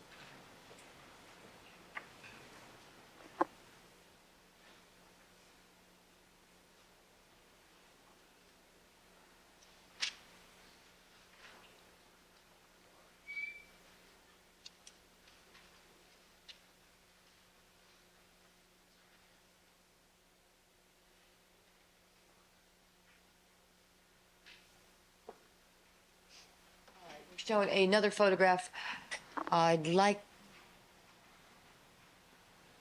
to mark. It's upside down. All right, time out.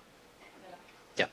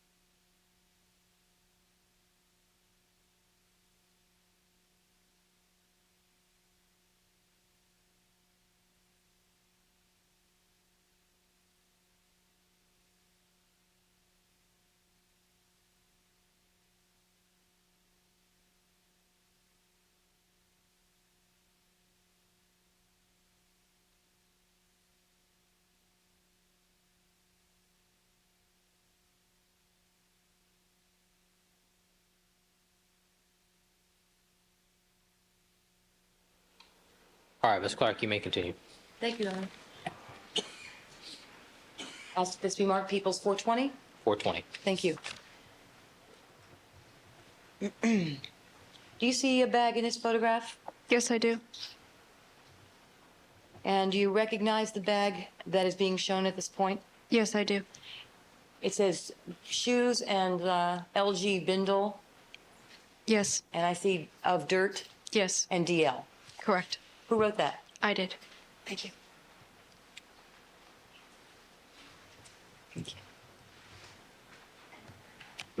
Now, is that the bag that originally contained the shoes that came from the coroner's office? Yes, And that was the one that was in a sealed condition when you saw it? yes, At the time that you opened up that bag, were there any other items around that were not sealed? That is, items of clothing? no. When you opened up the bag, what did you see? I discovered another white paper bindle that was inside the bag and also a small brown bag that was sealed, along with the boots or shoes. Shoes, boots, shoes. Another photograph, Your Honor, asked that it be marked Peoples 421. People's 421. Photograph of what appears to be a watch and Yeah, I don't think. paper bag. Thank you. You see a bag in the center of that photograph with number 74 on it? Yes, I do. Do you recognize that bag? Yes, I do. What is it? It's the bag that came in with the larger bag from the coroner's office that contained the shoes. And that bag, was it sealed when you recovered it from the bag containing the shoes? Yes, it was. Did you unseal it? Yes, I did. Was that on clean paper? Yes, it was. Were you wearing clean, fresh gloves? Yes, I was. And you opened the bag? Yes, I did. You broke the seal? Yes, I did. What did you see in it? Hair? Did you take the hair out? No, I didn't. Did you touch it? No. What did it look like? My recollection is it was a light-colored hair, somewhat longish, wasn't real short crop or anything. And after you saw that, what did you do? I sealed it back up. Where did you put it? It was then put back on the counter with the rest of the physical evidence. Now, you didn't touch the hair, correct? Correct. And other than looking inside the bag, you didn't touch any item associated with the shoes or the hair inside the bag? No, I did not touch anything. So after you sealed that bag and put it to the side, what did you do next? Looked at the paper that I had down, checked my gloves for anything, make sure something may have fallen out. Nothing did. Everything was clean.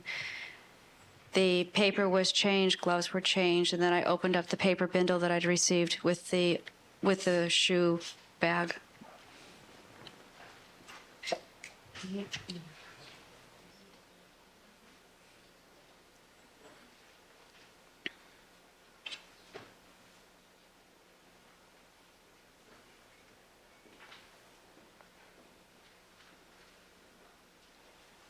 People's next in order, Your Honor, People's 422. 422. Thank you. Now, the bindle that you're referring to had some writing on it when you recovered it from the bag? Yes, it did. And was that bindle sealed when you recovered it from the bag?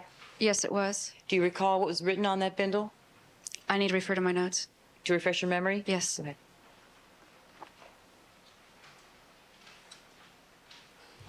This bindle stated, "This large bindle from under Ron Goldman's shoes, when opened for exam by Dr. Bandon and G. Sigler." Dr. Bodden and who? Bodden and G. Initial G as in George, Sigler.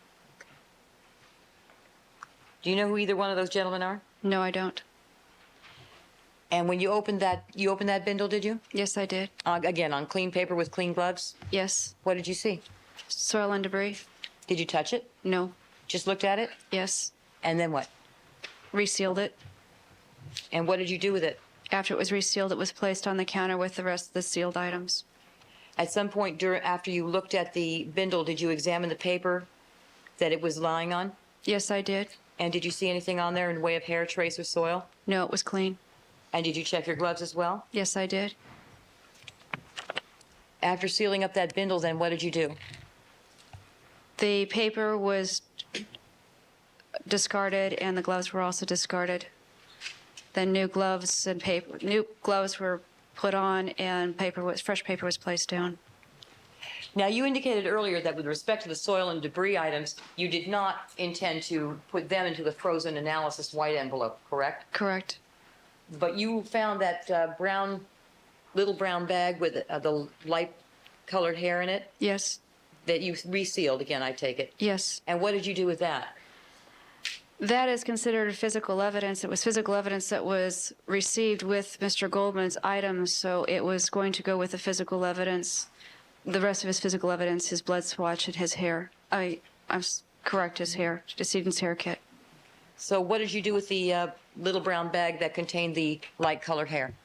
It was placed with the rest of his items at this time. In the white frozen analysis envelope? Yes.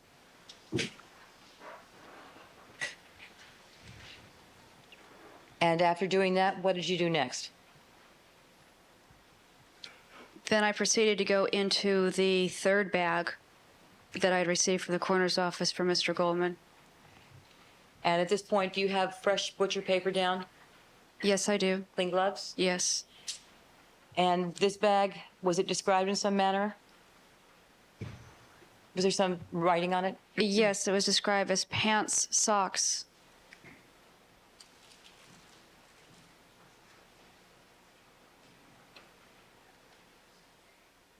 No, I'm sorry. May I mark one further photograph? The 423. as if we could 422A. This is the bindle opened up. All right, 422A. Thank you.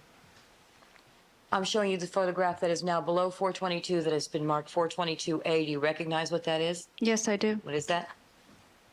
It is an opened, it's the white bindle that's opened up. And is that the soil and debris that you found inside the envelope when you opened it on that date? Yes, it is. And that you resealed then? Yes, it is. Now, with respect to the third bag for Ron Goldman that you received from the coroner's office, photograph on that should be marked Peoples 423. 423.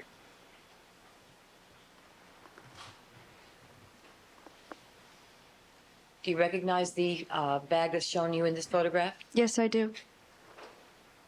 Is that the bag that you got from the coroner's office? Yes, it is. And it was in a sealed condition, was it? Yes, it was. Did it have that writing on it that's shown right now in this photograph, Peoples 423? It had the pants, socks on it. I believe I added the debris. So what did you do with this bag? The bag was opened up over the clean butcher block paper, and once again I found another bindle inside. Okay. And what did the bindle look like? It was another white sealed bindle like the other two. And what did you do with that bindle? The bindle was removed from the bag, and the bag was placed aside. It was closed up and placed aside. Now, with respect to all three of these bindles that were opened, that were recovered from the shirt bag, the pants and socks bag, and the shoe bag, were the items themselves, that is, the pants and socks, the shoes, the shirt, kept separate from where you were looking from when you opened the bindle? Yes, they were on another table. And you see a photograph in front of you, I'd ask that it be marked Peoples 424. 424. Thank you, Your Honor. Do you recognize what's being shown you in that photograph? Yes, I do. What is it? It is the white bindle that I received out of the shirt, pants, I'm sorry. It was out of the pants, socks bag. Whose writing is that on it? That's my writing. When you found it inside, when you first recovered it from the bag containing Mr. Goldman's pants and socks, was it sealed? Yes, it was. What did you do with it? I opened it up, unsealed it. And showing you now, I'd ask that this photograph be marked Peoples 424A, if I may. 424A, bindle open. Thank you. Do you see what's been marked as Peoples 424A? Yes, I do. And what is that? It is the bindle that's been opened.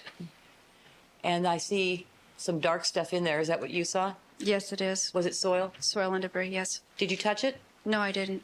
After looking at it, what did you do? Resealed it again. Closed it up, resealed it. And where did you put it? It was placed on the counter with the other items. What other items? The other sealed items.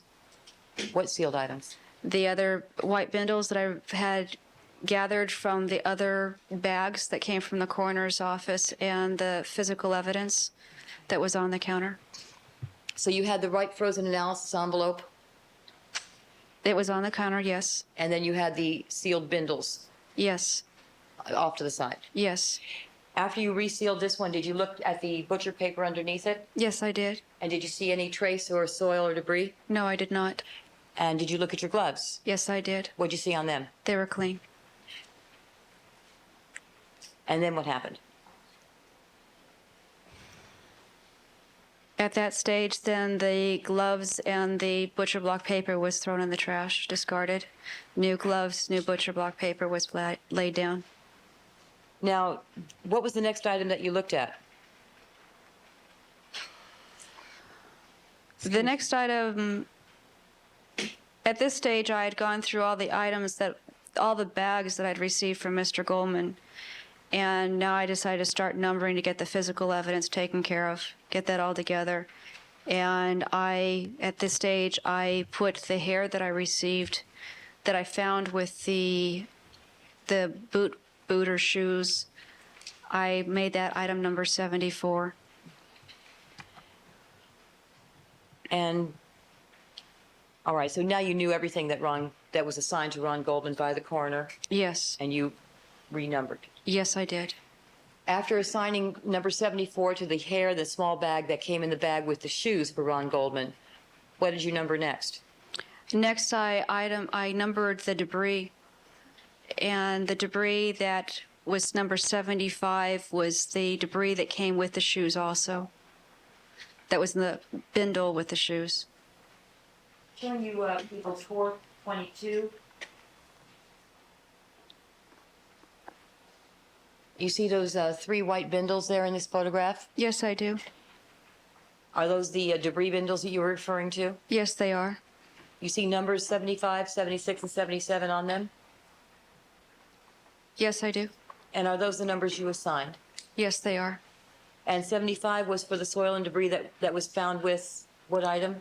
75 was found with the shoes, And 76?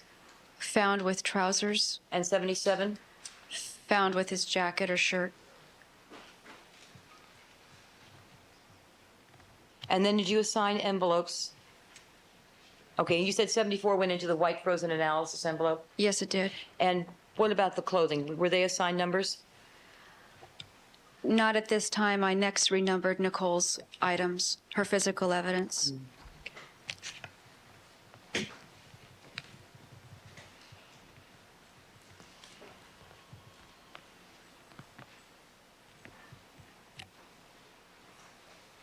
I'm sorry, no, that's not correct.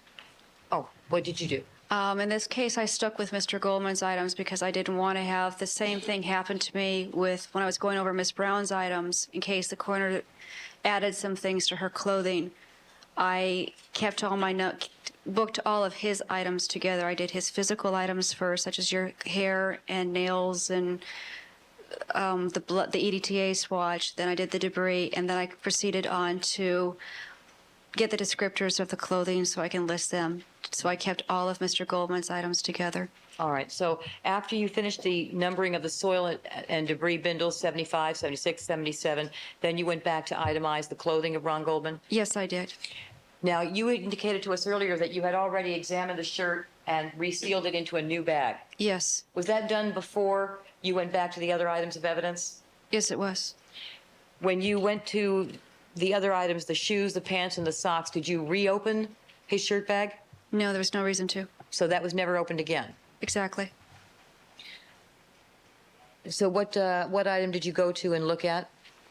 The shoes were next. Okay. Did you examine them with clean paper down and clean gloves? Yes, I did. And did you repackage those into a new bag? Yes, I did. We already showed you that one, didn't we, in a photograph? Yes. And did you reseal it? Yes, I did. What item number did you give it? I signed it number 78. And did you mark the bag in some other fashion as well?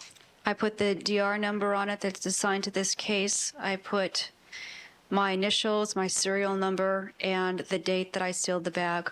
And the DR number that's assigned to this case is? 940817431. You sure? Yes. And that's what you wrote on the bags? Yes, it is. All these bags? Yes. And then did you examine the paper for hair, trace, or soil after you examined the shoes Yes. and your gloves? Yes. Did you see any? No. Did you change paper and gloves? Yes, I did. And then what did you do? Then I proceeded on with the next item. And that was? Next item were the pants.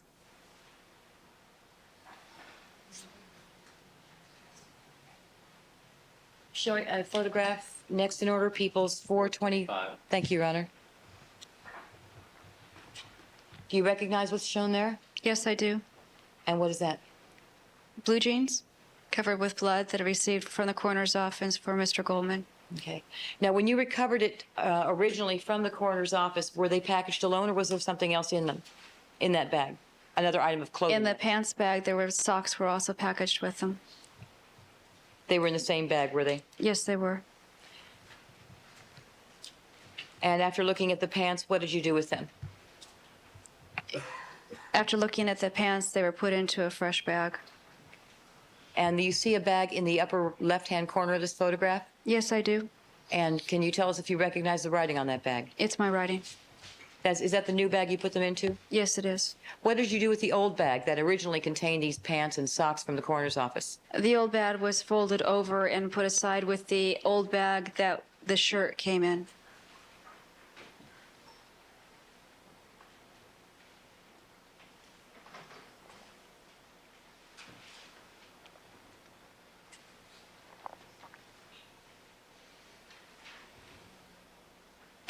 Showing you what's been marked as People's 420. We're going to zoom in on the right-hand side of the photograph. Can you tell us if you recognize the bag shown in this photograph? Yes, I do. What is that? It's the pants sock bag that was received from the coroner's office. So again, you preserved that original as well? Yes, I did.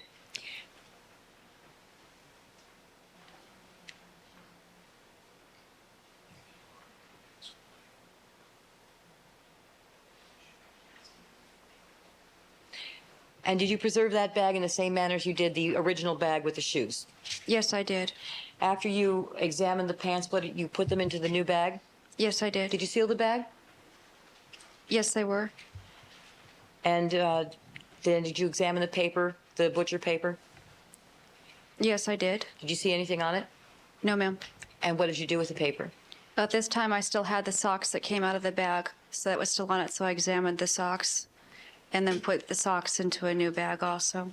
Okay, now, why didn't you change paper between the pants and the socks? Because the socks and the pants came in the same bag from the coroner's office, so if there's any cross-contamination between the two items, it had already occurred. It was too late? Yes. Okay. When you examined the socks, did you notice any obvious soil or hair or debris? No, ma'am. After examining the socks, what did you do with them? They were placed into a new bag.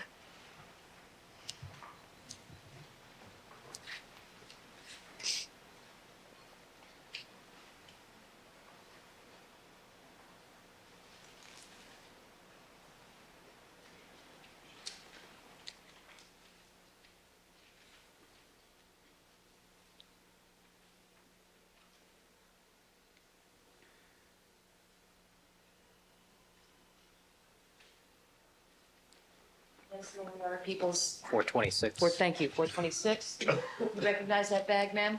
Yes, I do. It's a better view of the bag that you put the new bag you put the pants into? Yes. Is that your writing? Yes, it is. And then with respect to the socks?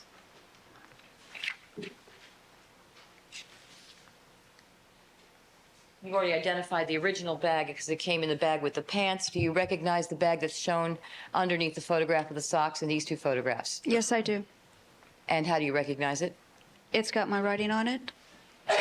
That's the new bag you put the socks into? Yes, it is. Above that is a photograph I'd ask to be marked as People's 427, Your Honor. 427, photo of socks. Do you recognize those items? Yes, I do. What are they? They're the socks that also were received from the coroner's office that were assigned to Mr. Goldman. And is there a number there? Yes, there is. And do you recognize that number? Yes, I do. What number is that? It's number 80. And below that photograph is another photograph That's the one of the bag I'd ask to be marked People's 427, 428, Your Honor? 428. And that's the new bag you put the socks into? Yes, it is. And did you seal that bag? Yes, I did. After examining the socks on the butcher paper, did you examine the butcher paper for hair, trace, or soil? Yes, I did. Did you see any? No, I did not. How about your gloves? They were also clean.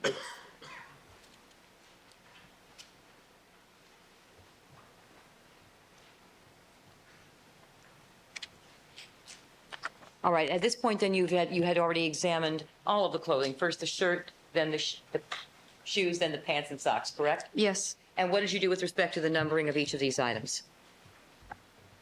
I don't understand the question. I'm sorry. Well, you told us earlier that you had marked the soil and debris bindles as 75, 76, and 77, Yes. and that you then went on to number the clothing. Yes. And what did you number the clothing? The shoes were numbered 78, the pants number 79, the socks number 80, and the shirt 81.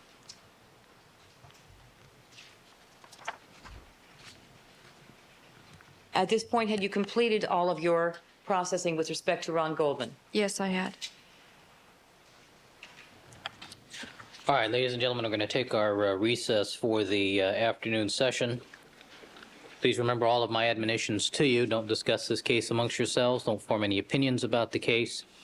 Don't conduct any deliberations until the matter has been submitted to you. Also, don't allow anybody to communicate with you with regard to the case.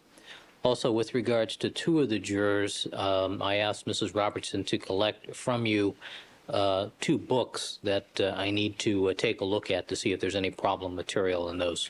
So hopefully there won't be, and we'll get those back to you tomorrow. All right? All right, counsel, anything else? All right, we'll stand in recess as far as the jury is concerned until 9 o'clock, and that special proceeding tomorrow morning, 8 o'clock. All right, and Ms. Lewis, you may step down. You're ordered to return tomorrow morning.